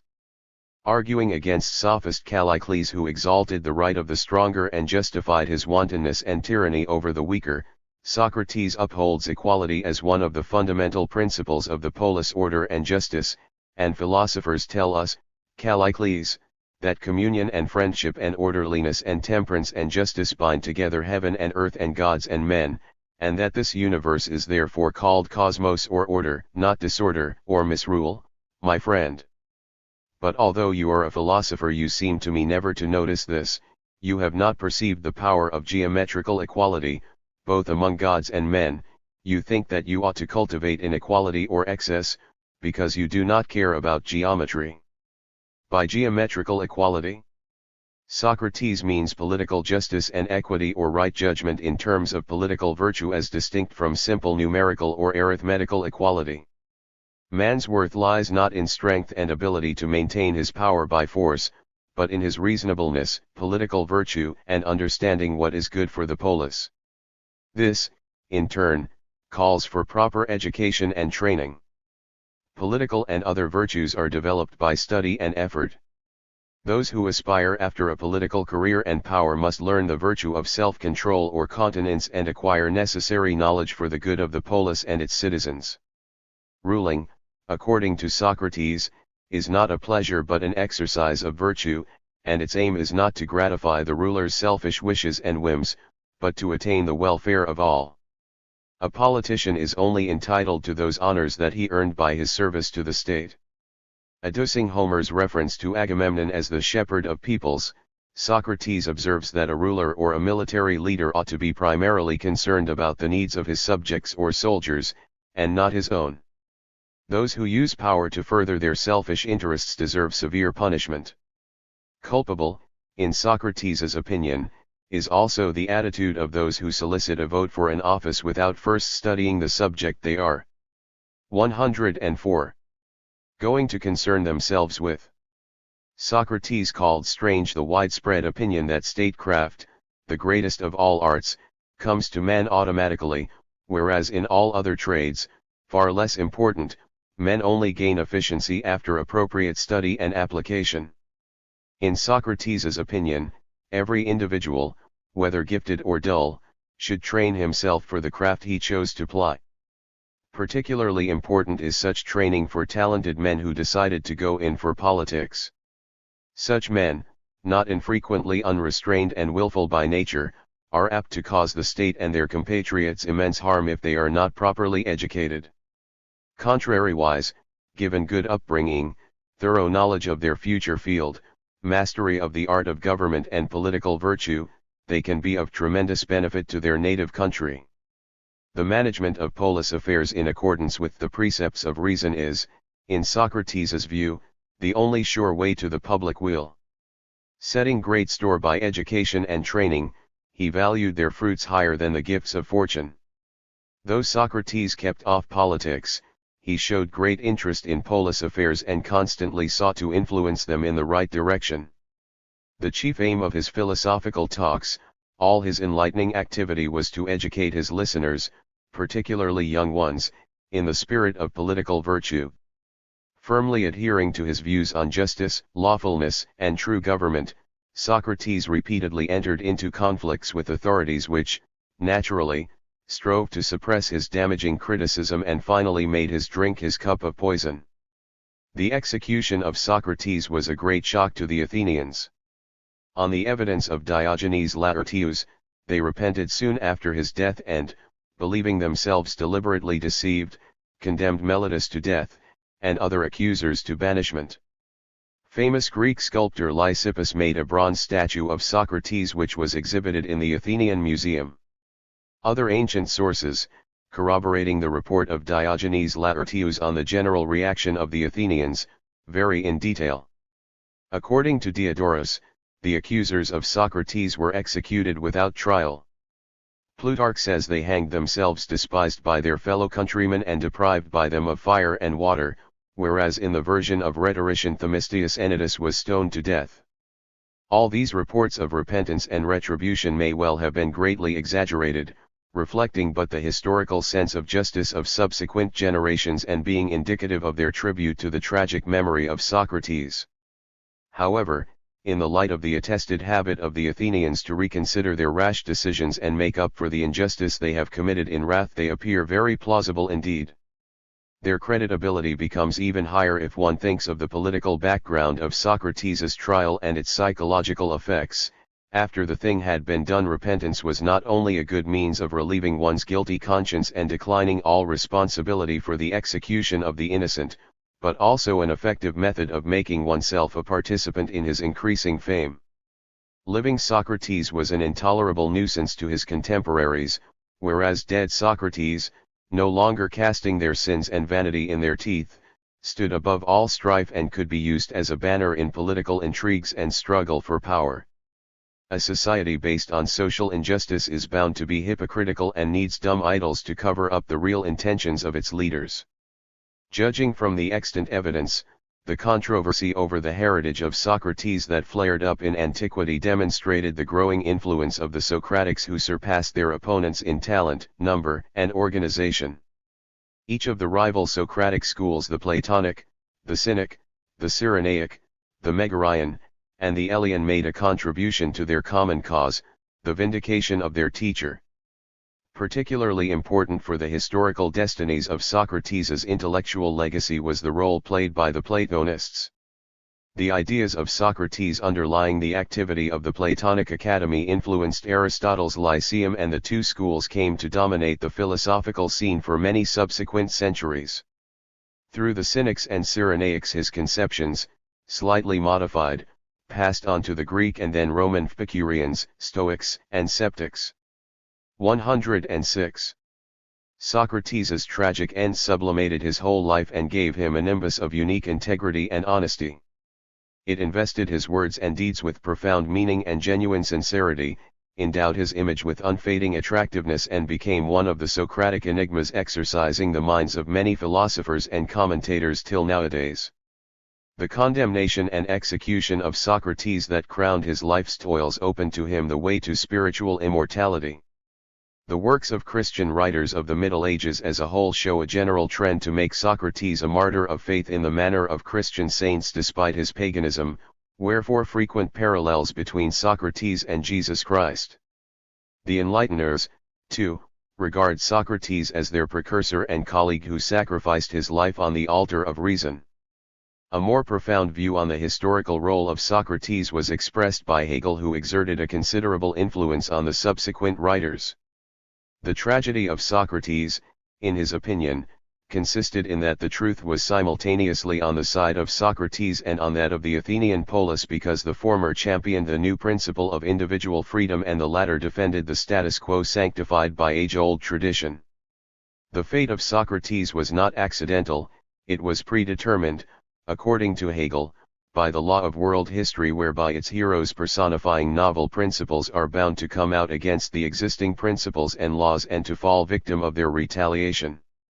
Yet the retribution cannot suppress the novel principle, it only destroys its exponent, the individual. In the opinion of the 19th century Danish religious philosopher Søren Kierkegaard, precursor of existentialism, Socrates' execution was the inevitable requital for his life, the most interesting of all on the earth, since the more genuine the man's life, the greater the miseries and pains he has to endure. Fiercely attacking the rationalism of Socrates and his ethics as one of the theoretical fountainheads of the slave morality of the masses, Friedrich Nietzsche at the same time did justice not only to his ability to live up to the rationalistic ideas professed by him, but, which is much more important, to depart without fear of death, overcoming it by the power of his thought. Nietzsche notes that Socrates evidently got his death sentence of his own free will, declining the alternative of exile and thereby becoming 107. An ideal of unprecedented attraction to the Greek youth. Gustav Kafka described the condemnation of Socrates as a blameworthy act of reactionary democracy. Karl Jaspers, one of the eminent representatives of existentialism in the 20th century, describes Socrates as one of the outstanding figures of world history alongside Buddha, Confucius, and Jesus Christ. By his existentia, i.e. his life and death, Socrates, in Jaspers's view, gave a convincing demonstration of the senselessness, fragility, and absurdity of man's existence. The scepticism of Socrates, the ironic style of his life and readiness for death clearly displayed by him at the trial impart to life, absurd as it is, a profound meaning. Socrates, according to Jaspers, was a martyr of philosophy who solicited his own death. His execution was not a juridical murder, but a juridical suicide. R. Guardini, too, describes Socrates' acceptance of the death sentence as escape to genuine reality and true life. In his opinion, the decision of Socrates attested not to morbid longing for dissolution, but to acute awareness of the tragic character of his exalted mission and the inevitability of his doom. Owing to the dramatic culmination of Socrates' life, his fate has become one of the central topics of European intellectual history. According to Helmut Kuhn, Socratic questions with their undercurrent of anxiety and uneasiness, and his questions are always topical as they are forever destined to remain unanswered, broke through the narrow horizon of Greek thought. In Kuhn's opinion, the unlawful condemnation and death of Socrates testified to the fact that Athens was no longer capable of abiding a true citizen. Socrates was the last one. By his death he released men from the chains of the polis, made them free and prepared them for acceptance of new solitariness and new forms of community. The objectivity of Plato, Xenophon, and other adherents of Socrates describing his case is called in question by Bertrand Russell. He holds that the Athenians would not have condemned Socrates to death if the character drawn by his advocates had been true to life. In Russell's opinion, the trial, even as presented by Socrates' supporters, was on the whole quite lawful, and the only omission that might be imputed to the ATH. 108.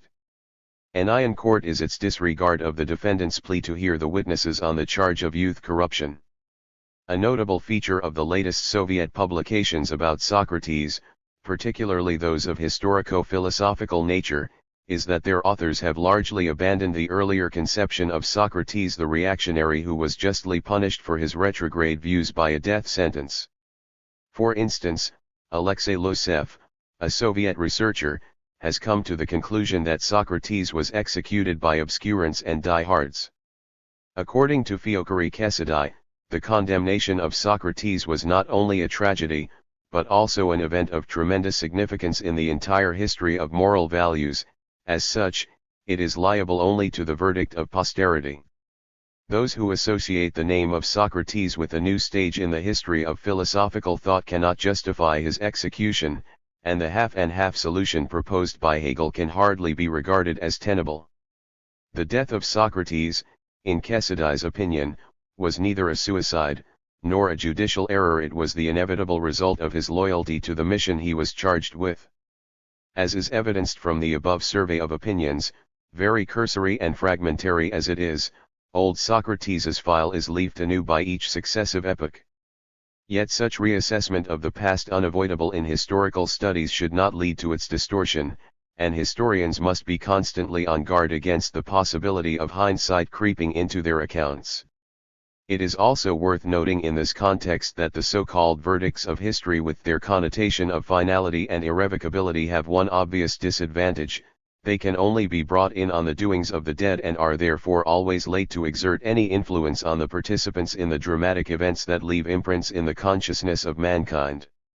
One would be utterly wrong, however, to infer from this that verdicts of history carry but little weight with posterity.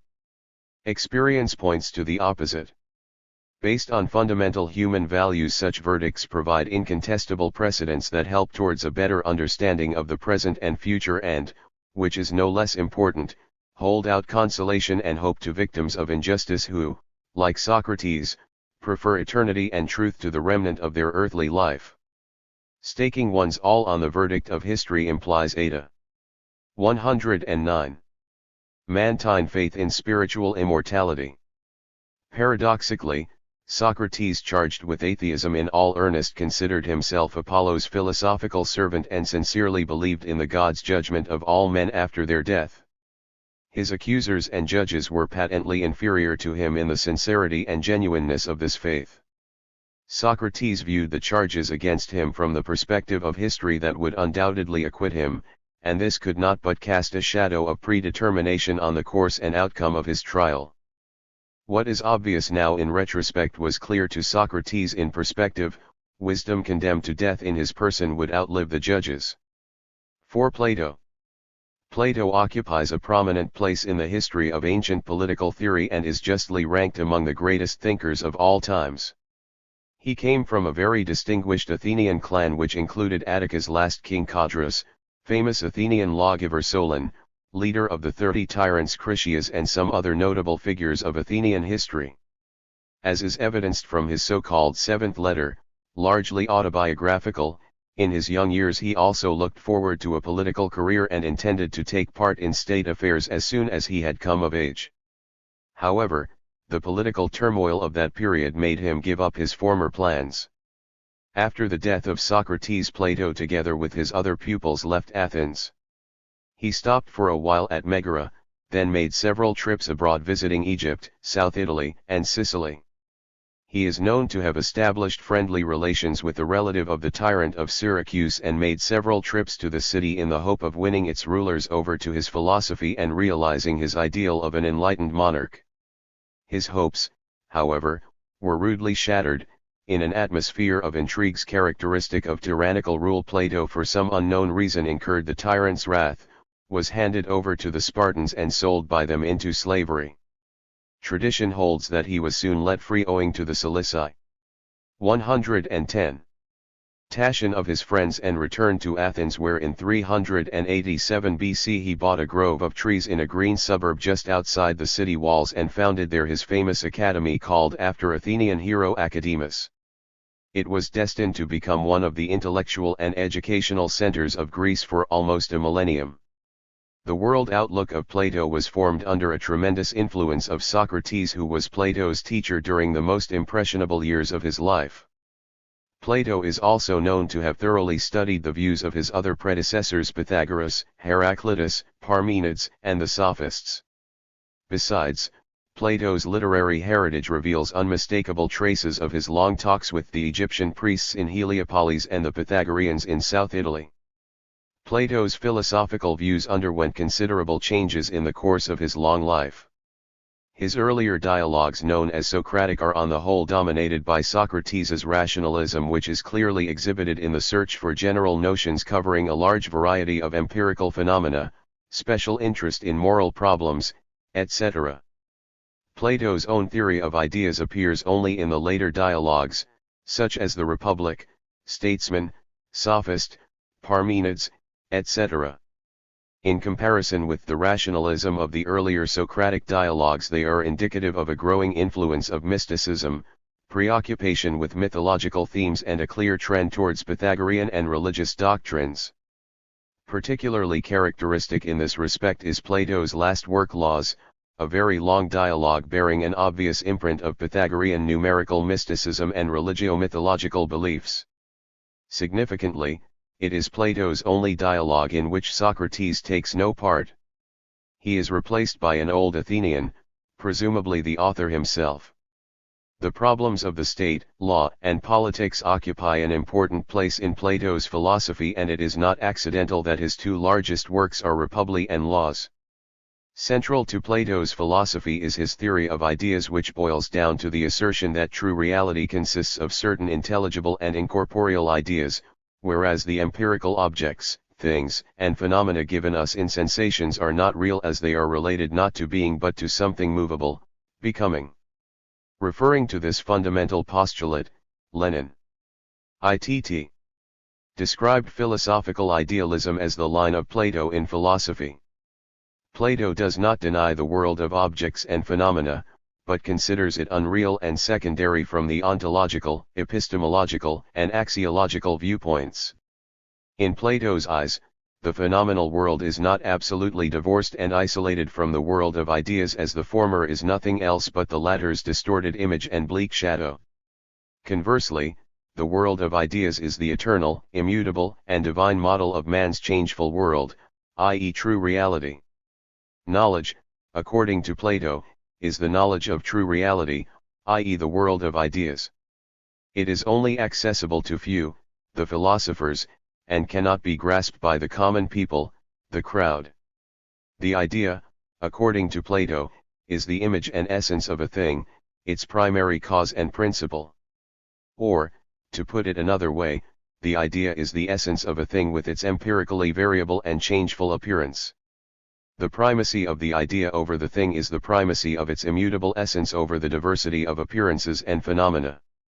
The world of ideas is the constituting framework of the world of appearance, therefore any attempt to rationalize earthly phenomena, i.e. to bring them in conformity with their true being and divine archetypes, consists essentially in modeling them on the corresponding ideas, which are not only the ontological foundation and primary cause of the world of phenomena, but also the guiding principle, standard, and model of its organization. The ideal state as presented by Plato in Republic is the realization of divine ideas in earthly socio-political life with maximum possible accuracy. Constructing the ideal just state, Plato proceeds from his conception of the correspondence between the cosmos at large, the state, and the individual human soul. The very idea of justice implies that a just man is akin to a just state and assimilates to it. To the three faculties of the human soul, the rational, the forceful, and the concupiscent, correspond respectively the three functions of the state: the deliberative, the protective, and the acquisitive, and these, in turn, to the three classes that make up the state structure: the rulers, the warriors, and the producers. Now justice, according to Plato, consists in order, that is, in a state of things where each class and each man has his own work to do and does not go outside the sphere assigned to him. Besides, justice demands a corresponding state structure, a social hierarchy ensuring a harmonious unity of the above three principles for the common good. Wisdom ought to rule, courage ought to provide armed protection to the state and obey the first principle, and temperance or self-control ought to obey both. Seeking to substantiate the caste structure of his ideal state by arguments from history, Plato adduces the division of labor.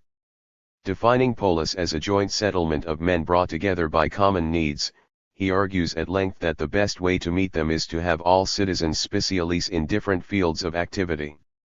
Plato's Republic, in so far as division of labor is treated in it, as the formative principle of the state, is merely the Athenian idealization of the Egyptian system of castes. The chief goal of education, which is the object of special attention in the ideal state, is to uphold the hierarchy of castes and ensure strict observance of the rules of private and public life laid once and for all. Plato sets great store by the white lie that all men were born of the Mother Earth and therefore must care for the country they live in, defend it and treat other citizens as their brothers. Believing it vitally important to propagate this myth among the population of the ideal state, he offers to wind it up as follows: citizens, we shall say to them in our tale, you are brothers, yet God has framed you differently. Some of you have the power of command, and in the composition of these he has mingled gold, wherefore also they have the greatest honor. Others he has made of silver, to be auxiliaries.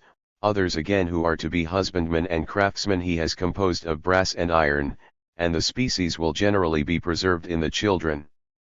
As one can see, this myth is intended to exhort the citizens to obedience, extols concord and brotherhood, and simultaneously serves as a justification of people's inequality in the ideal state structure. Rigid as the caste system may be, Plato does not forget to provide for the cases when gold begets silver and vice versa. The intercaste transfers are prompted by the need to preserve the principle of the initial division into different castes and ensure the purity of the idea. It is not accidental that the myth ends in a warning that the state would perish if its safety were entrusted to an iron or brass guardian. To ensure that the guardians or warriors are always equal to their tasks, their whole life is organized on the principles of solidarity, community of interests, equality, and collectivism. In the first place, writes Plato, none of them should have any property of his own beyond what is absolutely necessary, neither should they have a private house or store closed against anyone who has a mind to enter.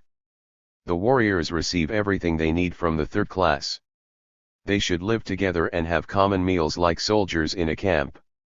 They should be prohibited not only to use, but even to touch gold and silver. Of crucial importance for the safety of the ideal state is, in Plato's opinion, the community of the guardians' wives and children. Women in the ideal state have equal rights and possibilities with men. The two higher classes are denied the right to family in the conventional sense of the word. Children are brought up and educated by the state. Sexual intercourse for the purpose of reproducing the state's population is strictly supervised by specially appointed officials who carefully select the mating couples on the principle of their class affiliation. By doing away with individual family among the guardians, Plato hoped to unite them in a single ruling family in which all members are relatives. The lower class receives but little attention from Plato, and he leaves the regimentation of their reproduction, property, labor, and all their life to the discretion of the ideal state's authorities. His chief interest lies in the proper selection and education of the rulers and their assistants. Despite Plato's deliberate vagueness. 114. In respect of the social status of the members of the third class, they are evidently conceived by him as free men and not slaves, though one does not find it easy to distinguish this freedom to satisfy obediently the material needs of the upper classes from the status of ordinary Athenian slaves. Plato's design of the third estate does not provide for the freedom of the slaves whose fate holds out but academic interest to the founder of the ideal state and is treated by him in ethical and epistemological rather than socio-political terms. In point of fact, his utopia modeled on an abstract idea confines the free demos to a kind of ghetto for the second-rate and underprivileged. The aristocrat's daydream has at last come true, the commoners are put in their place, if only in an imaginary state. It should be noted in this context that Plato, evidently vaguely aware of the dubious character of his political ideal, makes this significant remark by way of its justification: our aim in founding the state was not the disproportionate happiness of any one class, but the greatest happiness of the whole.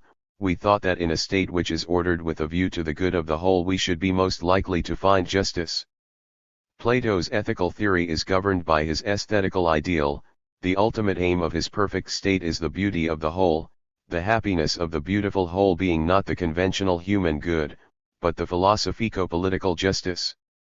Coming out against the extremes of wealth and poverty, Plato advocates temperance and moderation. In his view, the main socio-economic distinction of the ideal state from all other states consists in that each of the latter ones is a plurality, not one of them is a city, but many cities, as they say in the game. Each will contain not less than two divisions, one the city of the poor, the other of the rich, which are at war with one another, and within each there are many smaller divisions. You would be altogether beside the mark if you treated these as a single state. Showing a keen insight into the causes of the split of a single state into two cities and tracing them to socio-political antagonism between wealth and poverty, Plato believes that suppressing private interests, giving priority to the claims of the state supposedly representing the interests of the whole, and inculcating a spirit of unquestioning obedience can avert the 115 danger of such a split and eliminate the source of internecine war. In Plato's eyes, the ideal state is the just government of the best. He subscribes to the natural right doctrine of Socrates expounded by him in the controversy with the sophists and identifies the lawful and the just based, in his opinion, on a common divine and ideal principle. One of the chief aims of his multifaceted dialogue Republic was to refute from this position the thesis of sophist Thrasymachus that justice is the right of the stronger. The rule of philosophers and the operation of just laws are presented in Plato's Republic as two interdependent aspects of a single ideal project. The true philosophers, according to Plato, do not thirst for power, but their rule is necessary for the common good and for the state as a whole. Plato in fact proclaims the principle, philosophers for the state but not the state for philosophers. Combining the fervor of an ancient enlightener with the rigorism of the founder of a just state, Plato demands that the philosophers should get down to earth from their soaring heights of contemplation in order to take care of the poor imprisoned human souls. In the mouth of Plato, the well-known maxim about the right of the philosopher to political power assumes the form of the following solemn pronouncement: until philosophers are kings in their cities, or the kings and princes of this world have the spirit and power of philosophy, and political greatness and wisdom meet in one, and those commoner natures who pursue either to the exclusion of the other are compelled to stand aside, cities will never have rest from their evils, no, nor the human race, as I believe, and then only will this our ideal state have a possibility of life and behold the light of day. The ideal state as the rule of the better and noble is, according to Plato, the best form of government, which can be called either a monarchy if the power in the state belongs to one ruler, or an aristocracy if it is shared by several rulers. Generally speaking, for Plato the notions of monarch and aristocrat are identical. A curious feature of Plato's ideal state is the vocabulary used by the members of different castes when addressing one another. All those who do not belong to the ruling caste call one another citizens. The citizens call the rulers saviors and asses. 116. Tense, the rulers refer to one another as co-guardians, and to the third class as payers and breadwinners. The main political rights in the ideal state are vested in the rulers and their assistants. The advancement of the third class into the first or second class and their entrance upon office is tantamount, in the view of Plato, to the ruin of the state. Plato in his Republic is firmly convinced that the project of an ideal state can be translated into reality, though he is aware of the difficulties involved. He shows no interest in the practical aspects of the problem. Far more important for Plato is the existence of the ideal model in heaven and its availability to anyone who is prepared to commit himself to put it into practice, but whether such a city exists or even will exist in fact, is no matter. However, even if an ideal state becomes a reality, its existence cannot be eternal. Conceiving the change and succession of various forms of government as rotation within a definite cycle, Plato proceeds from a certain analogy between the 5 forms of government and the 5 faculties or parts of the human soul. Plato even maintains that there exists a geometrical number which determines the duration of this cycle for posterity and plays a decisive role in improving inborn qualities of the human race. On the whole, the cyclic rotation of the 5 government forms is conditioned by the corruption of human nature and penetration of iron into silver and brass into gold. The resultant discrepancies and deviations open the way to enmity and discord. Counterposing the aristocratic form of government as the only correct and good one to the 4 other incorrect and corrupt forms in the 8th book of Republic, Plato characterizes them one after another in the order of their progressive degeneration into the lower forms. He gives a detailed description of the whole cycle of degradation and, using various arguments in support of his social theory, presents a broad and dynamic panorama of the contemporary political life in the diversity of its changing forms. The degradation of ideal aristocracy leads to the emergence of private ownership of land and houses which turns free men into slaves. Reason as the foundation of the state structure gives way to violence and rivalry characteristic of timocracy which Plato associates with the Crito-Spartan type of government. A timocratic state will be eternally at war with its neighbors, and war, according to Plato, results from causes which are also the causes of almost all the evils in states, private as well as public. Particularly pernicious, in Plato's view, are wars among the Hellenes. The corruption of the timocratic state wrapped up in wars and internal strife leads to oligarchy due to the accumulation of considerable wealth in private hands. This system is based on property qualifications and state power belongs to the wealthy. The poor do not participate in government. Oligarchy depends for its existence on intimidation and the use of armed force. An oligarchic state is internally split in 2 antagonistic camps, the poor and the rich. The growing hatred of the indigent for the avid and good-for-nothing moneybags results in a revolution which brings in a democratic government. Democracy, according to Plato, comes into being after the poor have conquered their opponents, slaughtering some and banishing some, while to the remainder they give an equal share of freedom and power, and in this form of government the magistrates are commonly elected by lot. Democracy on the whole is regarded by Plato as a rather agreeable social system lacking, however, proper government. The equality characteristic of democracy puts the good and the bad ones on the same level. In Plato's opinion, democracy is distinguished by a general deterioration of moral standards due to the prevalence of false opinions characteristic of the mob rule. A corrupt state is brought to ruin by what is held in high esteem and avidly sought for, military victories under timocracy, wealth under oligarchy, freedom under democracy. In other words, each form of government perishes due to the abuse of its own principle and to the contradictions inherent in it. Thus democracy, according to Plato, gets intoxicated with straight freedom and passes into what is its continuation and opposite tyranny. Excessive freedom turns into excessive slavery. The tyrant gains power as the people's protector. 118. Whenever tyranny appears, the protectorship of the people is the root from which it springs. Tyranny is the worst form of government based on lawlessness and extermination of more or less prominent citizens as the tyrant's potential opponents. It fosters suspicion, stifles free thought and engages in the mass execution of all those who are courageous, magnanimous, reasonable, or wealthy under a false pretext of treachery. Such is the list of crimes, far from complete, imputed by Plato to tyranny at the end of his immortal 8th book of Republic. It went down in the history of ancient political theory as an example of devastating criticism of tyrannical rule, perhaps the most expressive in all world literature. The life of a tyrant, according to Plato's moral arithmetics, is 729 times harder than the life of an aristocratic monarch. Such is, so to speak, the amplitude of happiness within the rotary cycle of government forms.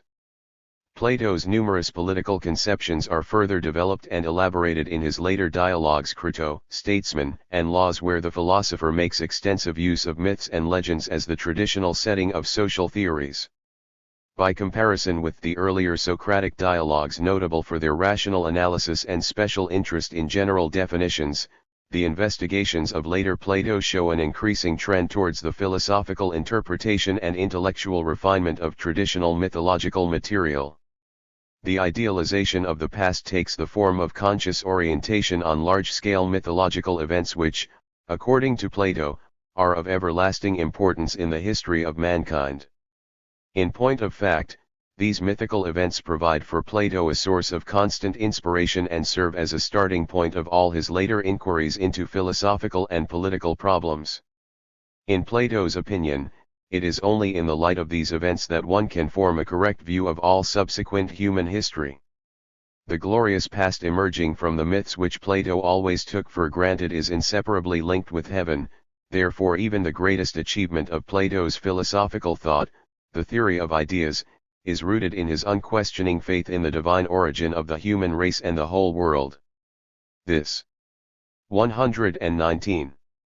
Faith also underlies his theory of knowledge, the knowledge of ideas inclusive, which is understood by him as a recollection of what happened to the soul in the other world. Plato is known to have held rather peculiar notions of the past, owing them probably to his famous relatives and partly to the Egyptian priests who did not think highly of the Hellens' knowledge of history. Thus Critias, the senior describing an ideal state of the days of old, refers the legend to Solon, who has purportedly heard it from priests. According to tradition, 9,000 years before Solon's time a war had occurred between the tribes which dwelt outside the pillars of Heracles and all those who dwelt without them. Of the combatants on the one side, the ancient city of Athens was reported to have been the leader and to have fought out the war.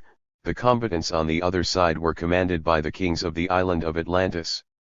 Both Athens and Atlantis are described by Plato as the models of divine government and perfect organization of the mortal's life. The political system of ancient Athens described in Critias reminds one of the ideal state in Republic, whereas the government of Atlantis, based on the laws of Poseidon with their many specific prescriptions, is given a more detailed consideration in Laws. A number of important politico-legal problems are discussed by Plato in his dialogue Statesman. The myth narrated by Plato there describes the life of people on the earth before Zeus, under Kronos. God was the governor of the whole world, and other gods subject to him ruled over parts of the world and were shepherds to men, preventing them from violence, war, or devouring one another. Men lived in accord with nature and there was no strife among them. God was to man what man is now to the animals. Under his government there were no estates, or private possessions, or families. According to Plato, the people of those times were infinitely happier than his contemporaries. Yet in the fullness of time, when the cosmic cycle was completed, the ruler of the universe let go the helm and became a spectator. The inferior deities followed suit and gave up their hold, abandoning the universe to the mercy of fate. After a period of chaos and utter ruin, the Creator restored order, the tumult ceased and a new cycle started. At first the case of the new human race was very helpless and pitiable. Left without divine care, men found themselves alone among wild beasts and had to carry on the struggle for their existence without sustenance, arts, or knowledge. They were on the verge of extinction, and that was the time when the gods brought them fire, taught them arts and gave them seeds and plants. Reciting this myth, Plato seeks to convince the readers that the order in the state and the patterns of organized human life should be modeled on divine archetypes, i.e. the ideal forms of government in the Golden Age, or, using philosophical terminology, on ideas. Politics, according to Plato, is the sphere of royal art, which calls for profound knowledge and ability to rule people. Given such knowledge and abilities, the rulers may govern us either with or without law, and whether they are poor or rich, and however they govern, provided they govern on some scientific principle, it makes no difference. The only true state is the one where governors act according to the rules of wisdom and justice and are found to possess the royal science, which evidently consists in the knowledge of the divine methods of government and in the ability to imitate them. Taking a view that the differences of men and actions, and the endless irregular movements of human beings do not admit of any universal and simple rule, Plato gives preference to the royal wisdom of the true ruler over the law, which one's only the second best. For this reason Plato rejects the need for very detailed legislation in the ideal state and holds that the wise legislator enacting for the common good should lay down laws in a general form for the majority, roughly meeting the needs of individuals. All other states that are only imitations of the true form should be governed in accordance with written laws and traditional customs of the country. The principle of the division of government structures into different forms is, according to Plato, the degree of their approximation to the divine cosmic archetype. The best state ruled by a true king is conceived as the nearest approach to 12. Divine government, the inevitable gap resulting only from the difference between the mortal monarch and God. After the cosmic upheaval, royalty, in Plato's opinion, is the model for all other states which should strive to imitate it. They should be governed in accordance with the laws, copies of the true particulars of action as far as they admit of being written down from the lips of those who have knowledge. Besides the ideal government based on the royal science and true statesmanship, there exist, according to Plato, three other forms: monarchy, the government of the few, and the government of the many. Each of these lower forms can be further divided on the principle of observance or neglect of the laws. Thus monarchy falls into royalty and tyranny, the rule of the few into aristocracy and oligarchy, and the rule of the many, into lawful democracy and lawless democracy. So there are 7 forms of government, including the true one, which must be ranked apart from them all. As is evidenced from the above, the principle of legality, though recognized by Plato, plays but a secondary part in his scheme.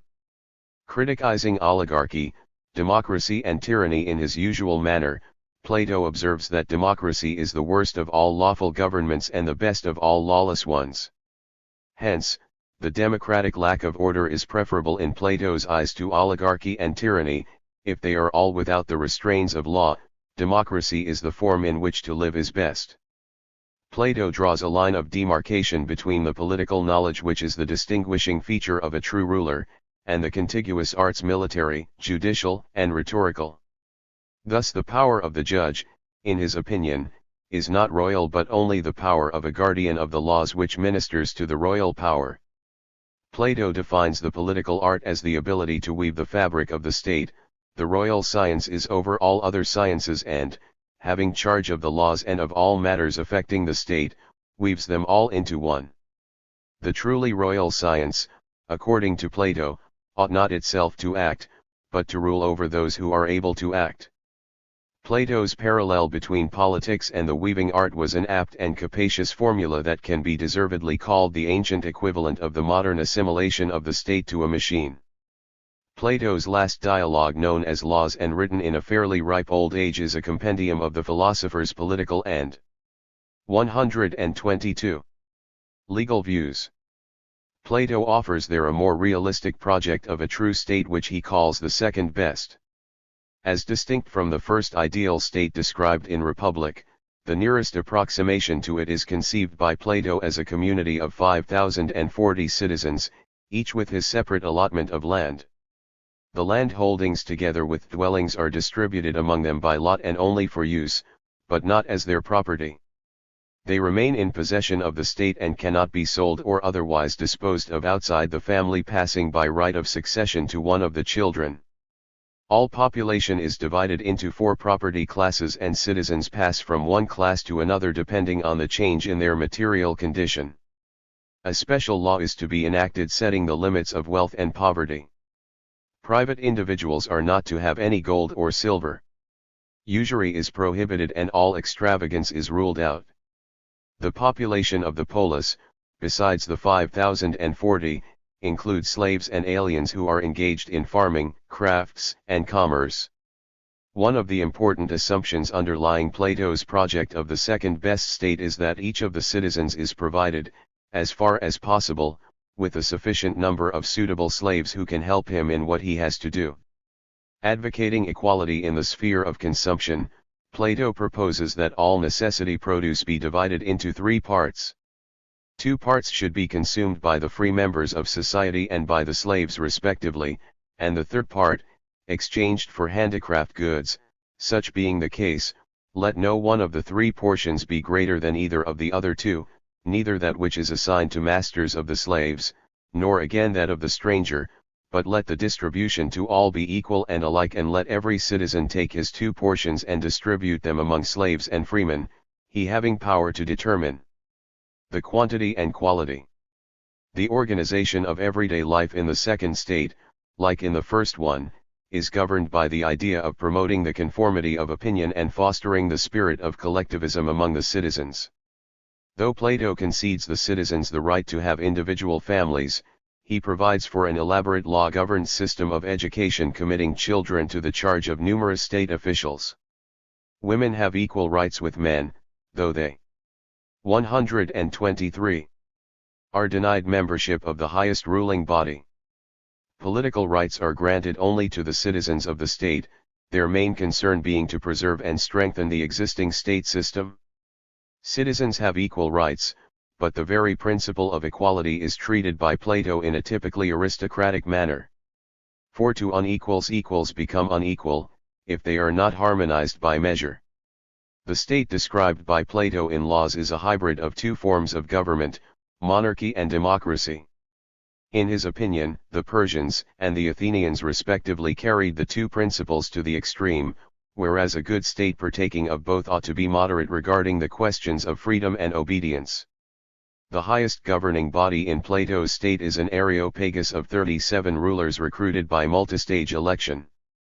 The contingent of voters is limited to those who can carry arms or have already taken part in combat. The age of the rulers is restricted to within 50 to 70, and their term of office cannot be longer than 20 years. The rulers have ample prerogatives, but their main function is to be the guardian of the law. Considerable power is vested in a council consisting of 360 elected members. Plato also mentions a popular assembly, indicating that attendance at its meetings is compulsory for citizens of the first and second classes only, and those of the third and fourth classes are free to act as they like. The laws of the state also provide for election of a great number of various civilian and military officials. All candidates undergo a scrutiny which is kind of a check on their qualifications for office. Besides the above governing bodies, Plato proposes to set up a special board, the Nocturnal Council, consisting of the wisest and oldest guardians of the law, top magistrates of the state, and a certain number of promising young men, and to hand over the city to them. The members of this Nocturnal Council, which meets between dawn and sunrise and is conceived as the summit of the state and the guarantor of its security, should excel all others, like the philosophers of the ideal state, in the knowledge of the cosmos and in political insight, share in the whole scheme of education, and concern themselves in promoting virtue and human excellence. This supreme body, 124, which is the directing mind of the state, apparently brings it closer to the ideal proclaimed by Plato in Republic. Plato draws a sharp distinction between states where the rulers stand above the law, and those where the law is supreme. For that state in which the law is subject and has no authority, I perceive to be on the highway to ruin, but I see that the state in which the law is above the rulers, and the rulers are the inferiors of the law, is preserved, and has every blessing which the gods can confer. It is very significant that Plato regards his second best state as representing the latter type, i.e. as based on the law. This intention, however, ill accords with the philosopher's aristocratic sympathies, both on the political and intellectual side, and it is little wonder that his proposals show an obvious trend towards the cult of an enlightened ruler. Despite Plato's keen insight into the nature of law and politics often displayed in his projects, his political thought is dominated by the deep-seated conviction that a strength of art is superior to the law, and that a ruler possessing the royal science is above law, For if a man were born so divinely gifted that he could naturally apprehend the truth, he would have no need of laws to rule over him, for there is no law or order which is above knowledge. The unity of philosophical and political perspectives characteristic of Plato's political philosophy in general here tricks him, as it were, into confusing very different problems. The antithesis of knowledge and law invoked by Plato and treated in philosophy in abstract terms as the primacy of reason over changeful convention assumes in politics a very concrete form and, as the fate of Plato's teacher Socrates has only too clearly demonstrated, is usually viewed in terms of crime and punishment. Even if this primacy of reason were legalized and fixed by state ordinances, the philosophical and political implications of such an act would be entirely different. The strength and weakness of Plato's conception inspiring and disappointing many subsequent generations of philosophers and politicians are rooted in the illusion that the products of reason understood in the idealistic manner can be directly translated into political reality. All such attempts undertaken both by Plato and his numerous followers inevitably led to the Idealisa. 125. Of politics and politicization of philosophy. Plato's views of the laws, like those of the state, derive from his basic conception of divine government as the archetype and model for imitation. In his laws he reiterates the old myth of the Golden Age and concludes, "Still we must do all that we can to imitate the life which is said to have existed in the days of Cronos, and, as far as the principle of immortality dwells in us, to that we must hearken, both in private and public life, and regulate our cities and houses according to law," meaning by the very term law, the distribution of mind.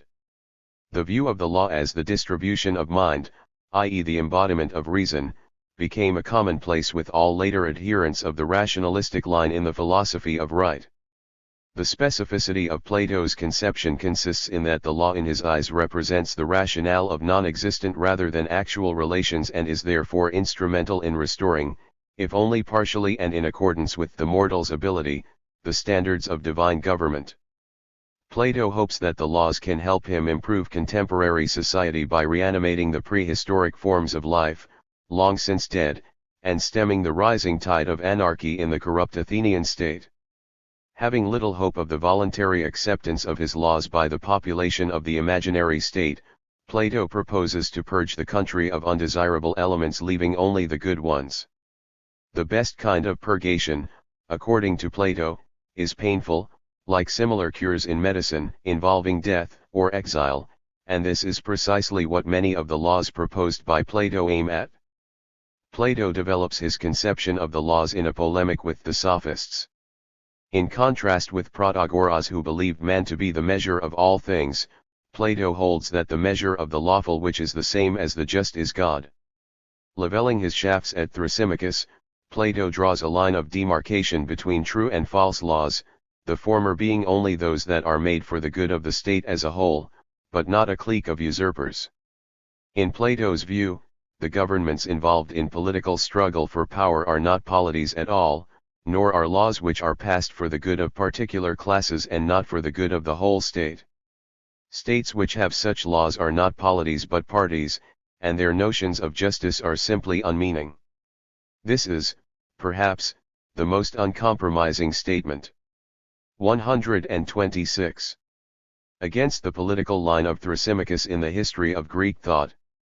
Alongside the purely philosophico-idealistic approach to the problems of the state and law, Plato's last dialogue reveals in embryo the new historico-geographic trend which was later continued by Aristotle, Niccolò Machiavelli, Jean Bodin, and particularly by Montesquieu in his L'Esprit de Lois. In this dialogue the past is no longer rolled into an ideal one-dimensional archetype of government and a yardstick of comparison, but is treated from a historical perspective as a succession of societies, states, morals, customs, and laws. Plato describes here post-Diluvian primitive society with its tribal system, rule of the elders and obedience to tradition and ancient customs, the subsequent unification of several clans into a state, the emergence of aristocratic government or royal power and the enactment of first laws, the history of Ilion, Argos, Messenia, and Lacedaemon, the true and untrue forms in their systems and legislation, the history of Persia and Athens, as well as the negative results of the extremes of monarchy and democracy. Plato's historical outline ends in a conclusion that the contemporary legislator should adhere to the principle of moderation, limiting the power of the rulers on the one hand, and the freedom of the ruled, on the other. The geography of the country, its climate, soil, etc. exert an influence on the state system and on legislation. We must not fail to observe, points out Plato, that there is a difference in places, and that some beget better men and others worse, and we must legislate accordingly. The notion of imitation central to Plato's entire political doctrine is very indicative of his low regard for man's intellect and creative powers by comparison with the gods. This idea is clearly expressed by Plato in his myth, where human beings are presented as the gods' puppets who never know if they are intended to be a mere plaything or created for a more important purpose. Their affections are like cords and strings which pull them different and opposite ways. There is one among these cords, the golden cord of reason, called by us the common law of the state, which every man ought to grasp and pull with it against all the rest. Human affairs, according to Plato, are hardly worth considering in earnest. Since man is made to be the plaything of the 127 gods, and this, truly considered, is the best of him, he ought to live sacrificing and singing and dancing in order to propitiate the gods. Playing all his life, man must observe the rules of the game. These rules are called the laws. Plato the legislator remains an aesthete, demanding that the puppet should be an excellent performer and live as long and as well as he can. Plato's myth of man as a plaything of the gods somewhat detracts from the value of his recommendation to combine compulsion and persuasion in enforcing the law. He was the first to clearly formulate this politico-legal principle and also to adduce it as an argument for introducing a preamble to the laws. Inspired by the above myth of men puppets, Plato deems it necessary to establish the strictest possible control over their whole life, public and private. Indeed, his laws regulate the citizens' daily routine down to the minutest detail, leaving no moment of day or dark unaccounted for, and exercising vigilance even to their everyday habits and harmless little trickery. Seeking to preserve status quo and inviolability of the laws at all cost, and enchanted by the phenomenal stability of the Egyptian state that has resisted change for 10,000 years, Plato declares war on all innovations, institutes strict supervision over the poets and musicians, and comes out against arbitrary alterations in children's games. His laws carefully guard the state from what may be regarded as harmful influences and provide for the greatest possible isolation of its citizens from foreigners. Plato even goes as far as completely prohibiting persons under 40 from traveling abroad, and puts a total ban on all trips overseas in a private capacity. The exception is only made for those who visit a foreign country as a herald, or on an embassy, or on a sacred mission, with a view to winning a glory for the Platonic state in other countries. Besides, the state may also send abroad spectators who will study foreign laws and usages with a view to profiting by other people's experience. The intercourse with foreigners within the state itself is restricted to a minimum and supervised with utmost care. The firmness of the laws cannot be ensured unless the state has a proper judiciary, as a city which has no regular courts of law ceases to be a city. Yet judicature in Plato's understanding does not make a separate branch of government or a 128 specific function of the state. Outlining his system of courts of justice, Plato frankly admits that they cannot be precisely defined either as being or not being offices. Every magistrate, according to Plato, must also be judge of some things, and all citizens must also participate in the administration of justice in a general way. Besides various courts of arbitration and courts for private suits, Plato proposes to set up a court of law in every tribe, and also special tribunals for public causes which shall examine cases of common interest. These should be composed of judges elected from every magistracy and subjected to a scrutiny held in the presence of the electors. Plato makes out a case for the active participation of judges in legal proceedings, since a silent judge who says no more than the litigants will never, according to Plato, be able to decide justly. Plato's laws also provide for defense against criminal charges in court proceedings, though he shows a good deal of bias towards the advocates who make the better cause appear the worse. Plato sets great store by the knowledge of the laws and strongly recommends studying the works of the legislators, for of all kinds of knowledge the knowledge of good laws has the greatest power of improving the learner, otherwise there would be no meaning in the divine and admirable law possessing a name akin to mind. On top of the severe punishments awaiting all those who violate the laws comes the retribution from the gods, and Plato darkly reminds the wrongdoers of the inexorable vengeance of Dike, the goddess of justice. Yet even this does not seem to satisfy Plato, and he invokes the immortality of the soul and its primacy over everything corporeal in order to bolster up his conception of the divine nature of the law. Being congenial to the soul and also sharing in the eternal primary causes, the law thus acquires an ontological status deriving directly from traditional Greek mythology. Plato's philosophico-mythological views take in fact the shape of a compulsory religion intended to add the fear of the gods to the restraints of the law in order to secure the necessary conformity of opinion and immunize the true state against any pernicious influence. 129. The intellectual heritage of Plato has been exercising the minds of philosophers, political thinkers, jurists, and sociologists for over 25 centuries. The unique longevity and topicality of his conceptions are mainly traceable to a remarkable combination of the creative genius and imagination of Plato the poet with the profound insight into the most fundamental and ever-new problems of human existence of Plato the philosopher and investigator. His pupil Aristotle, who became Plato's chief opponent in the subsequent history of Greek thought, was not only under a considerable influence of the Platonic political philosophy, but also played an important part in the dissemination of his teacher's ideas. Of Greek ancient writers who were in great measure indebted to Plato's ideas, special mention should be made of Polybius the historian. By developing and elaborating Plato's notions of the cyclic progression of the forms of the state and his views on the advantages of mixed government, he has played an important part in popularizing Greek political thought and, in particular, in winning over ancient Roman and later West European writers to Platonic philosophy. Of the Roman political thinkers, the most susceptible to Plato's political theory proved to be Cicero, who adopted not only his principle of mixture at all government levels, but also a number of his natural right conceptions. The works of Plato and his followers, particularly Plotinus, were in the focus of attention of the early Christian and medieval thinkers. This period was marked by the appearance of Augustine's De Civitate Dei, which played an important part in the Christianization of the Platonic and Aristotelian politico-legal views and their interpretation in the spirit of Christian theology. The political doctrine of Thomism, the leading trend in Catholic philosophy that carries back to medieval theologian Thomas Aquinas, adopted and gave a new peculiar interpretation to the Platonic notions of the forms of government, the prevalence of the soul's rational principle in the perfect state, the essentially divine source of legislation, etc.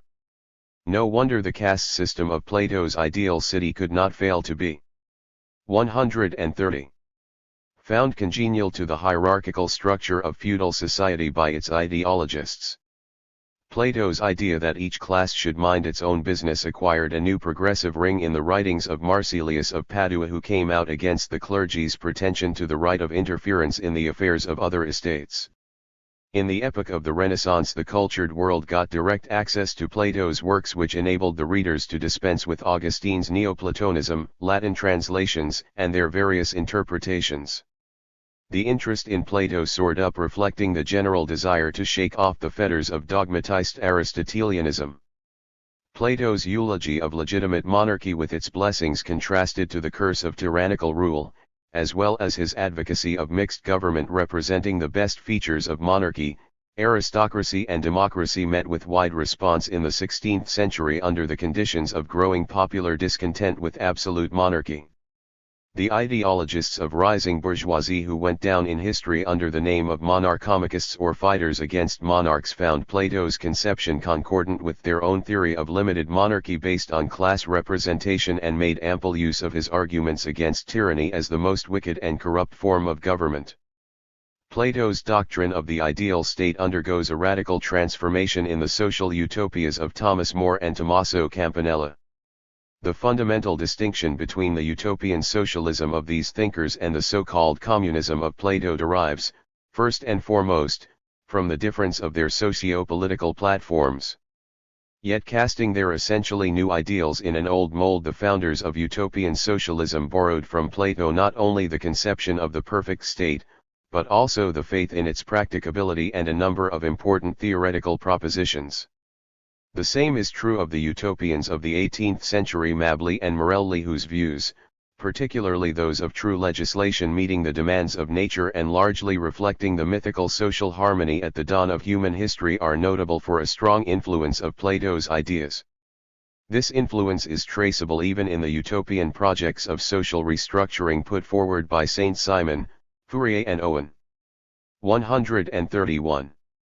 G***, who owe to Plato some of their schemes and propositions. The rationalistic trend in the interpretation of Plato's heritage that started under the Renaissance is characteristic of all early bourgeois ideology. Plato is the ancient precursor of Spinoza and Hobbes, who developed and applied the geometrical method in the analysis of society and politics.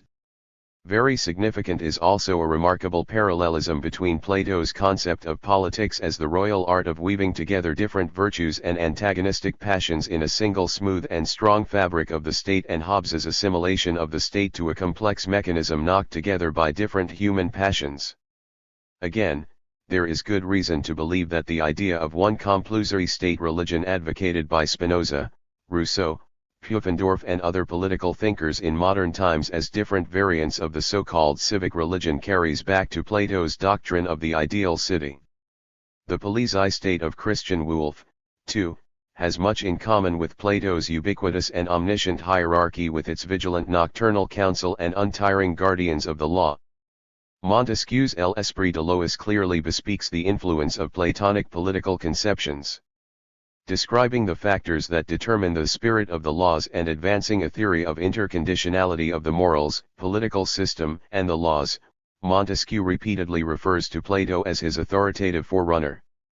Plato's influence is traceable not only in the understanding by Montesquieu of different forms of government, but also in his conception of their evolution and change.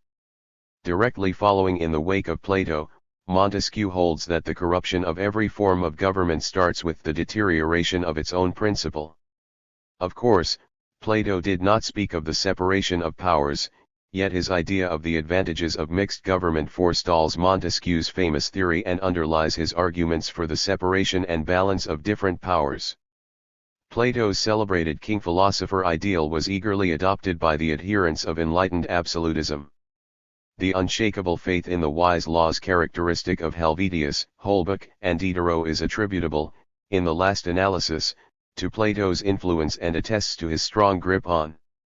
132. The minds of the French enlighteners.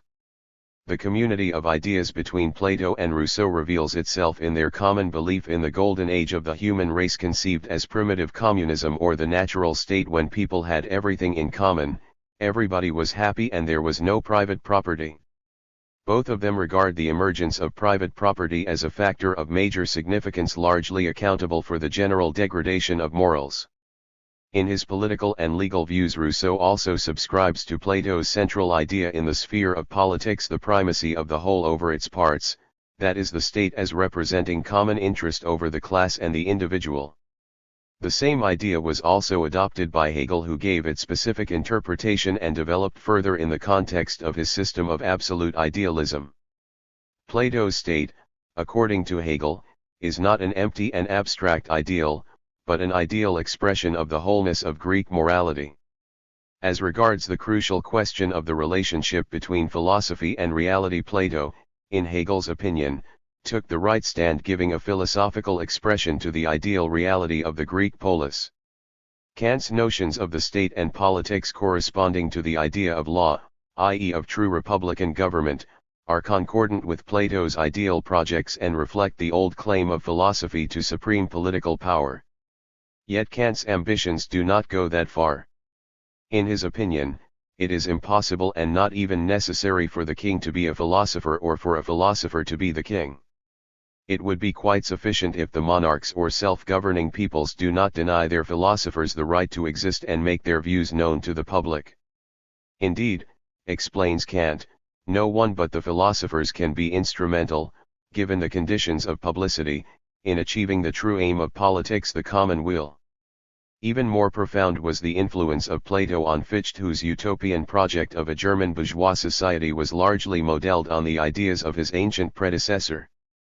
Platonic parallelism between the state and man, the faculties of the soul and the powers of the state, various biological and psychological conceptions of the relationship between the whole and its parts are common, with various modifications, to many representatives of the organic theory of the state, politics, and law.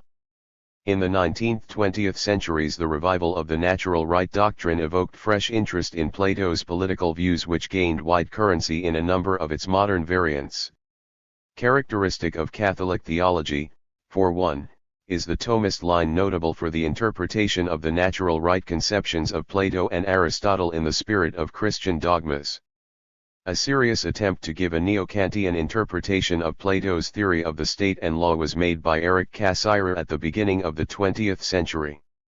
Regarding the doctrine of natural right as an intermediate link between philosophy and jurisprudence, Cassirer sees its origin in Plato's idealism at large. The doctrine of natural right, in his opinion, underlies all Plato's views relating to being in itself, true being and being by nature but not by convention. Proceeding from the neo-Kantian pure idea of law, Cassirer also describes the Platonic state as a legal institution which owes its reality not to external necessity but, on the contrary, is deduced from the conditions of self-consciousness. This understanding of the principle of law as a purely logical construct lies at the root of Cassirer's interpretation of other natural right doctrines, including the one advanced by Kant.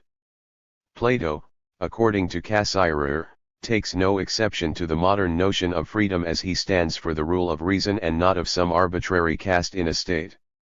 At the beginning of the 20th century, Plato's political philosophy in general and his natural right doctrine in particular attracted special attention of Pavel Novgorodtsev, a Russian historian of political theories, who urged his colleagues to give more attention to the Socratic Platonic line in the ancient heritage, and whose approach reflected the liberal ideology of neo-Hegelianism and neo-Kantianism.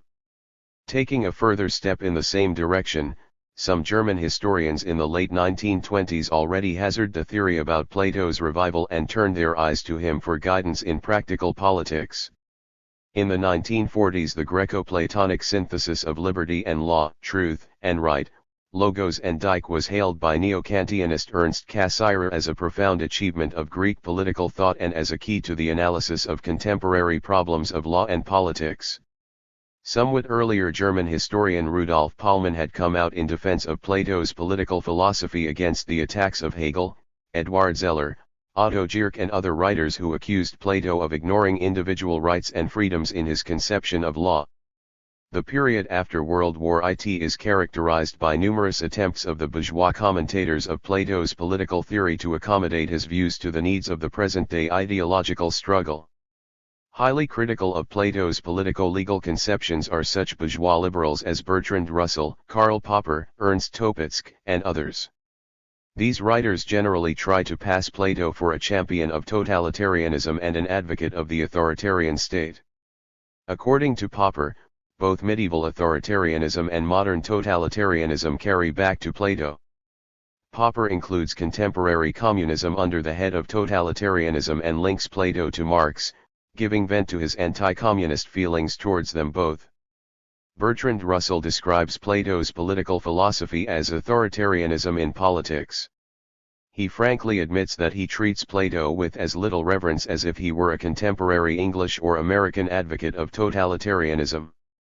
All attempts to pass off the ancient philosopher as a contemporary democrat or totalitarian are essentially anti-historical. Under the specific conditions of his time, Plato advocated aristocratic government and presented his political ideal in philosophical attire as a perfect city. Taken out of the context of Plato's historical environment, it inevitably turns into an abstraction. And its individual features acquire the properties of ideal theoretical models and guiding principles applicable in the sphere of law and politics at all times. Such an approach, however, is incompatible with the objective assessment of their political and theoretical significance. If Plato's legacy is to have any practical value at all, it must be viewed in the historical perspective. 1. With due regard for the socio-economic, political, and epistemological conditions of its genesis. The attitude of Soviet historians to Plato's political theory deserves special attention, since the general appraisal of his views has a direct bearing on the assessment of other politico-legal conceptions of antiquity related in one way or another to Plato's teaching and, for that matter, on the understanding of the axiological approach to the past in general, of its place and significance in historical investigations. The label of a reactionary fastened on Plato by a number of scholars appears to us completely gratuitous if only for the fact that Plato was a staunch opponent and censurer of oligarchic coups and oligarchic government in general. This is clearly seen both from his general doctrine of the forms of government in which oligarchy is treated as a corrupt and untrue form, and from the critical stand he took against contemporary political practices under oligarchic rule. Plato's feelings were anti-oligarchic no less than anti-democratic, and it was not accidental that he refused to participate not only in the affairs of the democratic state, but also in the oligarchic revolution of 404 BC in Athens, though the leader of the 30 was none other than his own uncle Critias. For similar reasons one can hardly accept the view of some historians that Plato was a mouthpiece of the reactionary Athenian slave owners. His criticism of practically all contemporary forms of government from the position of an abstract ideal accords ill with this flat unqualified formula. Incidentally, from the same position Plato also castigated timocracy, usually exemplified in his writings by the Crito-Spartan political system. This attitude does not very well tally with the idealization of Spartan institutions ascribed to him by some commentators. True, timocracy in Plato's scheme of constitutional corruption is preferable to oligarchy, democracy and tyranny, yet all. 136. These forms of government, timocracy including, are perverted and untrue in principle. The mistaken notions of the reactionary character of Plato's political views are largely a result of the misinterpretation of his doctrine of political forms of government in general and the aristocratic form in particular. The thing is that in the eyes of some scholars, adherence to aristocratic government, understood at that in a somewhat one-sided way, is synonymous with being a reactionary. This primitive approach, fallacious as it is from the standpoint of logic, is also untenable from the historical angle, as it leaves out of account the actual theoretical and political views of Plato. In describing above the political conceptions of Pythagoras, Heraclitus and other ancient thinkers, we have already pointed out the difference between the platforms of the old aristocracy of blood and the new aristocracy of spirit. This difference should not be disregarded when one attempts to get an insight into Plato's mind. It is very significant that Plato, who came of an old noble family and was a typical aristocrat of blood, was led by his philosophical, political, and legal views to take a stand against both hereditary aristocracy and the aristocracy of wealth or oligarchy, and to become an advocate of new aristocracy, the aristocracy of spirit and knowledge. His negative attitude to tyranny can hardly be accounted for by the fact that in ancient Greece tyranny was not infrequently directed against the privileges of hereditary aristocracy. Plato was not an upholder of such privileges, and his criticism of tyranny was not prompted by personal considerations and self-interest. It was with him a matter of principle.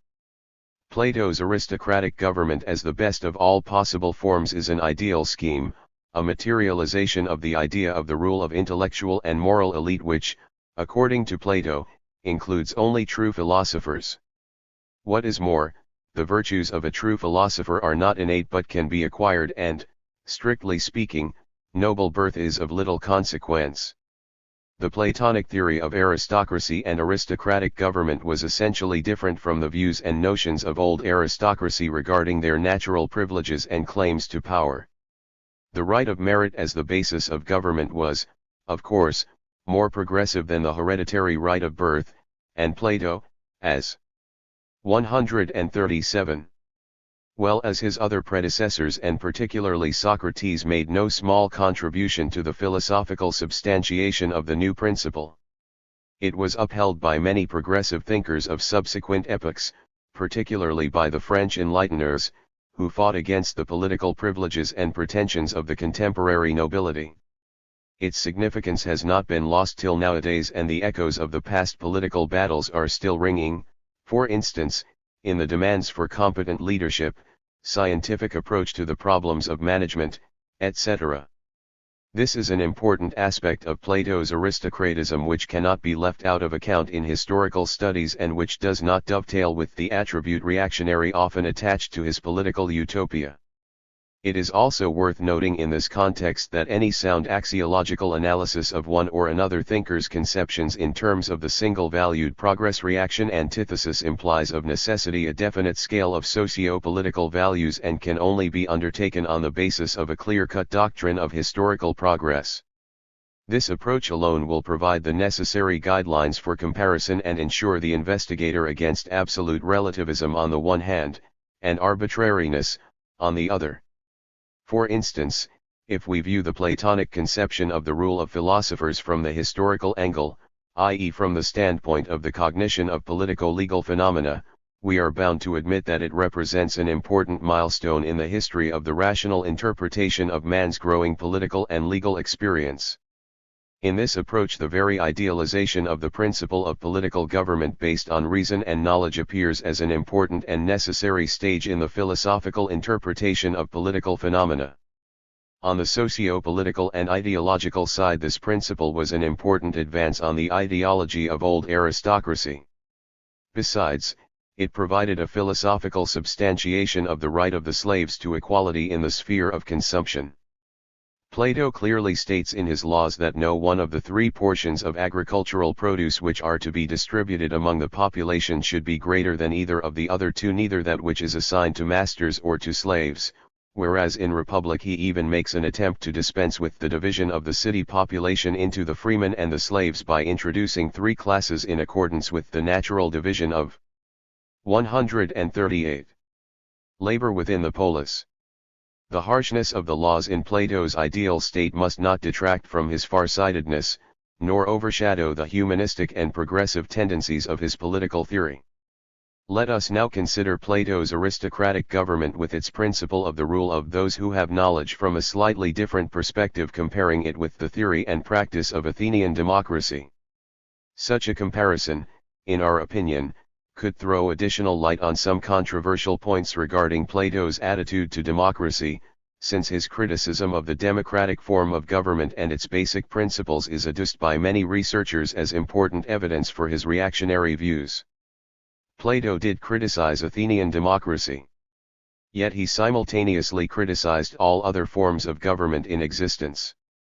Plato's political ideal was a product of abstract contemplative thought, a utopia essentially nihilistic and critical of all existing forms of political organization and government, conceived by him only as various degrees of departure from his otherworldly image of perfection. It would be naive and tendentious to ascribe Plato's idea largely or primarily to his anti-democratic sentiments, though, of course, his censorious attitude to democracy could not leave his ideal completely unaffected. Plato, like his teacher Socrates, executed by Athenian democracy, mainly castigated it for lack of competence, recruitment of public officials by the lot, etc. The advocacy of the rule of those who have knowledge, i.e. the true philosophers skilled in the art of government and endowed with all kinds of virtues, was tantamount, in the light of the contemporary democratic practice and theory, to an attempt at pushing away the masses from the helm of the state. To be sure, from the viewpoint of the free demos, the principle of such a rule was unacceptable and, using the present-day term, reactionary.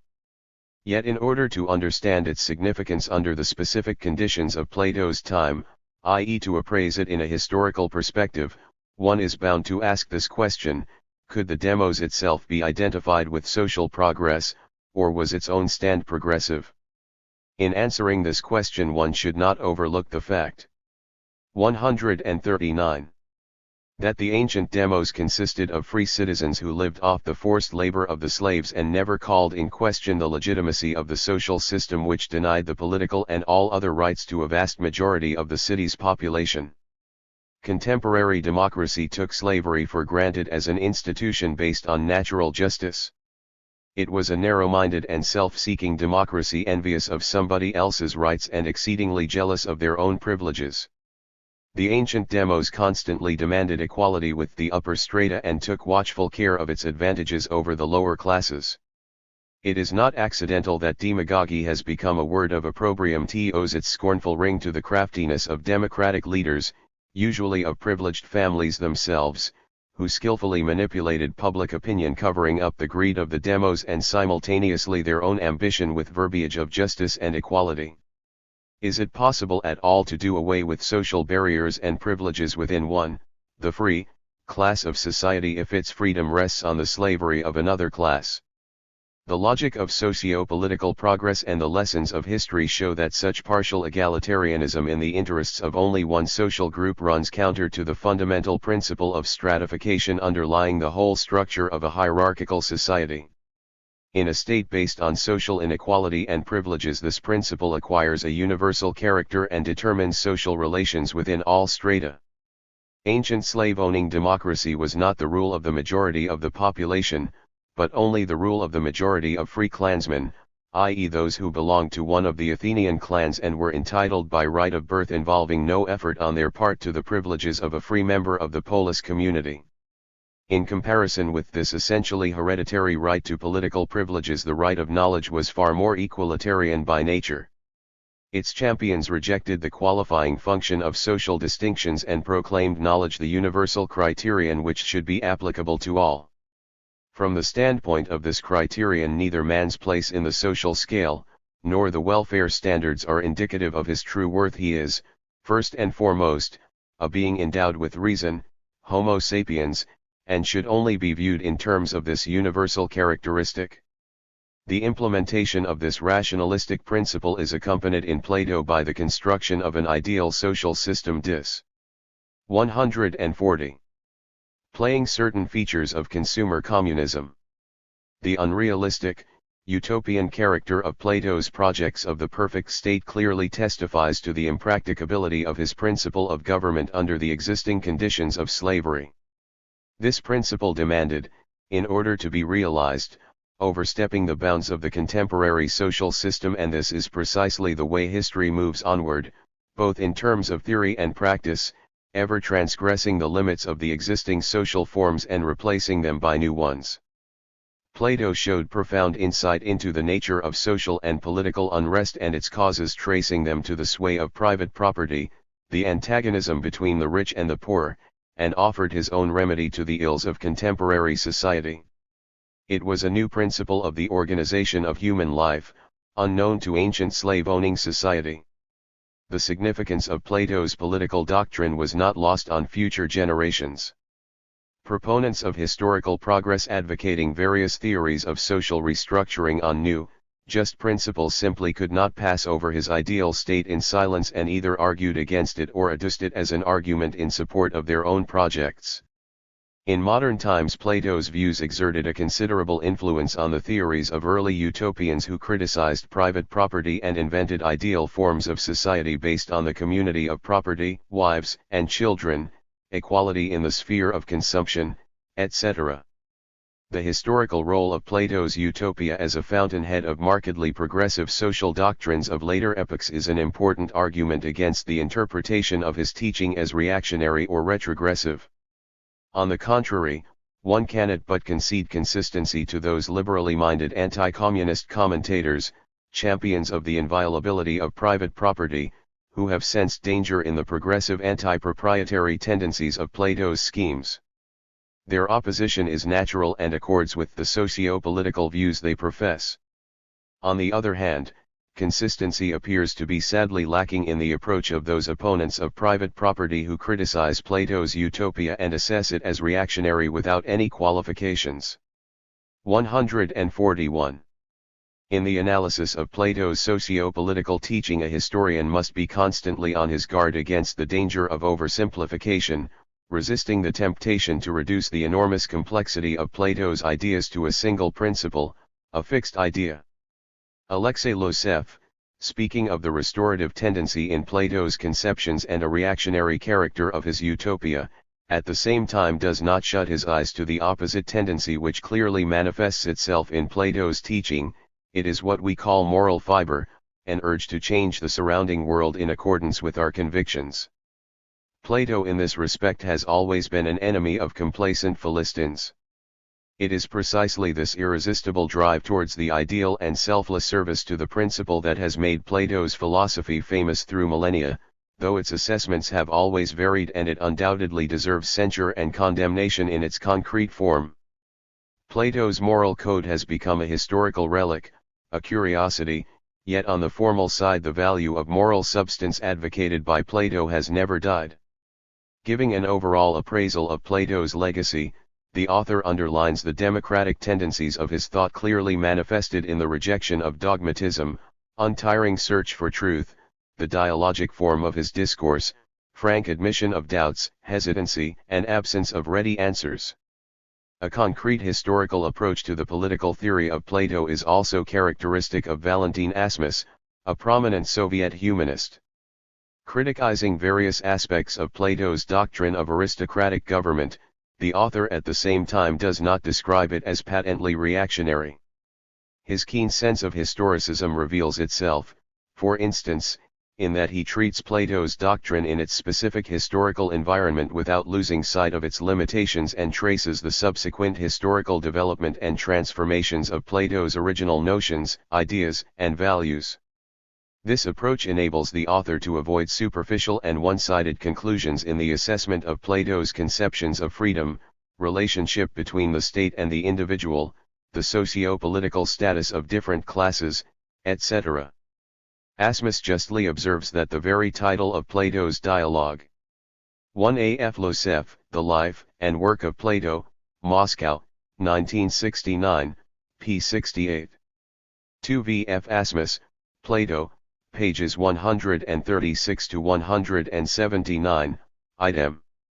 The State, in Plato, Volume 3, Part 1, Moscow, 1971, pages 579 to 613. 142. Republic reflects a signal feature of the ancient mind, in fact, the whole world outlook of the ancients, not of Plato alone. It is the exact opposite of individualism in modern West European thought and consists in the conviction that a free member of society is inseparable from the state as a whole to which he belongs and that this relationship is to be the model for the solution of all major philosophical problems. This notion of universal statehood, as it were, underlies the whole doctrine of Plato's ideal social system. The subject of freedom and of the highest excellence in Plato is not an individual, not even a class, but all society, the state as a whole. The utopia of Plato is not a theory of the individual freedom of citizens, but a theory of a focal freedom, the freedom of the state in its totality, wholeness, and indivisibility. Analyzing Plato's utopia, Asmus justly draws a distinction between its two different but interrelated aspects, critical or negative and constructive or positive. Due account of both these aspects in the historical perspective enables him to get a better insight into the nature of Plato's opposition to the existing forms of government and into the true relationship between his ideal state and contemporary reality. The relationship of Plato's doctrine of ideal state to the theory of the separation of powers deserves special attention. Such a theory could only arise on the basis of practice, a real division of labor in the sphere of public life, and would have been impossible without an elaborate system of notions reflecting this practice. Plato did regard the division of labor as the formative principle of the state, and this thesis undoubtedly contributed to the theoretical substantiation of the need for the separation of powers in modern times. Yet Plato himself had no such theory. Moreover, the division of labor among different classes denies the very idea of the separation of powers. Indeed, the upper class, i.e. the ruling philosophers in Plato, are vested with final authority on all matters of government, and this is exactly what the separation of powers is intended to prevent. The power of the rulers is in no way restricted by the arrange. Vf. Asmus, The State, p. 579. 2 Ibid, p. 608. 3 Karl Marx, Capital, Volume I, p. 346. 143. Meant whereby they take turns in discharging their legislative, executive, and judicial functions. This versatility in the exercise of their authority is but another evidence for the undivided sway they hold in the state, for the unity of state power they embody. There is every reason to regard the ruling elite of the Platonic state as an uncontrolled autocratic clique wielding unlimited power in the state. Idealizing and exalting the rule of this clique, Plato could not have conceivably subscribed to the doctrine of the separation of powers directed against its absolute monopoly. The difference in the competence of various state organs referred to by Plato, Aristotle, and other ancient thinkers and, in particular, the allusion to legislative, executive, and judicial bodies does not by any means signify that they sought to substantiate the principle of the separation of powers or proceeded from it in the exposition of their doctrines. Plato's views in this respect have been defined above with sufficient clarity. As regards Aristotle, his stand requires certain qualification. Aristotle was more explicit and consistent than Plato in distinguishing between the component parts of the state structure. All constitutions have three elements, concerning which the good lawgiver has to regard what is expedient for each constitution. There is one element which deliberates about public affairs, secondly that concerned with the magistracies, the questions being, what they should be, over what they should exercise authority, and what should be the mode of electing to them, and thirdly that which has judicial power. Yet Aristotle did not focus his attention on the relations of these three elements with one another, which would only be natural for an exponent of the principle of the separation of powers, but rather concerned himself with their specific organization under different forms of government. Though the above three elements constitute, according to Aristotle, the foundation of every form of government, and the very distinction between the forms results from the different organization of each of the elements, Aristotle did not consider the latter in terms of the power separation doctrine, i.e. as separate powers or relatively independent functions of a single state power, but treated them instead as formative components. If Aristotle had proceeded from the principle of the separation 144 SSC of powers, he would not have confined himself to the statement cited above. He would have said that the difference between the forms of government is conditioned not only, and not so much by the difference in the organization of each of the elements, but first and foremost by their interrelation, the manner in which they interact, the form and degree of their participation in the exercise by the state of its separate powers. Yet Aristotle never said any such things. That clearly shows that Aristotle speaks here not of the elements of state power, but of the elements of a form of government. He mentions power or authority only in connection with the magistracies, and it is very significant that in his doctrine the magistrates are vested not only with executive, but also with legislative authority. Speaking generally, those are to be called offices to which the duties are assigned of deliberating about certain measures and of judging and commanding, especially the last, for to command is the especial duty of a magistrate. This view hardly gives any ground for saddling Aristotle with the doctrine of the separation of powers. If one were to trace this doctrine to its theoretical sources, he would probably find more promise in the ancient conception of polity as a mixed form of government. The authors of this conception considered polity to be advantageous in that it combined different principles of unperverted forms conceived in fact as different powers of the state. The correct combination and the proper balance of these principles could guarantee, in their opinion, a fair degree of political stability in the state and provide an optimal form and a just measure for the participation of different social classes in the discharge of state functions, that is, in government. Hence, what the doctrine of the separation of powers seeks to attain by dividing the authority of the state among different classes and organs, the conception of mixed government achieves by integrating the principles of different political forms within the framework of polity. To be sure, a certain similarity of aims characteristic of the ancient and modern theories in question gives no cause for ignoring their essential differences, including those of the theoretico-conceptual nature. A historian must always be on his guard against the temptation to motor. 145. 10-113. The past, as it inevitably leads to superficiality and errors in the assessment of ancient authors' views. Much in the political philosophy of Plato reflecting hoary antiquity has become obsolete and trivial, yet it also contains food for reflection and cannot be denied great cognitive value. Engels, for one, gave a high appraisal of Plato's presentation, one which, for his time, was full of genius of the division of labor as the natural basis of the city. To sum up then, Plato opened up new vistas in philosophy and introduced a vast complex of politico-legal problems into the sphere of scientific inquiry. Many of the solutions he offered bear a distinct mark of his creative genius. They went down in the history of subsequent political thought, both those having epistemological value and those found illusory. The socio-political and ideological orientations of Plato's doctrines, as well as their destinies, are very different, yet they make an integral part of the cultural legacy of mankind. Without a critical appraisal of Plato's political philosophy, one cannot expect to keep one's bearings in the ocean of political teachings and legal doctrines of the past and present, nor indeed to work out a sound approach to the contemporary political practices. The spiritual and intellectual experience of such a giant as Plato is always instructive, both or the positive and negative sides. Plato's thought will never lose its topicality as it reflects the past experience of humanity. 5. Aristotle. Aristotle, the greatest thinker of antiquity, has made an enormous contribution to the history of philosophical and political thought and is justly considered the originator of political science as an independent department of knowledge. His literary heritage was held in great esteem by Marx, Engels, and Lenin. Aristotle was born at Stagira, a small town in Thrace on the north of the eastern coast of the Aegean Sea, and is therefore often referred to in historical literature as the Stagirite.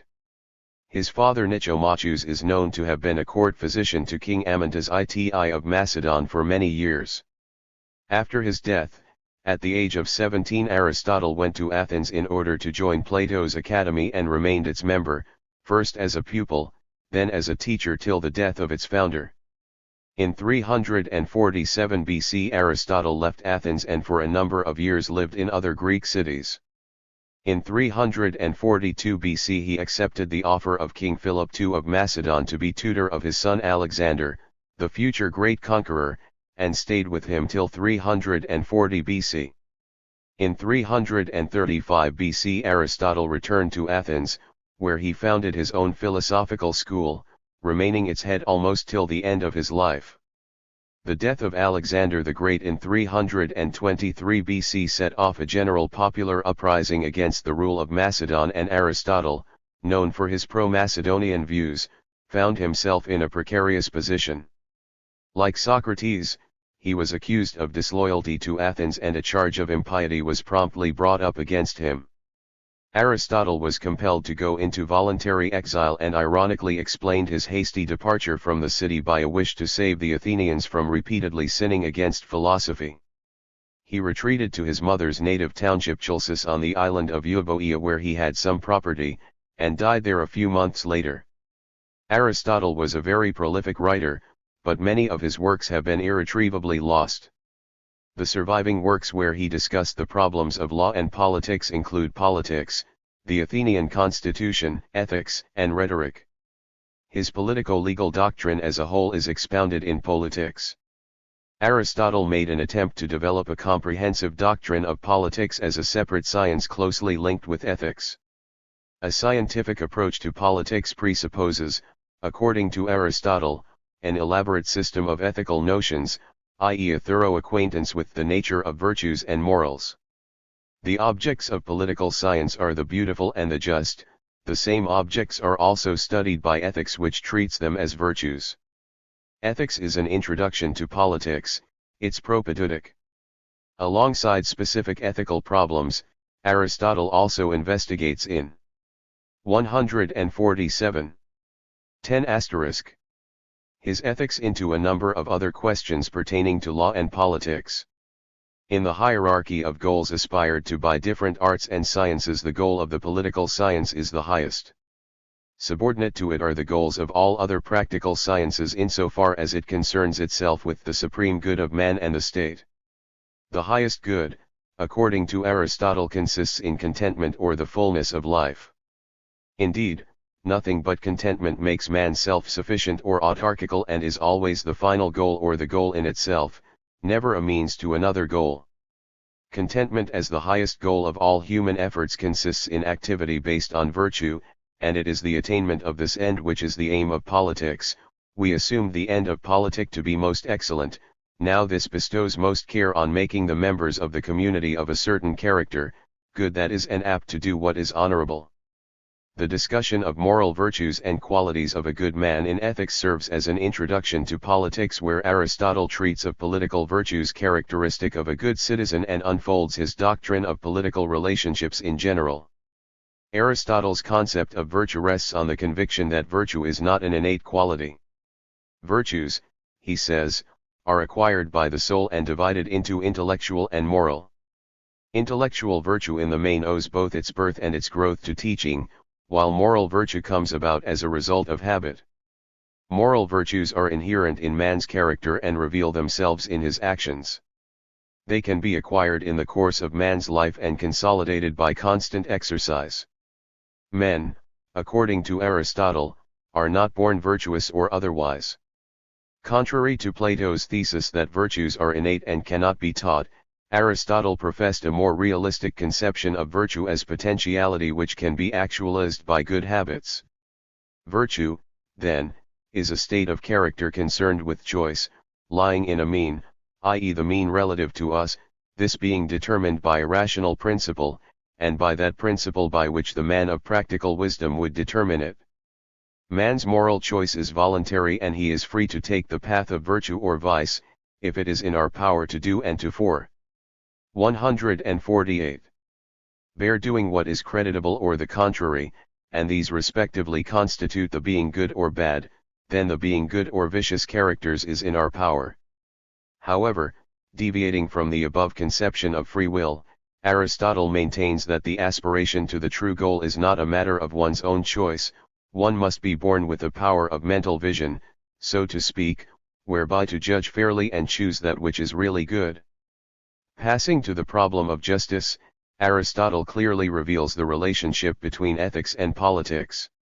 Justice is the highest of all qualities acquired by the soul and falls within the province of ethics, being a component part of virtue in general.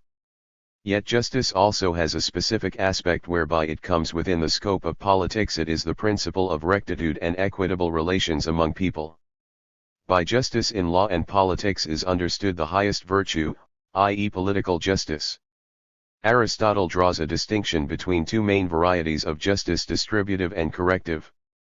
The former is concerned with the distribution of various benefits in accordance with the contribution of each member of a community to the common good, and the shares among them in terms of honor, wealth, money may be very different. By contrast, the aim of the corrective justice is to promote equality in exchange of goods belonging to individuals in accordance with the amount and quality of labor contained therein. It covers various transactions and deals, damages, punishments, etc. Aristotle's conception of two types of justice in fact echoes Plato's views of two types of equality. In both cases an attempt is made to justify inequality in the sphere of socio-political relations. The principle of just inequality or unequal justice is considered an essential condition for proper organization of politico-legal life. The principal conclusion that follows from Aristotle's ethical doctrine and is of crucial importance for his political theory consists in the thesis that political justice is only possible among free and socially equal members of a community, and its final aim is to ensure their contentment or autarky. Political justice is thus conceived as a principle of the political form of authority and as a political method of controlling relations among people. A political community presupposes freedom and equality of its members both in the exercise of authority and in subordination. A natural corollary to the ethical doctrine expounded by Aristotle in Ethics is the doctrine of the state structure and its different forms, which constitutes the subject matter of his Politics. Outlining his method of scientific investigation into political phenomena, the Stagirite points out its three elements, breaking up the state as a complex whole into its component parts, considering the distinguishing properties of each of them, and investigating different state structures and the activity of the state in accordance with different combinations of its components. Aristotle underlines that he uses different principles of division since the whole naturally falls into different elements and different combinations of these elements depending on the functions of the whole.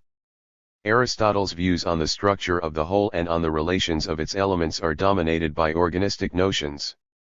He often resorts to direct analogies between the state and the living organism, assimilates various elements of society to the soul and the body, etc. An important feature of Aristotle's approach to political reality is that his analysis abounds in historical parallels, comparisons of the past and contemporary experience, and exhibits a conscious tendency towards a theoretical generalization and scientific treatment of political practices. As compared with Plato, the role of myth in his conceptions is reduced to a minimum. Aristotle made a great advance on Plato in terms of realism. His down-to-earth approach to political problems reveals itself both in the methods of his analysis and in the pragmatic treatment of the object of his investigations. Aristotle seeks to comprehend the inner logic and the true meaning of real political relations, i.e., to get a clear insight into the sphere which was to Plato nothing but a sorry spectacle of puppets vainly trying to imitate the divine archetypes. Yet on the whole, despite considerable achievements in the rationalization of political studies and persistent, though not always well-reasoned, polemic against his teacher, Aristotle remains under a considerable influence of the ideal politico-legal. 150. Schemes masterly developed by Plato. In many respects his approach is essentially different from that of Plato, but not infrequently Aristotle tacitly follows in the wake of his predecessor or greatly exaggerates their differences. The problems of the state, law, and politics are mainly treated by Aristotle in terms of an ideal state conceived as a political community of free and equal individuals. In his conception and definition of the state, Aristotle proceeds from ideal parameters of the ancient polis, the city-state. What Aristotle calls the state is in fact nothing but a product of Hellenic culture only, the highest form of the Greeks' communion. The barbarians, both European and Asiatic, are incapable, in Aristotle's opinion, of rising to statehood. Aristotle avers that the state is a natural growth and exists very much like the first partnerships, the household, and the village. However, the state is the highest form of partnership, covering all other forms and being their object and end. In political society all other partnerships attain their goal and completion. Man is by nature a political animal, and it is only in the political community or the state that his true self can be fully realized. Not all people, according to Aristotle, have managed to reach this advanced stage. The barbarians, for one, have failed to rise to the heights of political partnership of free and equal citizens owing to their retarded development. Barbarian and slave are the same in nature, declares Aristotle. In Aristotle's view, the master-slave relations are characteristic of the household, and not the state. By contrast, political authority derives from the relations of freedom and equality and is essentially different from the authority of the father over his children or the master over his slaves. The community of the barbarians is therefore non-political and antecedent to the emergence of the state. Politics, political justice, and the state are, according to Aristotle, below the gods and above the barbarians. Between the gods and the barbarians stands the morally developed Hellene, the citizen of the state. He who by nature and not by mere accident is without a state, is either a bad man or above humanity. Since the nature of man and the different forms of men's communion can only attain perfection in a state, the state is by 151. Nature clearly prior to the family and to the individual. This thesis about the priority of the state over the individual and various forms of communion adopted in later political teachings is understood by Aristotle in the sense that the state alone, first, permits the ultimate end of human nature and men's communion to be attained, and, second, enables the individual, the family, etc. to function as component parts of a single whole, a living political organism. Hence, in Aristotle's political theory, the primacy of the state, implying the hierarchy and subordination of goals, rests logically on his teleological and organistic notions. Historically, however, that is from the viewpoint of actual social and ethico-cultural progress, the state is preceded by the individual, the family, etc. Both for Aristotle and for Plato the state is a single whole and a unity of its components, yet Aristotle comes out against Plato's tendency towards totalitarianism. This extreme unification of the state is clearly not good. The state consists of a multitude of elements showing a wide diversity of properties within the unity of one structural organization. A lesser degree of the unity of these elements is preferable to a greater degree. A tendency towards extreme unification is bound, in Aristotle's opinion, to destroy the state. Proceeding from this premise, Aristotle subjects both projects of the ideal state advanced by Plato to well-grounded criticism. In his opinion, in way both the household and the state should be a unit, but they should not be so in every way. Aristotle makes a firm stand for the rights of an individual, the right to private property first and foremost, and comes out in defense of an individual family asserting its specificity and independence from the state. His arguments were later widely used by numerous opponents of all sorts of socialization of property, family, and children.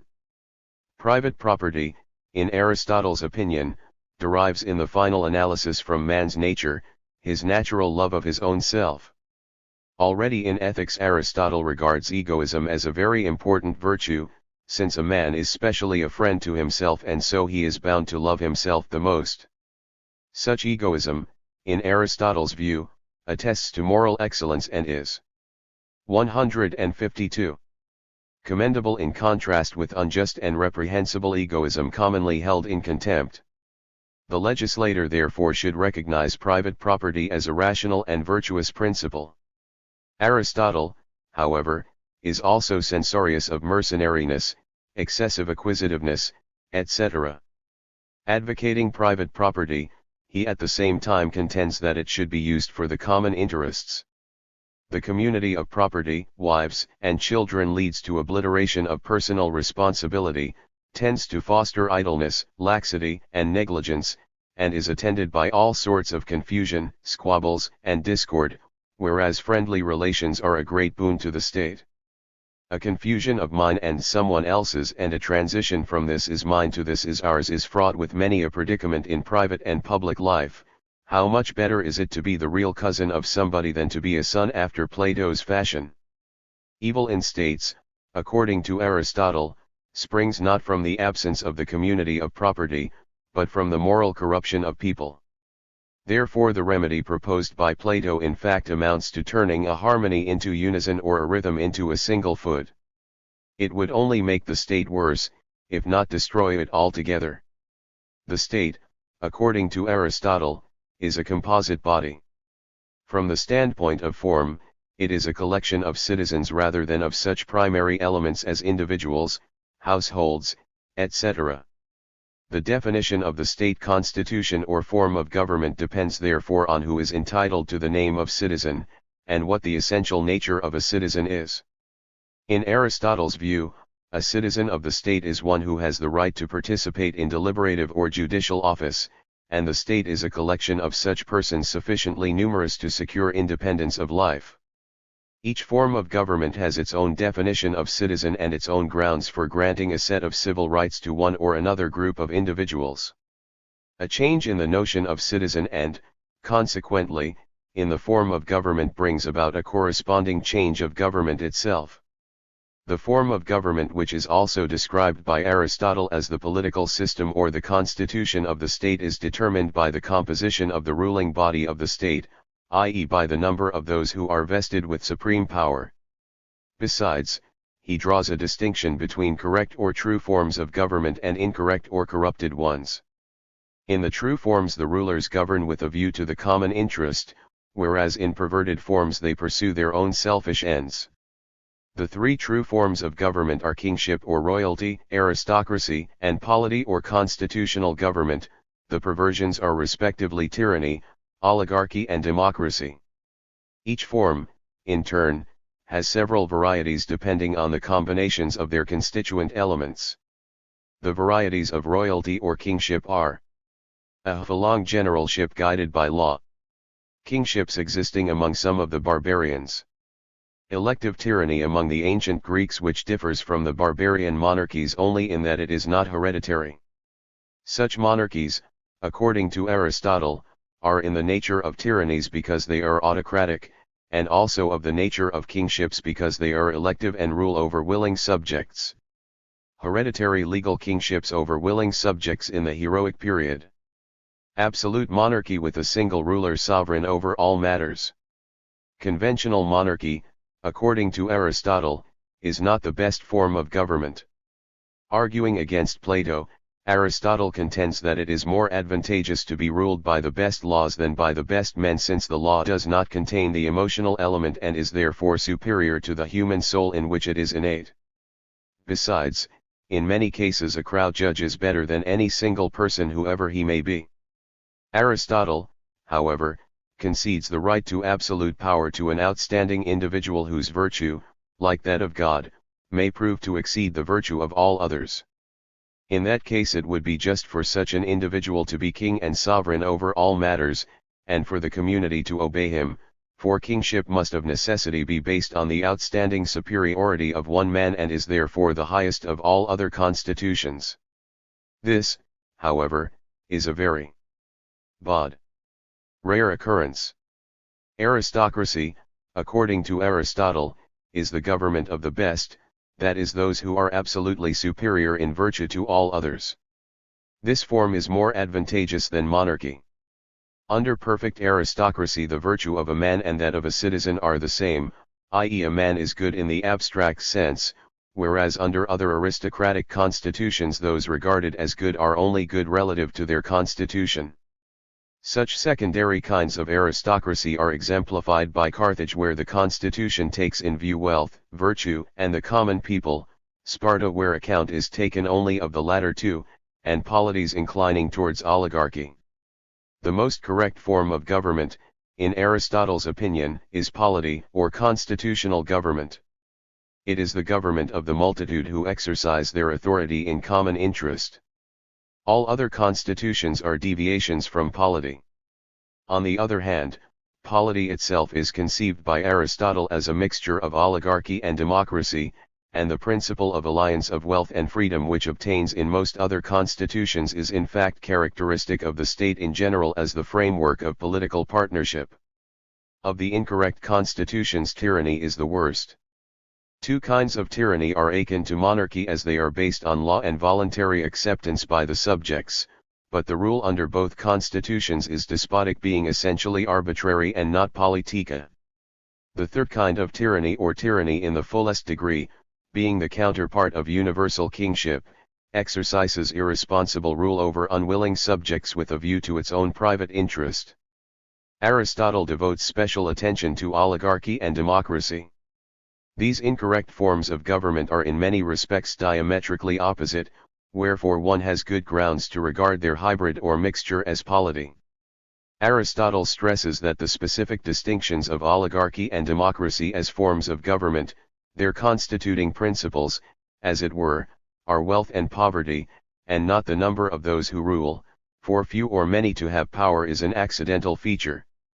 It should be noted in this context that however important the wealth-power antithesis is for distinguishing between oligarchy and democracy, Aristotle has yet another reason for relegating the numerical criterion to a secondary plan. He prepares grounds for a conception of polity as a majority rule which takes the edge off the antagonism between the rich and the poor. Characterizing democracy, Aristotle dwells in detail on the class composition of Greek slave-owning society. He views various classes and sections of the polis population as necessary components of any state irrespective of its constitution, and distinguishes, in particular, such classes and estates as the farmers, artisans, tradespeople, laborers, the well-to-do, the warriors, the judges, the class of public servants. The classes engaged in manual labor and contributing to necessary utility belong to the body of the state, whereas the military class, the judiciary, and the deliberative class constitute its soul. Pointing out that the soul of the state, like that of a man, is much more important than the body, Aristotle even rebukes Plato for allegedly limiting the functions of the state to the supply of the necessities of life and ignoring its main purpose to aim at the most supreme of all goods. Plato, however, hardly deserves this reproach, though Aristotle's conception of the social structure of a state is indeed more elaborate than that of his former teacher.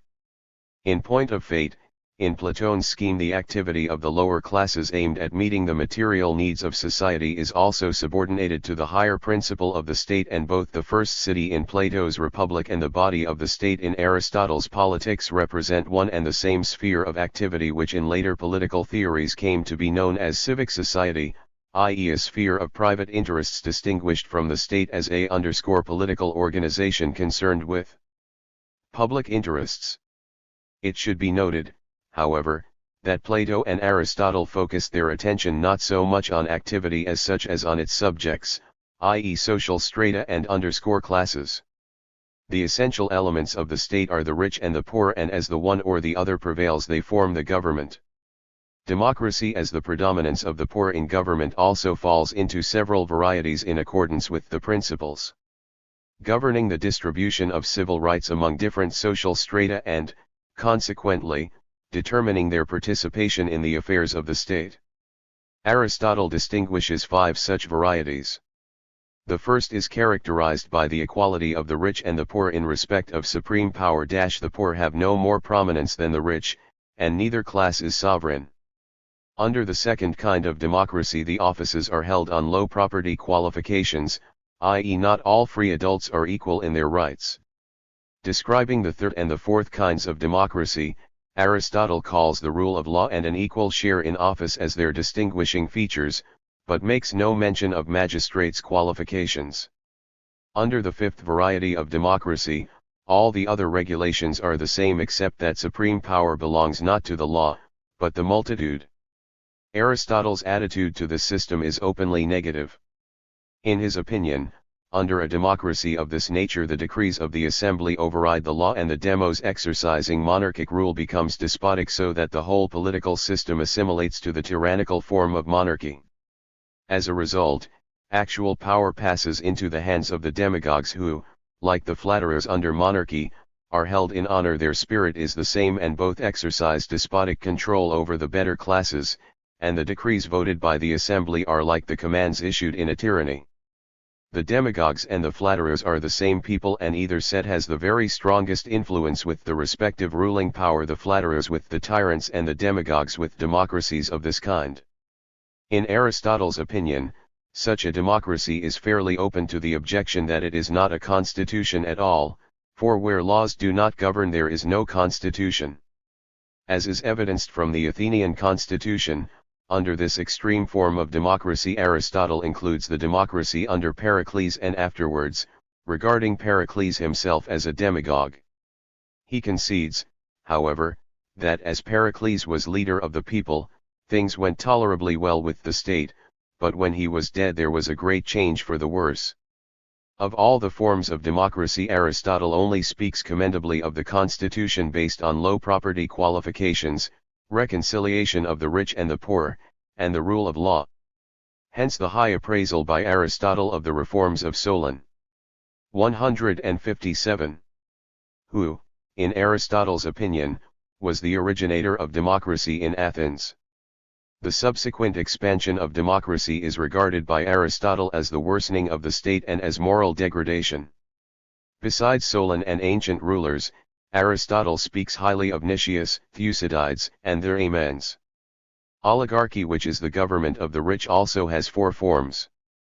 In the first, the property qualification for office is so high that the poor have no share in the government.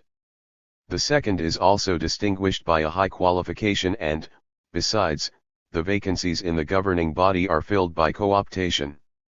In the third, the son succeeds the father in office, whereas in the fourth, likewise hereditary, the magistrates are supreme and not the law. This latter form, according to Aristotle, is akin to tyranny and extreme democracy. Polity or constitutional government as the best form of the state combines in itself the most advantageous features of oligarchy and democracy, but is free from their weaknesses and extremes. It occupies a middle position and is, so to speak, a mixture of both forms. Constitutional government is difficult to achieve in practice since the middle element in states seldom plays an important part. The political scene is usually dominated either by large proprietors or by the multitude, therefore the form of government only reflects the interests of the party that comes to power. Oligarchy or democracy. The difficulties involved in the institution of polity are also aggravated, in Aristotle's view, by the fact that the two leading states in Hellas engraft in their interests either democratic, or oligarchic regimes respectively in other Hellenic states dependent on them. For these reasons, notes Aristotle, the middle form of government has rarely, if ever, existed, and among a very few only. One man alone of all who ever ruled in Hellas was induced to give this middle constitution to states. The Aristotelian conception of polity is not confined to a specific form of government seldom realized in actual life.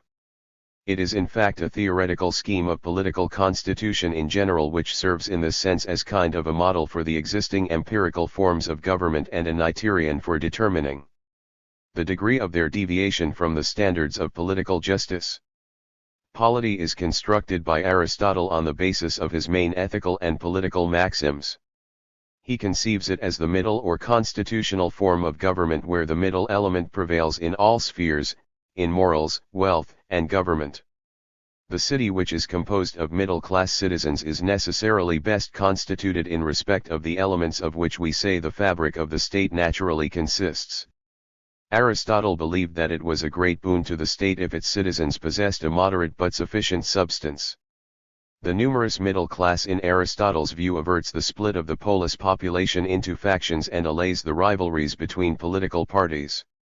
In polity, according to Aristotle, the middle class should prevail over the extreme elements or at least be stronger than each of them separately. Supreme power in the state should be in the hands of the majority and not the minority, and the number of the supporters of a given constitution among the free population should exceed the number of its opponents. The legislator should base his orientation on the middle strata of society, and this is true not only of polity, but also of oligarchy and democracy.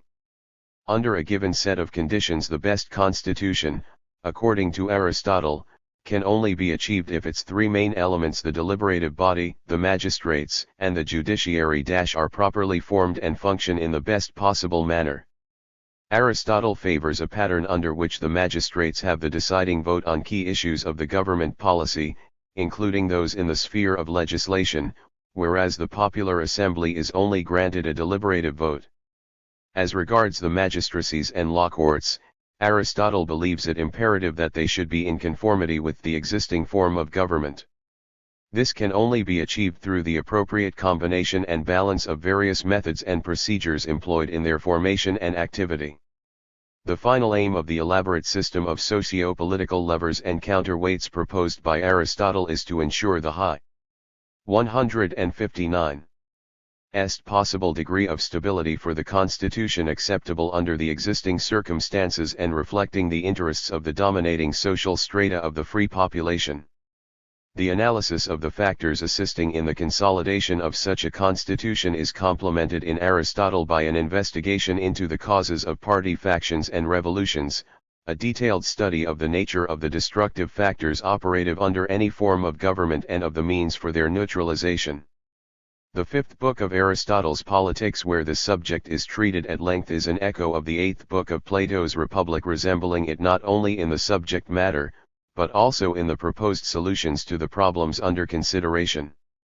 According to Aristotle, the starting point and main cause of factions and revolutions of constitution is inequality. It is the desire for equality that is generally the motive for party strife and social unrest. Revolutions mainly result from the disturbance of the relative character of equality and distortion of the principle of political justice, which demands in some case adherence to numerical equality, and in others, to proportional equality. 1. Equality of worth. Revolutions in constitutions are accompanied by a corresponding change in the principles of government. Each of these principles is relative and justifiable within certain limits only, therefore their absolutization is erroneous. Thus democracy is based on the assumption that relative equality entails absolute equality, whereas oligarchy proceeds from the opposite principle, assuming that relative inequality is identical with absolute inequality. Some think that if they are equal in something they are wholly equal, and others claim that if they are unequal in something they deserve an unequal share of all things.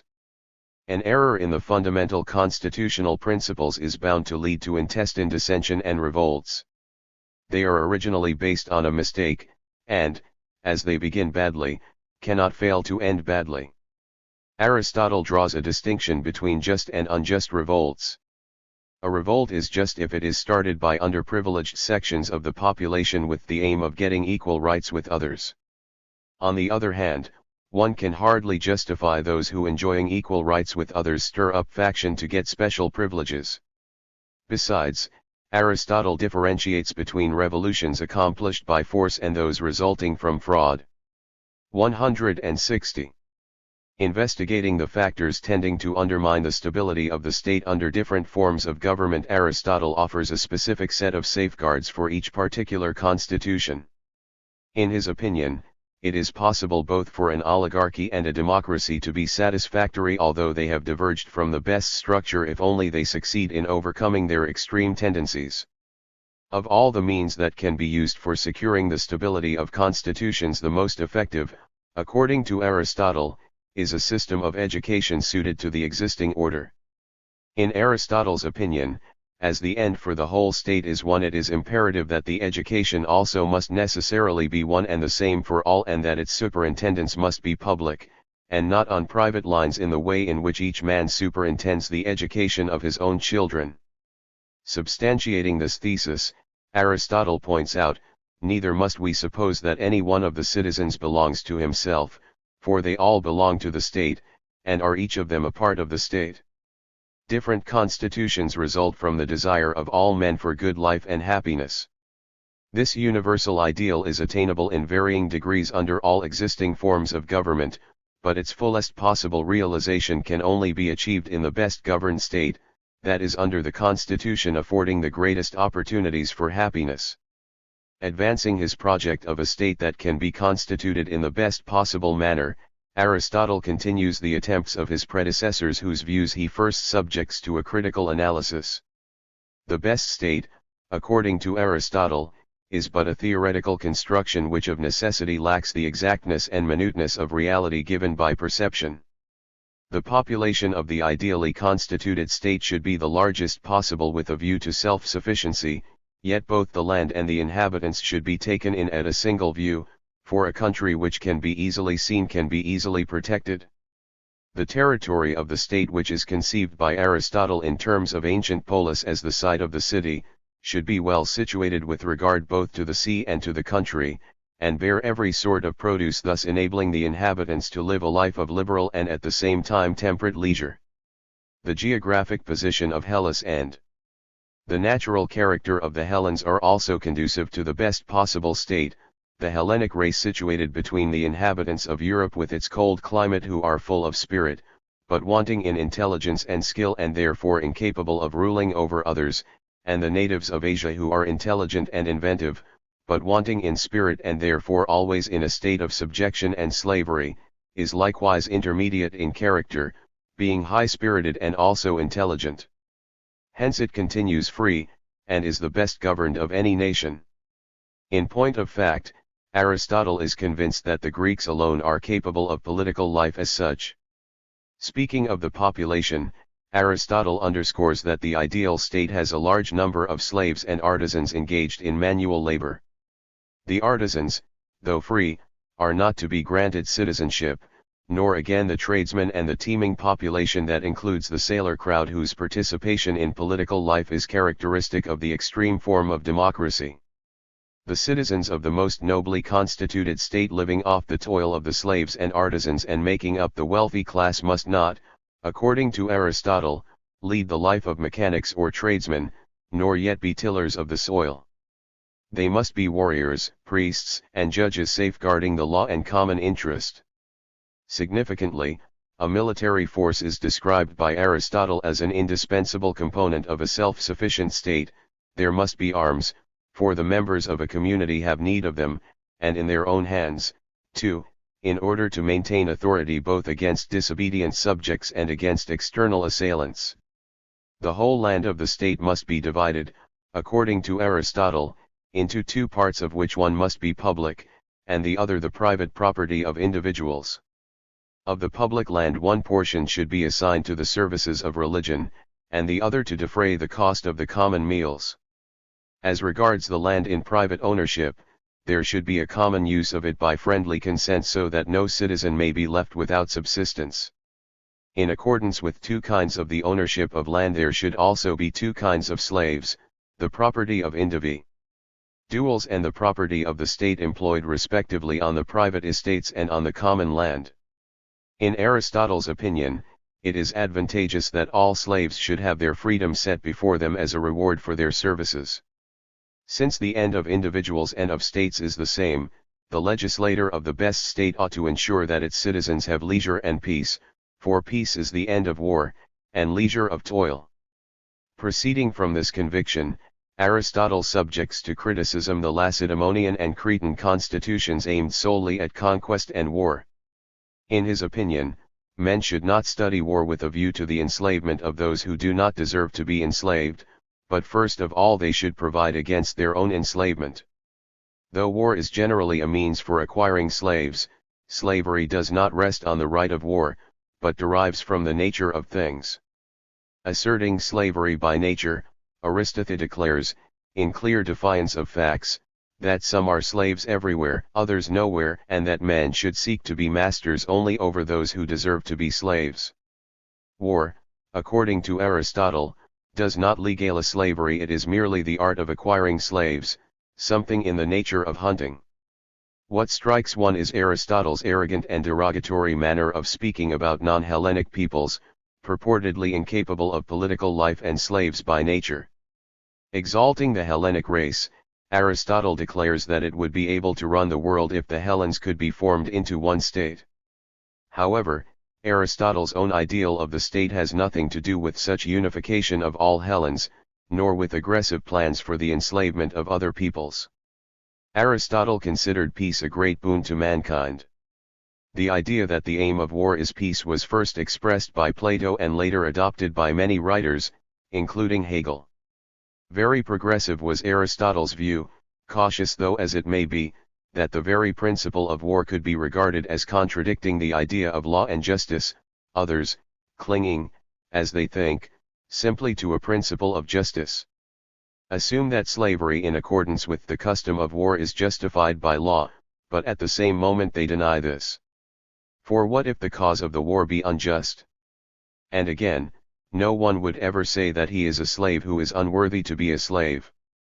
This thesis was later brought into great prominence by the opponents of war and adepts of eternal peace, particularly by Kant and Fichte. Law, according to Aristotle, provides standards of political relations among people. To live in a state as a political organization is to abide by the law. The law embodies political justice. Justice is the bond of men in states, for the observance of the law, which is the criterion of justice, constitutes the principle of order in a political society. Hence, the lawful and the just coincide. Elaborating this conception that carries back to Socrates and Plato, Aristotle concretizes it in the spirit of his own doctrine of justice. The law serves the common good of the citizens and in this sense is the public will. The law conceived as political justice regulates only the intercourse among free and equal men, as well as the political relations deriving from authority and subordination, and not the despotic relations between the master and the slave. The law is also described by Aristotle as equality, but this equality, in accordance with his interpretation of the principle of justice, is not absolute but relative, since people are not equal in their worth. Therefore the claims of the better to political privileges rest also on the law. Indeed, the noble, in Aristotle's view, are citizens in a truer sense than the ignoble. On the other hand, equality in the relations of the unequals, just as inequality in the relations of the equals, runs counter to nature and is incompatible with political justice and the law of right. Political justice is partly natural and partly legal. By natural justice Aristotle understands what everywhere has the same force irrespective of whether it is formalized in the legislation of one or another state, whereas under the head of legal justice he includes the laws made by men and usages resulting from general consent. Besides, Aristotle draws a distinction between written law and unwritten law. The latter apparently falls outside the 164 scope of natural right and is regarded by Aristotle as the sphere of convention or positive prescriptions. In Aristotle's view, justice is inherent both in the law of natural right and in human enactments. Taking up the old arguments of Socrates and Plato in their polemic against the sophists, Aristotle points out that though the notions of justice are subject to change, they only vary within certain limits. Natural right is a model for the right resulting from convention. The things which are just not by nature but by human enactment are not everywhere the same, since constitutions also are not the same, though there is but one which is everywhere by nature the best. Distinguishing between justice or right on the one hand and law on the other, Aristotle points out that law and custom are a sort of justice. That means that a law can only be just if it is based on the corresponding right. Any attempt to dominate and tyrannize over others, whether they will or not, runs counter to the very idea of law. How can that which is not even lawful be the business of the statesman or the legislator? Unlawful it certainly is to rule without regard to justice, for there may be might where there is no right. Sovereign power in the state, according to Aristotle, is embodied in the law and not in man. The law is reason unaffected by human emotions, and passion perverts the minds of rulers, even when they are the best of men. Legislation is a part of politics, and the art of a legislator consists in framing laws corresponding to a given form of government and not in adapting the constitution to the laws. Therefore the rule of law and not of man guarantees the stability of the existing form of government and the corresponding political regime. We thus arrive at law, for an order of succession implies law. The laws corresponding to the correct forms of government will be based on justice, and those corresponding to the incorrect forms will be unjust. Viewing critically such unjust laws, as well as the incorrect forms of government, Aristotle at the same time does not call in question their legal force. Whatever seems good to the majority of those who share in the government has authority, and this should hold good under any constitution. In his opinion, the rule of law, however unjust its prescriptions may be, is absolutely essential for a political community under any form of government. Being a universal measure, the law cannot possibly provide for all cases that may arise in actual life, and this is also true of an individual. Yet the universality of the law does not prevent it from being an indispensable regulator of political relationships. If a particular case is not covered by a universal statement, it is necessary to correct the omission to say what the legislator himself would have said had he been present, and would have put into his law if he had known. Such a correction of law where it is defective owing to its universal character is called by Aristotle equity, as distinct from the justice of the law. The equitable is also just, though not the legally just, but a correction of legal justice. The equitable and the just are therefore identical, and while both are good, the equitable is superior. Hence the equitable man, according to Aristotle, is no stickler for his rights in a bad sense, i.e. to the detriment of his neighbor, but tends to take less than his share though he has the law on his side. Despite his awareness of the fact that it is impossible to lay down a law for all things and that a special decree is therefore needed to provide for specific cases, Aristotle comes out for the legal regulation of all main aspects of the public, political and private life of individuals, thereby advocating adherence to the letter of the law. Moreover, Aristotle asserts that what the law does not expressly permit it forbids, thus sanctioning the extension of legal prescriptions beyond their proper sphere and unequivocally rejecting the opposite principle: what the law does not expressly forbid, it permits. In Aristotle's view, the distinguishing feature of the law as an expression of sovereign will is its compulsive force. Yet even the best laws will prove useless if the population are not brought up in the spirit of the existing constitution and not habituated to the state legislation. The purpose of the laws is to help realize the supreme goal of the state, which is the public will and the happiness of all citizens. 166. Aristotle's impact on all subsequent philosophical and political thought was enormous, and its detailed analysis, if it is possible at all, goes far beyond the scope of this book. There was hardly any writer of note in the history of classic, medieval, and modern political theory who could sidestep the Aristotelian literary heritage in a non-committal way without identifying his own stand in relation to the great thinker's political and legal conceptions. Much of what has been said earlier about the profound mark left by Plato in the history of our civilization is fully applicable to his great pupil. Despite Aristotle's frequent attacks on Plato, not always well-grounded and justifiable, the teacher's and pupil's views on a number of cardinal issues appear to be essentially identical or very similar. At any rate, the later authorities on philosophical, political, and legal problems viewed the differences between Plato and Aristotle as far less significant than they appeared to the Stagirite himself. In their eyes, the doctrines of both thinkers constituted a single theoretical complex representing the summit of Greek philosophical and political thought. Aristotle's influence started already during his lifetime when he was teaching in Plato's academy and then in his own lyceum. It was enhanced owing to his close links with the Macedonian court, personal relationships with Alexander the Great and with his regent in Greece Antipater, as well as by the numerous publications of his philosophico-political works. Regrettably, the bulk of them were irretrievably lost and most of those that survived belong to the Lyceum period. Shortly after Aristotle's death, his theory of constitutional government or polity was partly translated into life in Athens under the rule of his pupil Demetrius Phalreus. On the theoretical side, Aristotle's political doctrine was further developed and elaborated by such prominent peripatetics as Dicerchus of Messene and Theophrastus. They focused their attention on the best form of government under the existing conditions and on the mixed form of government.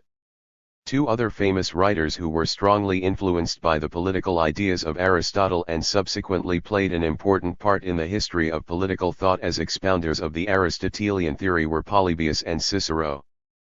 Polybius's teaching of the forms of government and their successive change originated from the theory of Plato and Aristotle and was instrumental in the popularization of their views. Holding the conceptions of Aristotle in high regard, Cicero shared most of his views on the advantages of the mixed form of government, subscribed to his teaching of the correspondence between the laws on the one hand and natural right and rational principles on the other, of the identity of the lawful and the just and of their general agreement with the nature of things.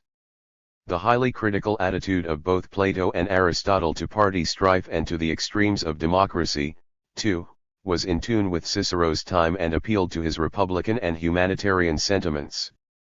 Aristotle's views on the relation of natural right and positive laws, the part played by the law in political life, the realization of the highest ethical end in the state were largely adopted by various representatives of Stoicism and modified in accordance with their cosmopolitan doctrines. A number of Aristotelian political ideas were adopted by the Church Fathers and modified in the Christian political doctrine. Already Augustine, following in the footsteps of Plato and Aristotle, insisted on a difference between the monarch and the tyrant and advocated true government limited by the law. Aristotle's Polus, translated into Latin in the 13th century by Wilhelm von Merbeck, evoked much interest and exercised the minds of numerous commentators, among them Thomas Aquinas, Albert the Great, and others. In the 14th century it was translated into French and commented on by Nicholas of Orsma. The 15th century saw the first translation of Politics from Greek into Latin in Italy. It was made by Leonardo Aretino and published in Venice in 1498. Besides the monarchy-tyranny antithesis, Thomas Aquinas also adopted Aristotle's conception of the law and many other notions of the Aristotelian doctrine of the forms of government. Referring to Aristotle as the philosopher, Thomas Aquinas and other contemporary commentators held him in very high esteem. It is very characteristic of the medieval theologian's attitude to Aristotle that even Dante, with his deep reverence for the teacher of those who have knowledge, placed Aristotle in hell, though only in the first circle. In his De Monarchia, Dante used a number of Aristotelian arguments in support of his ideal of world monarchy. He, for one, invoked the philosopher's authority to substantiate his views on the difference between the true monarchy and the false one and on the realization of true freedom under a correct form of government. According to Dante, all the elements of the state, as well as statehood in general, come about in a natural way. Yet nature endowed mankind with a higher unity constituting, in his opinion, the natural right foundation of the world monarchy. A state community correctly organized under the rule of a sovereign aims at the realization of the natural principles of the highest human community, which bears a distinct stamp of the Aristotelian polity. A number of Aristotle's ideas were borrowed and reoriented in a peculiar way by Marsiglio of Padua, who adduced the great philosopher of antiquity in support of his own theory of the right of a people to legislative power. The conceptions developed by Aristotle in his Politics were thus used by Marsiglio under very different historical conditions as a means for substantiating the doctrine of people's sovereignty, anticipating in fact the social theory of Rousseau.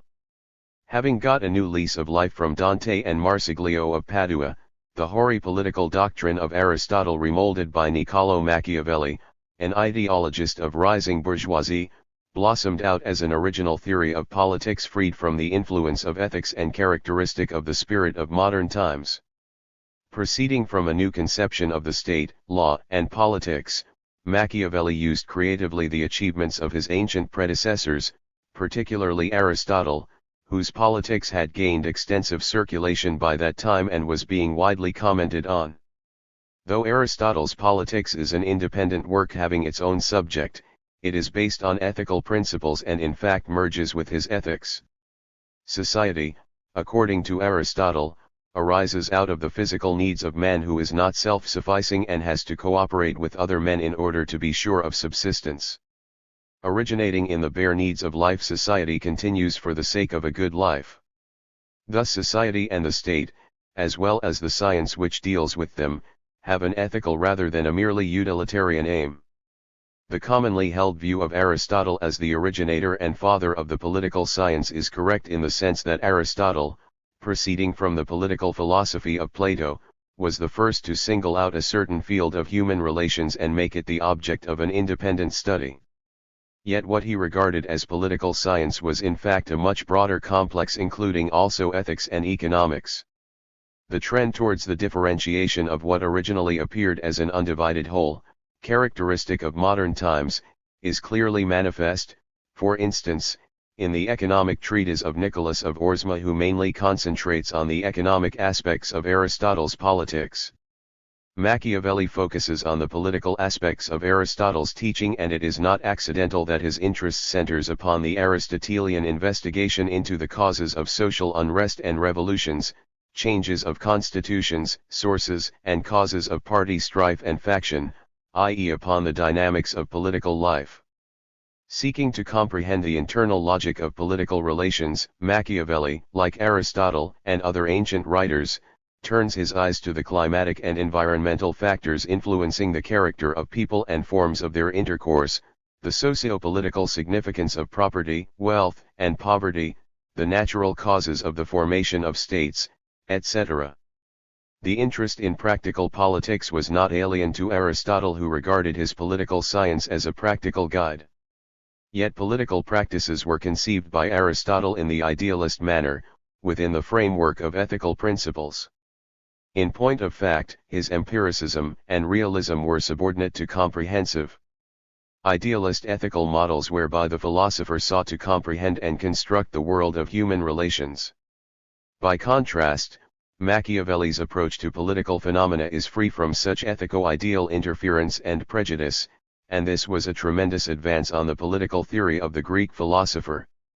The secular tendency in the Aristotelian political teaching was also adopted and made more prominent by Jean Bodin, who largely follows Aristotle in his analysis of natural and geographic factors, the role of proprietary inequality in political revolutions, the specificity of state power as compared with other kinds of authority, the distinctions of monarchy from tyranny, etc. Incidentally, on this latter point Aristotle also exerted a considerable influence on the monarchomachists. A number of political ideas of Aristotle, for instance, about the role of geographic and climatic factors, the forms of government, their principles and changes, the correspondence between the laws and institutions of a given form of government, etc. were developed by Charles Louis de Montesquieu. An important change in the approach to the political theory of Aristotle and to ancient political thought in general is connected with the names of Rousseau and Hegel. The whole concept of the Aristotelian political science rests on the difference and contrast between the political and despotic principles of government and rule. In HKE manner, Rousseau conceives the state based on the principles of the social contract as political, civil society contrasting with its antipode and alternative the despotic form of government. Hence the state of the social contract in Rousseau, like the political community in Aristotle, is an ideal construction, and the despotic form of government castigated with equal severity by both writers, is a non-political, stateless condition of individuals. The problem of the relationship between the state as a whole and its parts is treated by Rousseau along similar Platonic Aristotelian lines. He even uses similar arguments: the whole is more important than its parts, the body cannot do harm to its members, etc. This supra-individualistic understanding of the nature of the political whole is expressed by Rousseau in the classical formula of universal will, which is different from the will of all. The universal will in the state of social contract is directed towards the attainment of 171. The common good, i.e. the political ideal. Plato and Aristotle were never tired of speaking about in the context of the correct or true forms of government. The achievement of this goal both in the Platonic Aristotelian political theory and in Rousseau's doctrine of the universal will, its formation and operation, imperatively demands that all kinds of party faction, strife, dissension and internecine war be resolutely excluded from political life. Hegel's attitude to ancient political thought in general and to the Platonic Aristotelian theory in particular clearly reveals the influence of Rousseau on one important point. Hegel owes to the French philosopher the conception of universal will as opposed to the will of all. The universal will in Hegel's interpretation is the principle of the modern state, and the state in Hegel's eyes, as well as in the eyes of Plato and Aristotle, is the absolute end, the ethical wholeness of the politically organized life of the people. The Hegelian understanding of the state as the ethical whole is in fact identical with the Platonic Aristotelian conception of the ethical foundation of the political whole, the moral character of man's life in the state as the highest political community. Describing the relation of the state whole and its parts, Hegel also resorts to the organistic notions of Plato and Aristotle and reiterates, with appropriate modifications, the idea of Aristotle that the state is by nature prior to the earlier forms of society, for it is the end of them, i.e. it represents their entelecheia. Pointing out the inadequacy of the politico-legal views of Plato and Aristotle limited by the historical conditions of their epoch, Hegel stressed that their conception of morality did not recognize man as a subject of individual rights and liberties and did not regard him as a morally self-sufficing person. This principle of subjective freedom was an outgrowth of a later period. It took root, according to Hegel, only thanks to Christianity asserting the independent value of man as an individual and the equality of all people. As regards the Greeks, they rose, in Hegel's opinion, to ethical reality but did not attain the stage of morality. In other words, the ancient state representing the interest of the public repressed personality instead of building upon it and deprived man of individual moral freedom. Thus Rousseau and Hegel, following different paths and pursuing different aims, revived and re-emphasized the ethical 172 aspect of the political teaching of Plato and Aristotle, which had been rejected by Machiavelli, inclining in theory and practice towards the sophists and justifying immorality in politics. In yet another way did the Aristotelian political doctrine influence Kantian philosophy. Kant proceeds from the actually existing gap between theory and practice and, accordingly, between morality and politics. Yet these apparently opposite spheres are not merely alien, estranged from each other. Their relations, according to Kant, are characterized by a good deal of tension. Kant believes in the theoretical possibility of basing politics on moral principles, but assigns its realization in practice to the categorical imperative. Criticizing the practical politician from the viewpoint of the theoretical politician, Kant uses arguments very similar to those adduced by Plato and Aristotle in their polemic against the sophists. Some Western authors, seeking to modernize Aristotle in terms of contemporary topical problems, not infrequently detached his political teaching from its ancient context and interpreted a number of his propositions into an anticipation of the doctrines of constitutionalism, legal state, separation of powers, etc. Thus Werner Jaeger, a recognized authority among Western historians of antiquity whose work on Aristotle's metaphysics is claimed to have marked the dawn of a new era in the study of the Aristotelian heritage, has done much to breathe new life into the political ideals of Plato and Aristotle. Holding them up as models for restructuring contemporary states, Jaeger, though not a Hegelian himself, urged the statesman to learn political wisdom from the Greek philosophers and strive to bring the power of the state in harmony with its ideal, as it is only under the conditions of such a harmony that a state can preserve the moral health and symmetry of the people's community and withstand the external and internal pressures. In the opinion of Joachim Ritter, the ancient political theory of the classical period, particularly the teaching of Aristotle, provides eternal standards valid for all states and all societies. This everlasting character and perpetuity of the Aristotelian propositions derive, according to Ritter, from Aristotle's conception of human nature as the substance of the state, law, political order, and morality. Viewing from this angle the modernization of the natural right doctrine, a topical problem in the contemporary theory of law, he proposes to solve it along Aristotelian lines, i.e. by making a start from human nature, which is the source and the truth of contemporary law. Modifying this renovated Aristotelianism after the fashion of Hegel, Joachim Ritter asserts that positive law is based on the reason of reality, and not on a transcendent idea.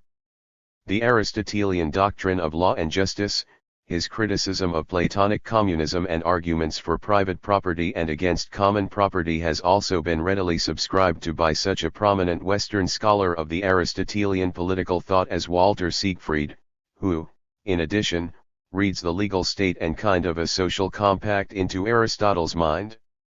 In contrast with Siegfried, who equates despotic rule and tyranny stigmatized by Aristotle with a totalitarian state in the modern sense, Karl Popper describes Aristotle as an enemy of the open society, and his teaching, as one of the ancient fountainheads of medieval and modern totalitarianism. Invoking the Aristotelian roots of Hegelianism, Popper links ancient political theory to modern totalitarianism. Describing the Aristotelian teaching as totalitarian, Popper in fact not only ignores the principle of concrete historical approach in the assessment of ancient political doctrines, but clearly sidesteps those aspects of Aristotle's political theory which do not consort with his alleged advocacy of totalitarianism. Upholding, like Popper, bourgeois liberalism and sharing his positivist views, Ernst Topitzky subjects Aristotle and Plato to severe criticism and even goes as far as completely denying any cognitive value of their theories on the grounds that both ancient philosophers based their analysis of politico-legal subjects on axiological models of thought which are rejected by positivism, together with all axiological categories in general, as metaphysical and unverifiable. In the opinion of Topitzky, the theoretical propositions of Plato and Aristotle were nothing else than the philosophical rationalization of pristine shamanism, and the true, though hidden, motive for their theorizing was the desire to cast off the yoke of reality.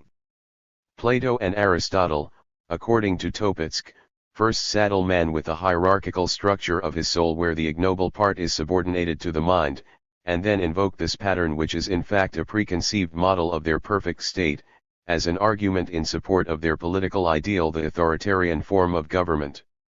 This is nothing but tautology, arguing in a circle, in which the conclusion is unwarrantably assumed in the hypothesis.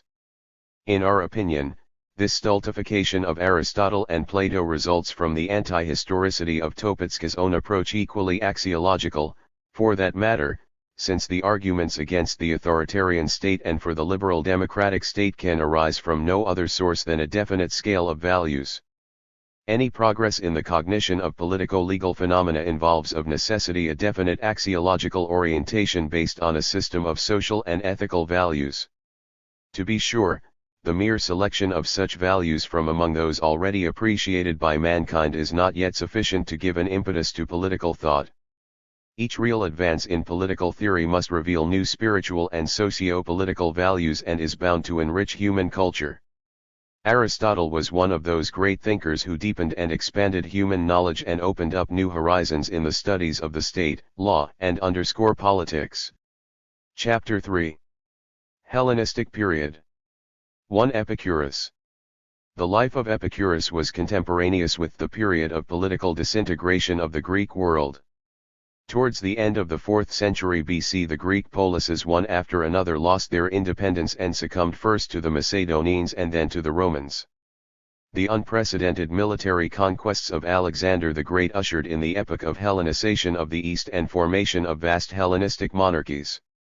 In the middle of the 2nd century BC, Macedon itself fell a prey to Rome and became one of its provinces. The decline of Greek political thought characteristic of this period clearly manifests itself in the Epicurean and Stoic teachings. Epicurus was born at Samos in the family of an Athenian teacher. Having left his native island, he visited a number of Hellenic cities and finally settled at Athens.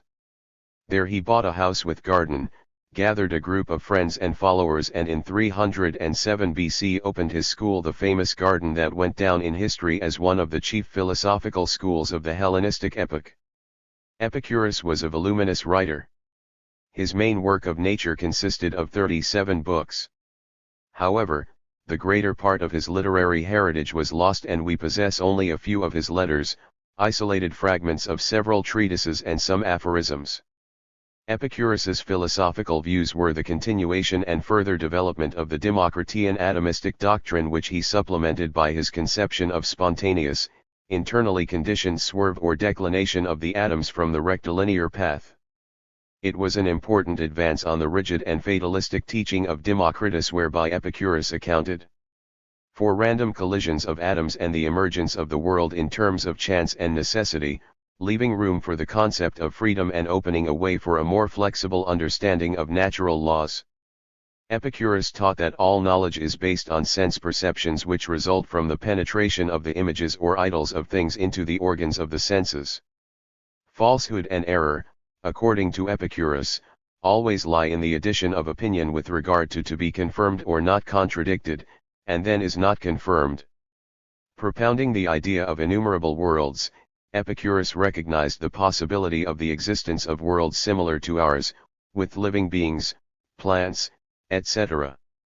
Nature, according to Epicurus, develops in accordance with its own laws without any interference on the part of the gods. Conceding the existence of gods and recognizing the idea of the blessed and immortal nature, Epicurus gave it a purely atheistic interpretation which sharply contrasted with the contemporary religious notions. Indeed, he lodged the gods in the spaces between worlds and denied them any influence on nature or human society. In point of fact, he recognized the gods in ethical, rather than physical terms. Epicurus writes, "For gods there are, since the knowledge of them is by clear vision. But they are not such as the many believe them to be, for indeed they do not consistently represent them as they believe them to be. And the impious man is not he who denies the gods of the many, but he who attaches to the gods the beliefs of the many. For the statements of the many about the gods are not conceptions derived from sensation, but false suppositions, according to which the greatest misfortunes befall the wicked and the greatest blessings by the gift of the gods." The philosophical gods of Epicurus not only hold themselves apart from the world of nature, letting things follow their natural course, but are also completely indifferent to human affairs. Rejecting the idea of divine providence and asserting the ethical independence of man, Epicurus contends that it is only by cognizing nature and reasonably following its dictates that man can free himself from fears and superstitions and attain happiness. It is vain to ask of the goods what a man is capable of supplying for himself.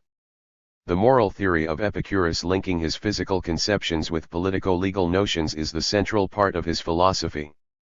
In point of fact, his whole teaching is permeated with his ethical ideas. The Epicurean ethics centers upon the principle of pleasure, which gives man happiness and relieves him of pain and suffering. Explaining the essence of his ethical doctrine, Epicurus says, "When therefore we maintain that pleasure is the end, we do not mean the pleasures of profligates and those that consist in sensuality, as is supposed by some who are either ignorant or disagree with us or do not understand, but freedom from pain in the body and from trouble in the mind. In Epicurus's eyes, pleasure is a good which is not entirely identical with bodily enjoyment, though it cannot be conceived without it. True pleasure is only accessible to a prudent man, particularly a sage. And started giving lectures in a roofed gallery known as Stoapojkyle, or painted porch adorned with frescoes and frequented by poets.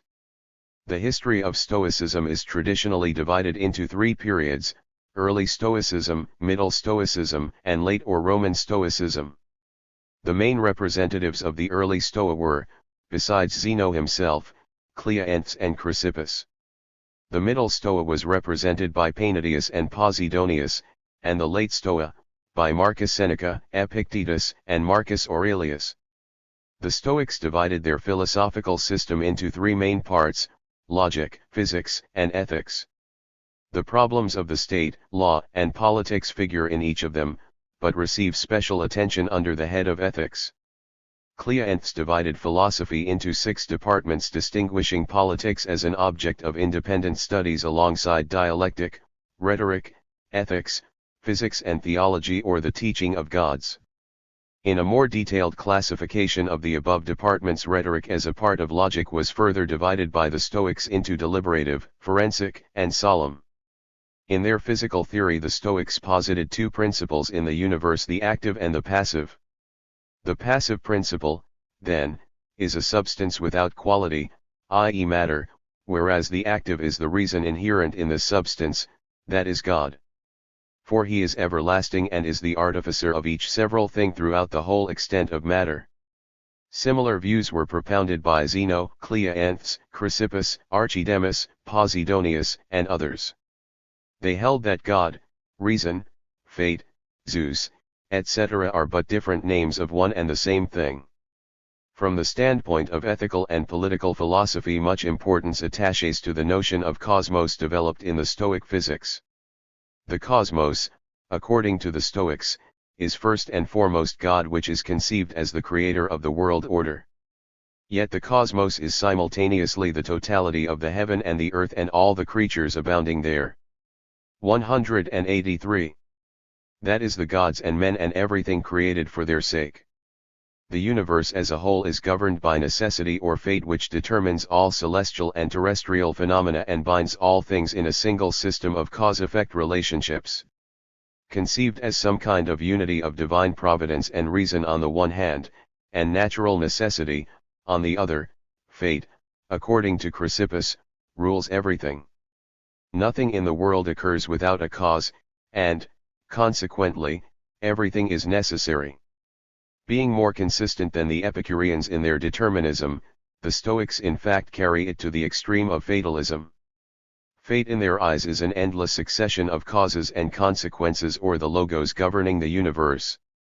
Fate as the ruling and dominating principle is simultaneously the logos of the universe, or the law of all being in the universe controlled by providence. Fate in Stoicism emerges as natural or universal law, which is divine by nature and is in fact identical with God. Zeno taught that natural law is divine by nature and wields the power to enjoin the right and forbid the wrong. In accordance with the ethical doctrine of Stoicism, the human soul is a part of nature and the universe as a whole. Hence the main ethical precept of Stoicism: to live in agreement with nature, which means to follow the dictates of reason or natural law of the universe, to lead an honest, virtuous life. Chrysippus said that the true end of life is to live in conformity with one's own nature and with the universal nature, doing nothing prohibited by the universal law, i.e. the logos pervading all things. This logos, according to Chrysippus, was also innate in Zeus, the organizer and creator of all things. Bringing his actions in conformity with the ruling fate, with the reason and will of the demiurge, the wise man attains happiness and the fullness of life. He is guided by reason, and not passion. Rooting out one's passions with the help of reason and attaining entire freedom from the emotions is absolutely indispensable for virtuous life, since passion, according to Zeno, is a disease, a disturbance of the soul incompatible with common sense and running counter to nature. Therefore, under the head of virtues or the good, the Stoics included, alongside justice, courage and temperance, also prudence, or the virtue of reason concerned primarily with the good. The evil, according to the Stoics, was their opposites injustice, cower. 184. Equals E. A. Dice, lack of restraint and imprudence. Apathy in Stoicism is not ordinary indifference or lack of will. It only implies indifference to things which, however much they may be valued in life, are empty and trifling in terms of universal reason, i.e. are not in conformity with the eternal logos of the cosmos. Indeed, pleasure is transitory and tiresome, fame is devoid of judgment and sinks into oblivion, man becomes ashes or a skeleton, and only a name remains after him, or not a name even.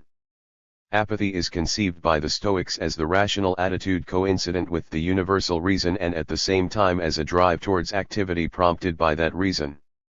Will as rational urge is the opposite of desire and emerges in Stoic ethics as duty.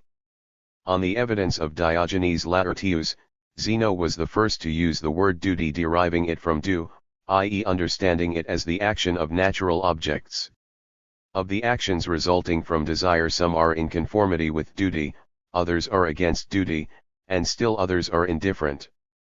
Things according with duty are those inspired by reason, i.e. showing piety towards one's parents, brothers, and fatherland, being complacent with one's friends. Contrary to duty is what is not prompted by reason. The wise man, according to the Stoics, is entirely free from emotions. His resignation to fate is nothing but the expression of his understanding of the laws and logos of the universe. He avoids public affairs only to the extent to which they may run counter to his understanding of his duty. However, in contrast with Epicurus, who maintained that the sage must not take part in politics unless he is compelled to, Chrysippus taught that the wise man will take part in politics, if nothing hinders him, since thus he will restrain vice and promote virtue. Not yet will the wise man live in solitude, for he is naturally made for society and action. The moral theory of Stoicism was formed under a strong influence of the Cynic school founded by Socrates' pupil Antisthenes. The Stoics held that the wise man ought to lead the life of a cynic, as the mode of thinking and acting of the cynics was the shortest way to virtue. Freedom is only accessible to a sage, a virtuous man, and all the others are slaves, as they are deprived of the possibility of acting independently. Slavery is contrasted with despotism, which is also evil, for, according to the moral doctrine of Stoicism, the despot is guided in his actions not by Arya, son, but by passions and desires. The ruler, according to the Stoics, must distinguish between the good and the bad, but vicious men are incapable of doing so. Only the sages, a scattered few, and not the vast multitude of men, mostly fools, possess the powers to rule, are versed in judicature and endowed with the gift of eloquence. Such Stoic notions of the sages as true rulers were but a modification of the Platonic conception of the rule of philosophers. Civil society, according to the Stoics, is based on the natural bonds of men, their attraction to one another. Hence, the state is conceived by the Stoics as a natural coalescence and not as an artificial formation based on a social compact. The Stoic doctrine of the natural origin of human society and socio-political life was in large measure shared by Cicero, who expounded the views of the Stoics on the state and law. In the opinion of Cicero, people tend to get together, deliberate and unite owing to their gregarious nature. He quotes the Stoics as saying that the universe is governed by the will of the gods, and that it is something in the nature of a common city and a community of people and the gods, and that each man is a part of this universe, wherefore the public will should be placed higher than the good of an individual. The Stoics held the view that justice in the intercourse of men in society derived from nothing else than the natural bonds among people, i.e. the conformity of their relations with the universal law of the cosmos. The natural law was thus conceived by them as the embodiment of universal justice, which played the part of the model for relations among people in the political community and for the laws they enacted. Proceeding from the idea of the universal character of the natural law, Zeno and Chrysippus, as well as their Greek and Roman followers, advanced a cosmopolitan doctrine of the state and contended that all men were citizens of a single world state both by their nature and by the law of the universe as a whole. My nature, says the Stoic Emperor Aurelius, is rational and social, and my city and my country, so far as I am Antoninus, is Rome, but so far as I am a man, it is the world. Commenting on the cosmopolitan views of the Stoics, Plutarch describes as uncommon the political conception of Zeno, the founder of Stoicism, who considered all men to be his fellow citizens and life to be one, just as the universe is a unitary whole, instead of stressing the difference between various countries, cities, laws, and customs. In the Stoic doctrine, humanity emerges, according to Plutarch, as kind of a herd grazing on common pastures in accordance with the universal law. The very emphasis placed by the Stoics on the universality of the natural law and world state, their all-embracing character and indisputable power, sap the authority of the individual and particular polis governments, laws, customs, and usages. Very indicative in this respect is their criticism, after the fashion of Plato and Diogenes the Cynic, of the family and advocacy of the community of wives. Besides the family, the Stoics also attack such social, political and cultural institutions as law courts, temples, schools, commerce, money, etc. This cynic fervor of Stoicism, directed against cultural progress, enlightenment, and being essentially conservative and even reactionary, was graphic evidence of the crisis of contemporary slave-owning society and its values. From the standpoint of Stoic ethics based on the notions of natural law, slavery as a phenomenon of social life and as a socio-political institution has no justification because it runs counter to the universal logos and contradicts the conception of world citizenship. This idea propounded by Zeno in his Republic also underlies, though in a less explicit form, the typically Stoic contrast between freedom and slavery, which is treated in ethical and spiritual rather than socio-political and legal terms. In the view of the Stoics, a wise man is free even in shackles, whereas an evil man is always a slave whatever he may be. Truly free men are only sages and kings. In contrast to the despots, they know what is good and what is bad in both divine and human affairs, wherefore the approval by the Stoics of royal government. According to ancient sources, Chrysippus held that royal powers were unlimited and monarchy could only be stable with the sages. According to Diogenes Laertius, Zeno advocated the idea of mixed government and said that the best form of government was a mixture of democracy, kingship, and aristocracy. Proceeding from the idea of the orderly cosmos and the natural order of society as the expression of absolute reason and purpose, the Stoics stood for strict observance of the human laws that were in accord with the law of nature. According to Zeno and Chrysippus, all sins are equal in terms of world justice. Other Stoics, e.g. Heracles of Tarsus and Athenodorus, denied the equality of sins and advocated the idea of a differentiated approach to misdemeanors. On the whole, however, all the Stoics were singularly stern and unyielding on the questions of crime and punishment, their asperity arising from a very rigorous and exalted conception of man's duty to live up to the tasks which God imposed upon him by placing him in the world. Virtuous men, the Stoics held, are austere, for they do not indulge in the pleasures of life, nor transgress the limits of the reasonable sanctioned by the natural law. And they expect similar attitude on the part of others. The law of duty commands that every man should play his part in the world and quit it with dignity. The ideal sage and wise ruler must have no passions at all, as they are but disturbances of the mind and as a disease, ought not to be tolerated for a moment. At the same time they are not pitiful and make no allowance for anyone. They never relax the penalties fixed by the law, since indulgence and pity and even equitable consideration are marks of a weak mind, which affects kindness in place of chastising. Nor do they deem punishments too severe. These and other prescripts of similar nature in fact sanctified the existing laws and objectively served to preserve slave-owning society with all its institutions. Though Stoicism apparently abounded in radical propositions and carried a considerable revolutionary potential, its exponents aimed their critical fervor towards the moral reformation of man and did not concern themselves with social and political reforms. What is more, their ethical ideal of the sage, the virtuous man, mainly appealed to the upper strata of society, its privileged, wealthy and educated sections, and was too rigorous and stern for an ordinary man to follow. The conformism of Stoic philosophy, its patently innocuous socio-political character, clearly manifested itself in the teaching of the Roman Stoics Lucius Annius Seneca and Marcus Aurelius. The former held the highest offices in imperial Rome and was 188. Nero's tutor.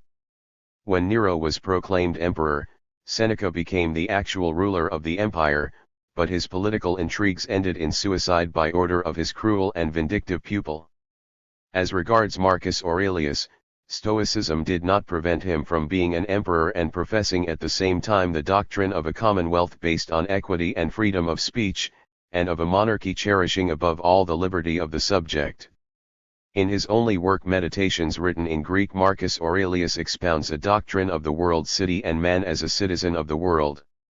His reasoning runs thus: if mind is common to us all, then also the reason, whereby we are reasoning beings, is common. If this be so, then also the reason which enjoins what is to be done or left undone is common. If this be so, law also is common. If this be so, we are citizens. If this be so, we are partakers in one constitution. If this be so, the universe is a kind of commonwealth. For in what other common government can we say that the whole race of men partakes? The mind of the whole, according to Marcus Aurelius, is social and demands intercourse among men. This, however, should not be chaotic, but conform to the existing rational order of the world.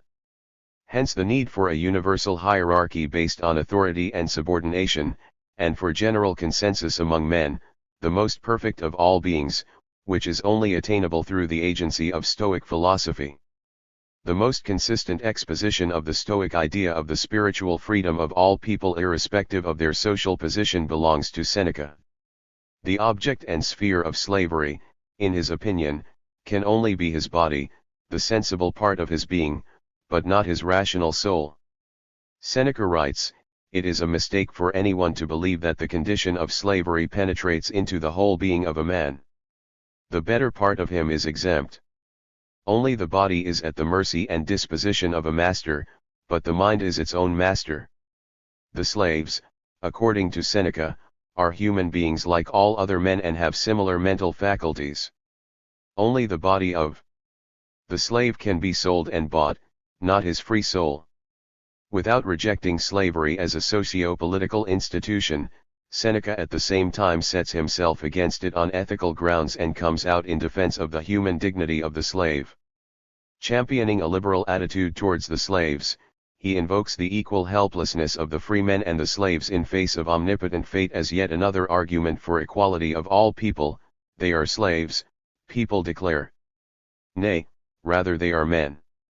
Slaves. No, comrades. Slaves. No, they are our fellow slaves, if one reflects that fortune has equal rights over slaves and free men alike. Characteristically, conceding the natural bondage of all mankind to fate, Seneca castigates, after a typically Stoic fashion, man's voluntary servitude and surrender of his human dignity to base instincts. Show me a man who is not a slave. One is a slave to lust, another to greed, another to ambition, and all men are slaves to fear. No servitude is more disgraceful than that which is self-imposed. Sharing the views of his Greek counterparts, Seneca declares that God is the ultimate cause of everything, the first of all the causes on which the others depend. The chain of events is determined by the eternal circulation of fate. Following its preordained course, fate sways all destinies and rules the universe, asserting its justice. People, in Seneca's opinion, are unable to change the existing world order, which includes their own relations, and must submit to the will of fate with proud resignation, accepting the laws of nature. Upholding the Stoic idea of the inseparable unity of the natural and human worlds, Seneca declares, "All that you behold, that which comprises both God and man, is one. We are the parts of one great body. Nature produced us related to one another, since she created us from the same source and to the same end.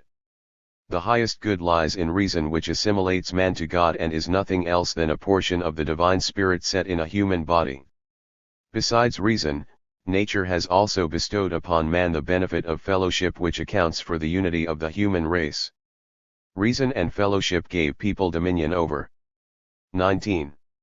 Animals, extended their sovereignty to the elements and enabled them to enjoy the advantages of communal life.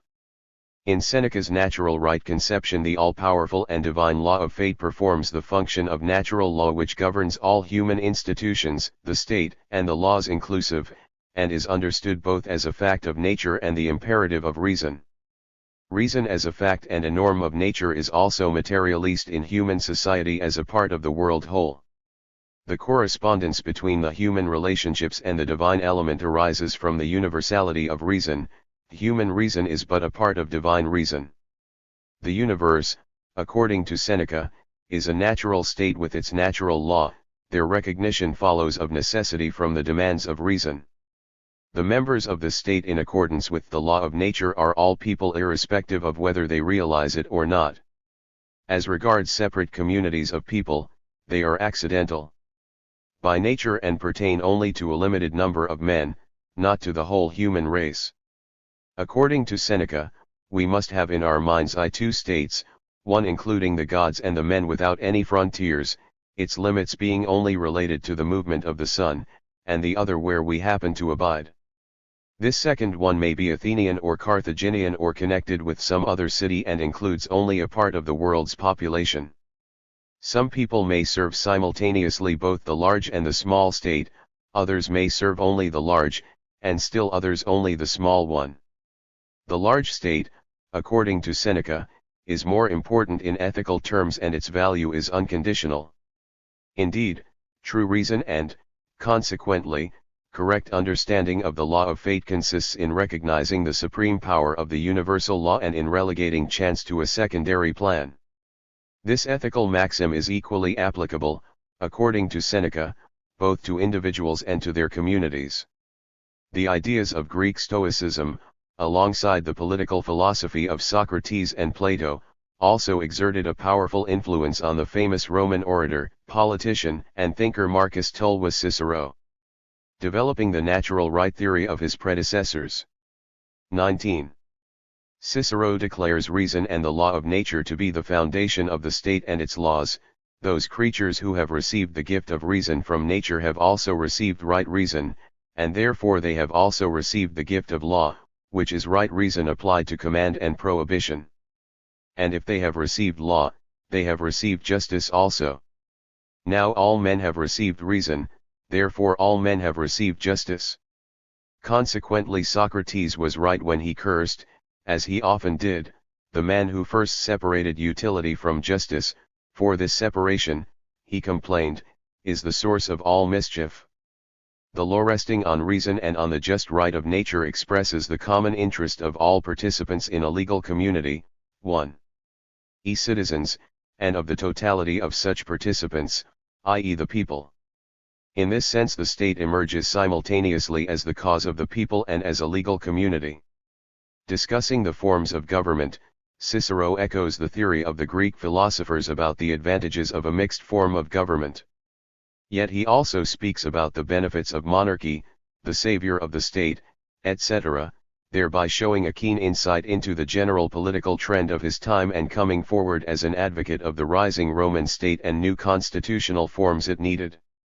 The politico-legal substantiation of the right of Rome to world domination and the theoretical grounds for the sovereignty of the princeps were provided by the Roman jurists who were under a considerable influence of the ideas of Stoicism, particularly in Cicero's interpretation. One of the most important achievements of Roman legal thought was jurisprudence as the science of law and a system of laws. In the first 3rd centuries AD, Roman jurists developed an elaborate complex of legal concepts both in the general theory of law and in its separate fields. Their theoretical constructs provided a basis for the development of jurisprudence in the Middle Ages and in modern times. The Stoics' idea of the spiritual freedom of men and of their universal equality receives a new interpretation, radical and nonconformist, in the works of early Christian writers. Christianity emerged at the beginning of our era and, according to Engels, was originally a movement of oppressed people. It first appeared as the religion of slaves and freed men, of poor people deprived of all rights, of people subjugated or dispersed by Rome. Having originated among the Jews in the east of the Roman Empire, Christianity soon spread to other countries and later turned into a world religion. Beginning from the 4th century AD, many countries began to recognize it as the official religion of the state. The early Christians upheld the Stoic idea of the universal equality of people reshaped in accordance with new social conditions. Striving for its realization, they came out as resolute opponents of the existing political system and advanced radical social theories.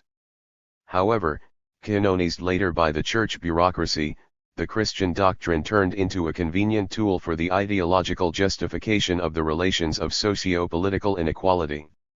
Christianity had a tremendous impact on the entire history of European culture, and its influence is traceable in many political and legal conceptions of the later epochs up to our time. 3. Polybius. Polybius, a prominent Greek historian, politician, and thinker of the Hellenistic age, was born at Megalopolis. His father Lycordas was a distinguished statesman and is known to have held an electoral magistracy of strategos of the Achaean League. The League arose in the 4th century BC as a confederation of 12 cities of the northern Peloponnesus. By the middle of the 3rd century BC it had been joined by Megalopolis, Argolis, Thegalias, Lepreos, Phlyontis, and a number of other cities of the central Peloponnesus, whereas at the beginning of the 2nd century BC the confederation embraced the whole of the peninsula, including Lacedaemon and Messene. The allied city-states enjoyed equal rights and a considerable degree of independence. The membership of the Central Assembly extended to all citizens of the United States who had reached the legal age of 30. The chief aim of the League was to uphold the independence of its members and protect them against the expansionist tendencies of neighboring states, which included, in different periods, Sparta, Macedon, and then Rome. Polybius wholeheartedly supported the aims of the Achaean League and championed the independence of Greek polises and the whole of Hellas, but he had no illusions about the real state of affairs. Taking a sober view of the correlation of forces, Polybius declared for open support of Rome and acceptance of its domination over Greek cities as the best alternative for the Hellenic world. In 148 BC Macedon was reduced to a Roman province, and in 146 the Romans subdued the action of the members of the Achaean League and a number of other Greek polises against the Roman rule. The rebellious polises were included in the Macedonian province of the Roman Republic, whereas those cities that had not participated in the anti-Roman action retained a certain degree of their independence as the allies of Rome. Even before this, in 168 BC, after the defeat of Macedon in the Battle of Pydna during the Third Macedonian War, the Romans made the Achaeans, their allies in this war, deport to Rome 1,000 eminent citizens as hostages. Polybius happened to be one of them. At Rome Polybius attracted the attention and sympathy of those quarters of the Roman nobility which advocated a liberal attitude towards the people of conquered territories in general and Hellas in particular. The most prominent champions of such a policy were the Scipios, an distinguished family, who actively opposed the tough line of Marcus Porcius Cato and his adherents. At Rome Polybius had the good luck to win the favor and friendship of the Scipios. He became the tutor of Cornelius Scipio and through his family's influence made a reputation as a reliable and loyal friend of Rome. Using the good disposition and trust of the Romans, Polybius assumed the role of a mediator between Rome and Greece and 194. Did very much to pacify the conqueror and save whatever remained of the independence of Greek polises included in the Macedonian province under the rule of a Roman proconsul. To the good fortune of the Greeks, this magistracy was held at the time by Lucius Mummius Achaicus, whose Philhellenic sympathies won him a reputation for political mildness and generosity. In the period of reconciliation Polybius did his best to secure favorable peace terms for his countrymen and scale down tensions in Greco-Roman relations. Enjoying the confidence of both the victors and the vanquished, he was a very convenient go-between in a political settlement, and the Romans agreed to grant the petition of the Achaean states to send them Polybius that he might give them new laws and supervise the establishment of a new order. The activity of Polybius, playing simultaneously the role of a friend of Rome and a defender of Hellas, proved to be very successful, and he acquitted himself of his delicate mission with honor. On the evidence of Plutarch, Polybius made a very important contribution to the establishment of a new constitution in Hellas under the Roman rule. After 6-month toil, 10 Roman officials vested with authority to introduce new laws in Greece returned to Italy, whereas Polybius was authorized to make the rounds of Greek cities and settle arising disputes.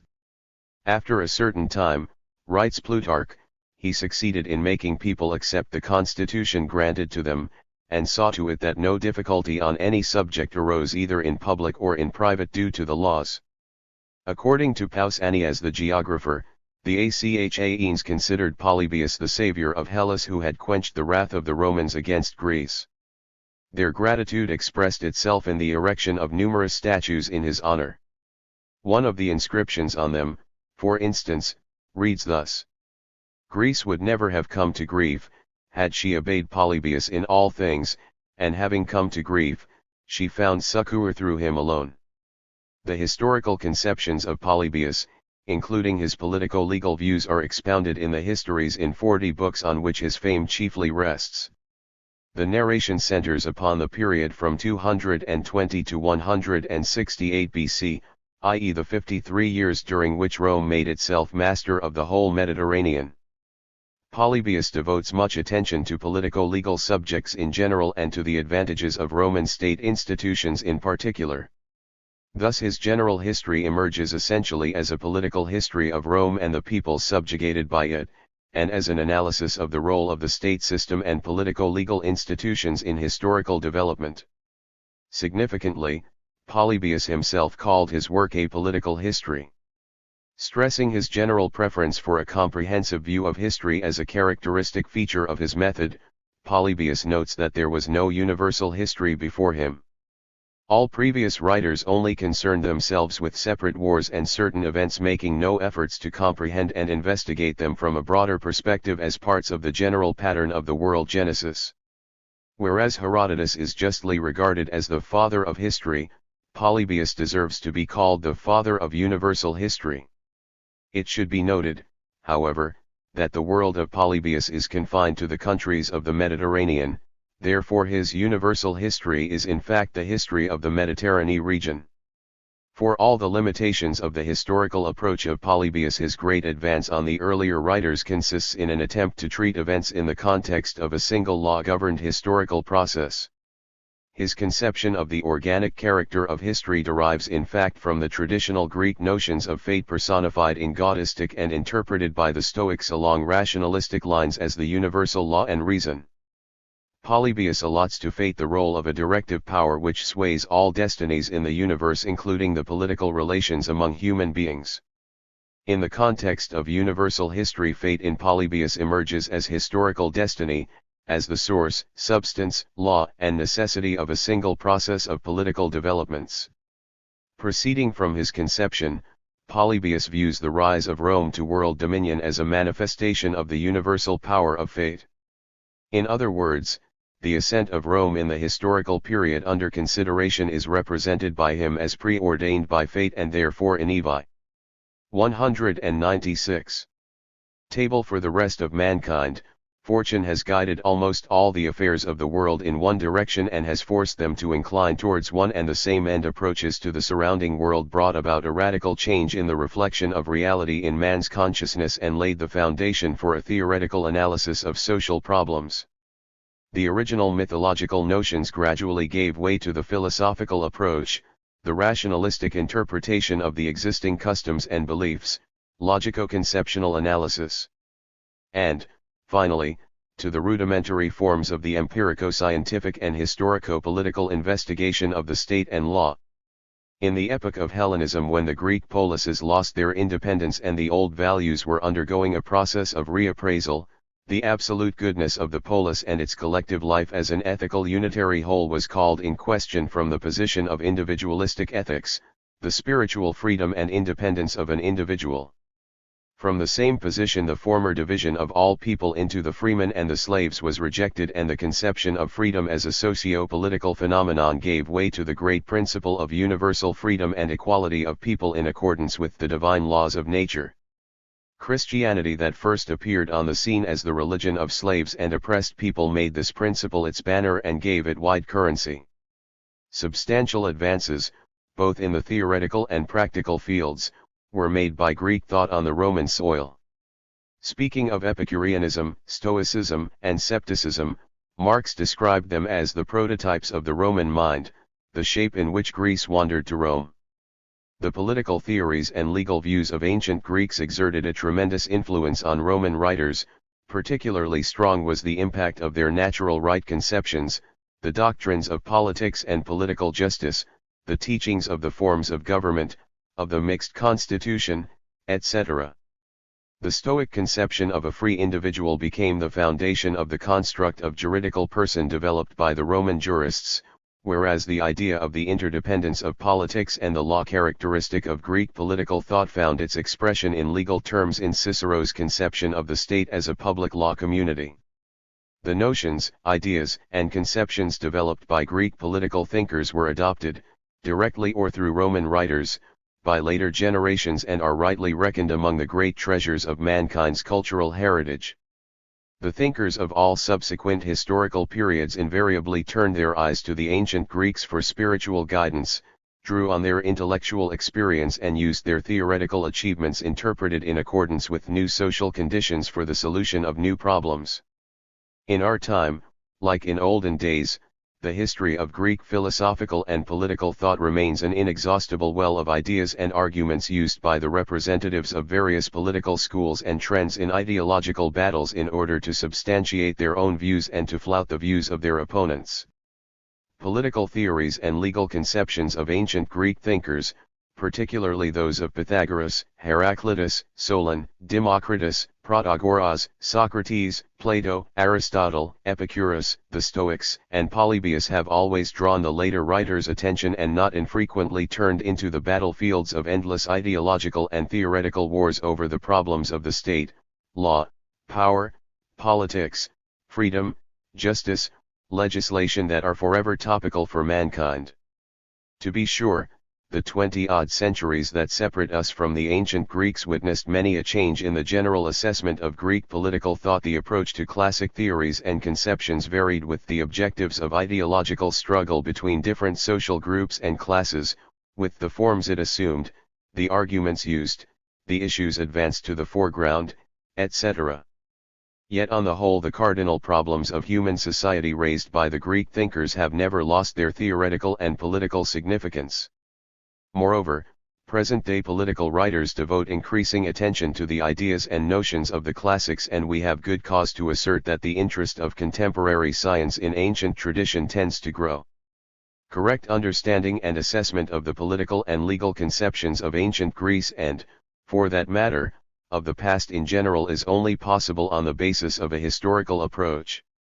The principle of historicity safeguards an investigator against one-sidedness in the appraisal of various doctrines, enables him to trace the links between the conceptions of ancient Greece and modern theories with the highest possible degree of accuracy, reveals the evolution of one or another classic theory both in the historical perspective and retrospectively, and brings to light the specific laws underlying the development of political theory and legal notions.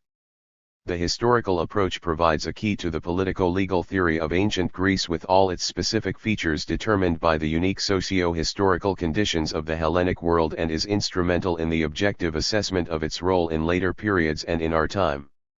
As a method of theoretical investigation into political and legal doctrines of ancient Greece, historicity implies the irreversibility and uniqueness of ideological phenomena and presupposes a general recognition of the fact that the original views and constructs of one or another Greek political thinker are bound to acquire a new meaning and new connotations in every new historical situation, in the context of a different socio-political reality.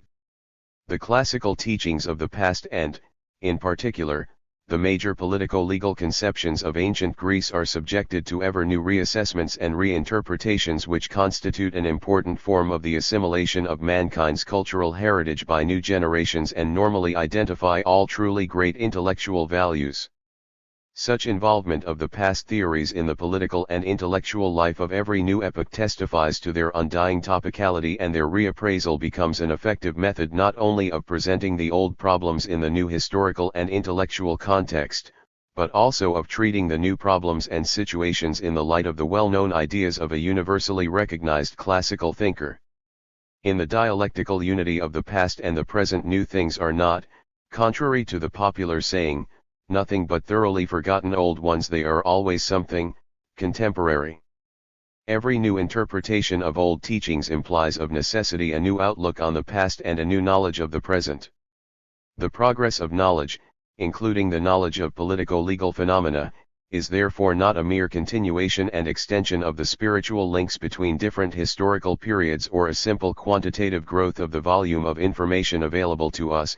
It is also a qualitative change, a renovation. Another important aspect to the problem of continuity in the sphere of ideas consists in the mediate character of their connection.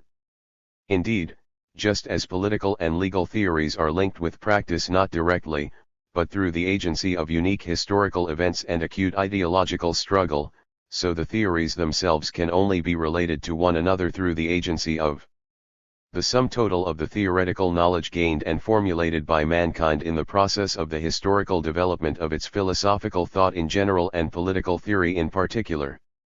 As the reader may have noticed, investigation of the intellectual heritage of the past, including the political doctrines and legal concepts of ancient Greece, can greatly benefit from what may at first appear as rather an artificial differentiation between the historical and theoretical aspects of one or another teaching in interest. Being but an analytical method, such a differentiation is of great cognitive value insofar as it not only provides a framework for scientific investigation, but also lays down a foundation for correct axiological approach. Indeed, on the side of historical specificity, the investigator of a political teaching should focus his attention on the concrete socio-political views of its originator, his concepts of society, the state, law, politics, justice, etc., on the relation between these views and the ideology of definite classes and social groups, on the thinker's political sympathies and antipathies, the social interests and trends he expressed, etc., whereas the theoretical aspects of the teaching in question orient the analyst on disclosing its philosophical, epistemological, and methodological principles, revealing the arguments the thinker adduced in support of his specific historically conditioned political and legal propositions, the main theoretical concepts, thought models, and constructs he developed or elaborated in order to substantiate his views, etc.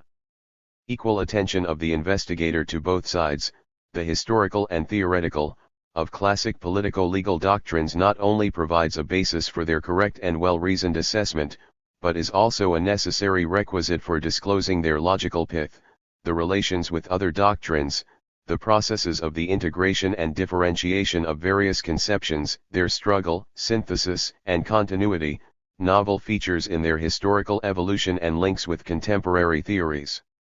The dialectical unity and interconnection of the historical and theoretical aspects of a political or legal doctrine does not rule out but, on the contrary, presupposes their relative independence, and this enables the theoretical categories, ideas, formulas, and constructs of one or another ancient thinker to be extricated, as it were, from their historical specifics and added to the theoretico-methodological armory of the developing political science. The expansion and improvement of its conceptual apparatus, the enrichment of its theoretical vocabulary and methodology are convincing testimony to the progress of scientific knowledge, the continuity of ideas and close ties between history and contemporaneity. The progressive accumulation of politico-legal knowledge reflecting the growing complexity of social relations serves as a powerful stimulant for ever more profound investigation into the so-called eternal problems, such as the relationship between ethics and politics, the citizen and the state, freedom and subordination, power and coercion, right and the law, the forms of government and political regimes, etc. The pioneering efforts of the ancient Greeks in the formulation and study of these problems can scarcely be exaggerated. Today, like in former times, the political theory of ancient Greece continues exercising the minds of historians and political thinkers.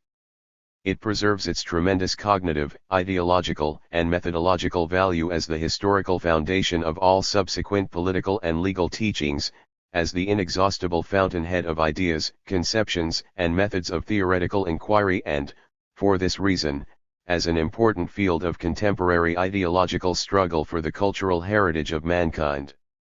The invisible ties of history binding together the past and the present will keep the political spirit of the ancient Greeks alive and the achievements of their genius topical as long as our civilization endures. Request to readers. Progress Publishers would be glad to have your opinion of this book, its translation and design, and any suggestions you may have for future publications. Please send all your comments to 17, Zubovsky Boulevard, Moscow, USSR. Progress Publishers put out recently. Frolov, I, Man-Science Humanism, A New Synthesis. This book considers one of the most topical world problems, the place and role of man today in his relationship with science and technology. It demonstrates the scientific understanding of the social essence and biological existence of man, the humanization of science, and the formation of a new type of science of the future relying on humanist ideals. The author analyzes the eternal problems of mankind, which have acquired particular urgency in the age of the scientific and technological revolution, those of the meaning of life, of death, and immortality. The book shows that the incipient synthesis of man, science, and humanism will find its consummation in the new culture of communist civilization. The book is intended for the general reader. Progress Publishers put out recently. Oyserman, T. Bogomolov, A. Principles of the Theory of the Historical Process, in Philosophy. This book, written by T. Oyserman, full member of the USSR Academy of Sciences, and A. Bogomolov, corresponding member of the USSR Academy of Sciences, theoretically summarizes the history of world philosophy. It analyzes different definitions of philosophy, changes in its subject matter in the course of development, and its place and significance in the historically successive systems of knowledge about nature and society. The authors show the basic features and uniformities of the development of philosophy and study the continuity, progress, and contradictoriness of philosophical development and the formation of the prerequisites that made possible the Marxist revolution in philosophy. The book is intended for philosophers and the general reader. Progress Publishers put out recently. Mishvanirods, v. Political Reality and Political Consciousness, a former Soviet representative in UNESCO, gives a critical analysis of modern bourgeois political science. He dwells in detail on the formation and functioning of political consciousness in capitalist countries, notably in the USA. He examines the most widespread in the West bourgeois political conceptions, their subject matter, structure and relations between politics and political science. The book is intended for philosophers, sociologists, historians, and public figures. Law and custom are a sort of justice. For of all kinds of knowledge the knowledge of good laws has the greatest power of improving the learner. And the laws exist for the sake of the wise, not that they may not do wrong, but that they may not suffer it. And now the chief cause of success or the reverse in all matters is the form of a state's constitution.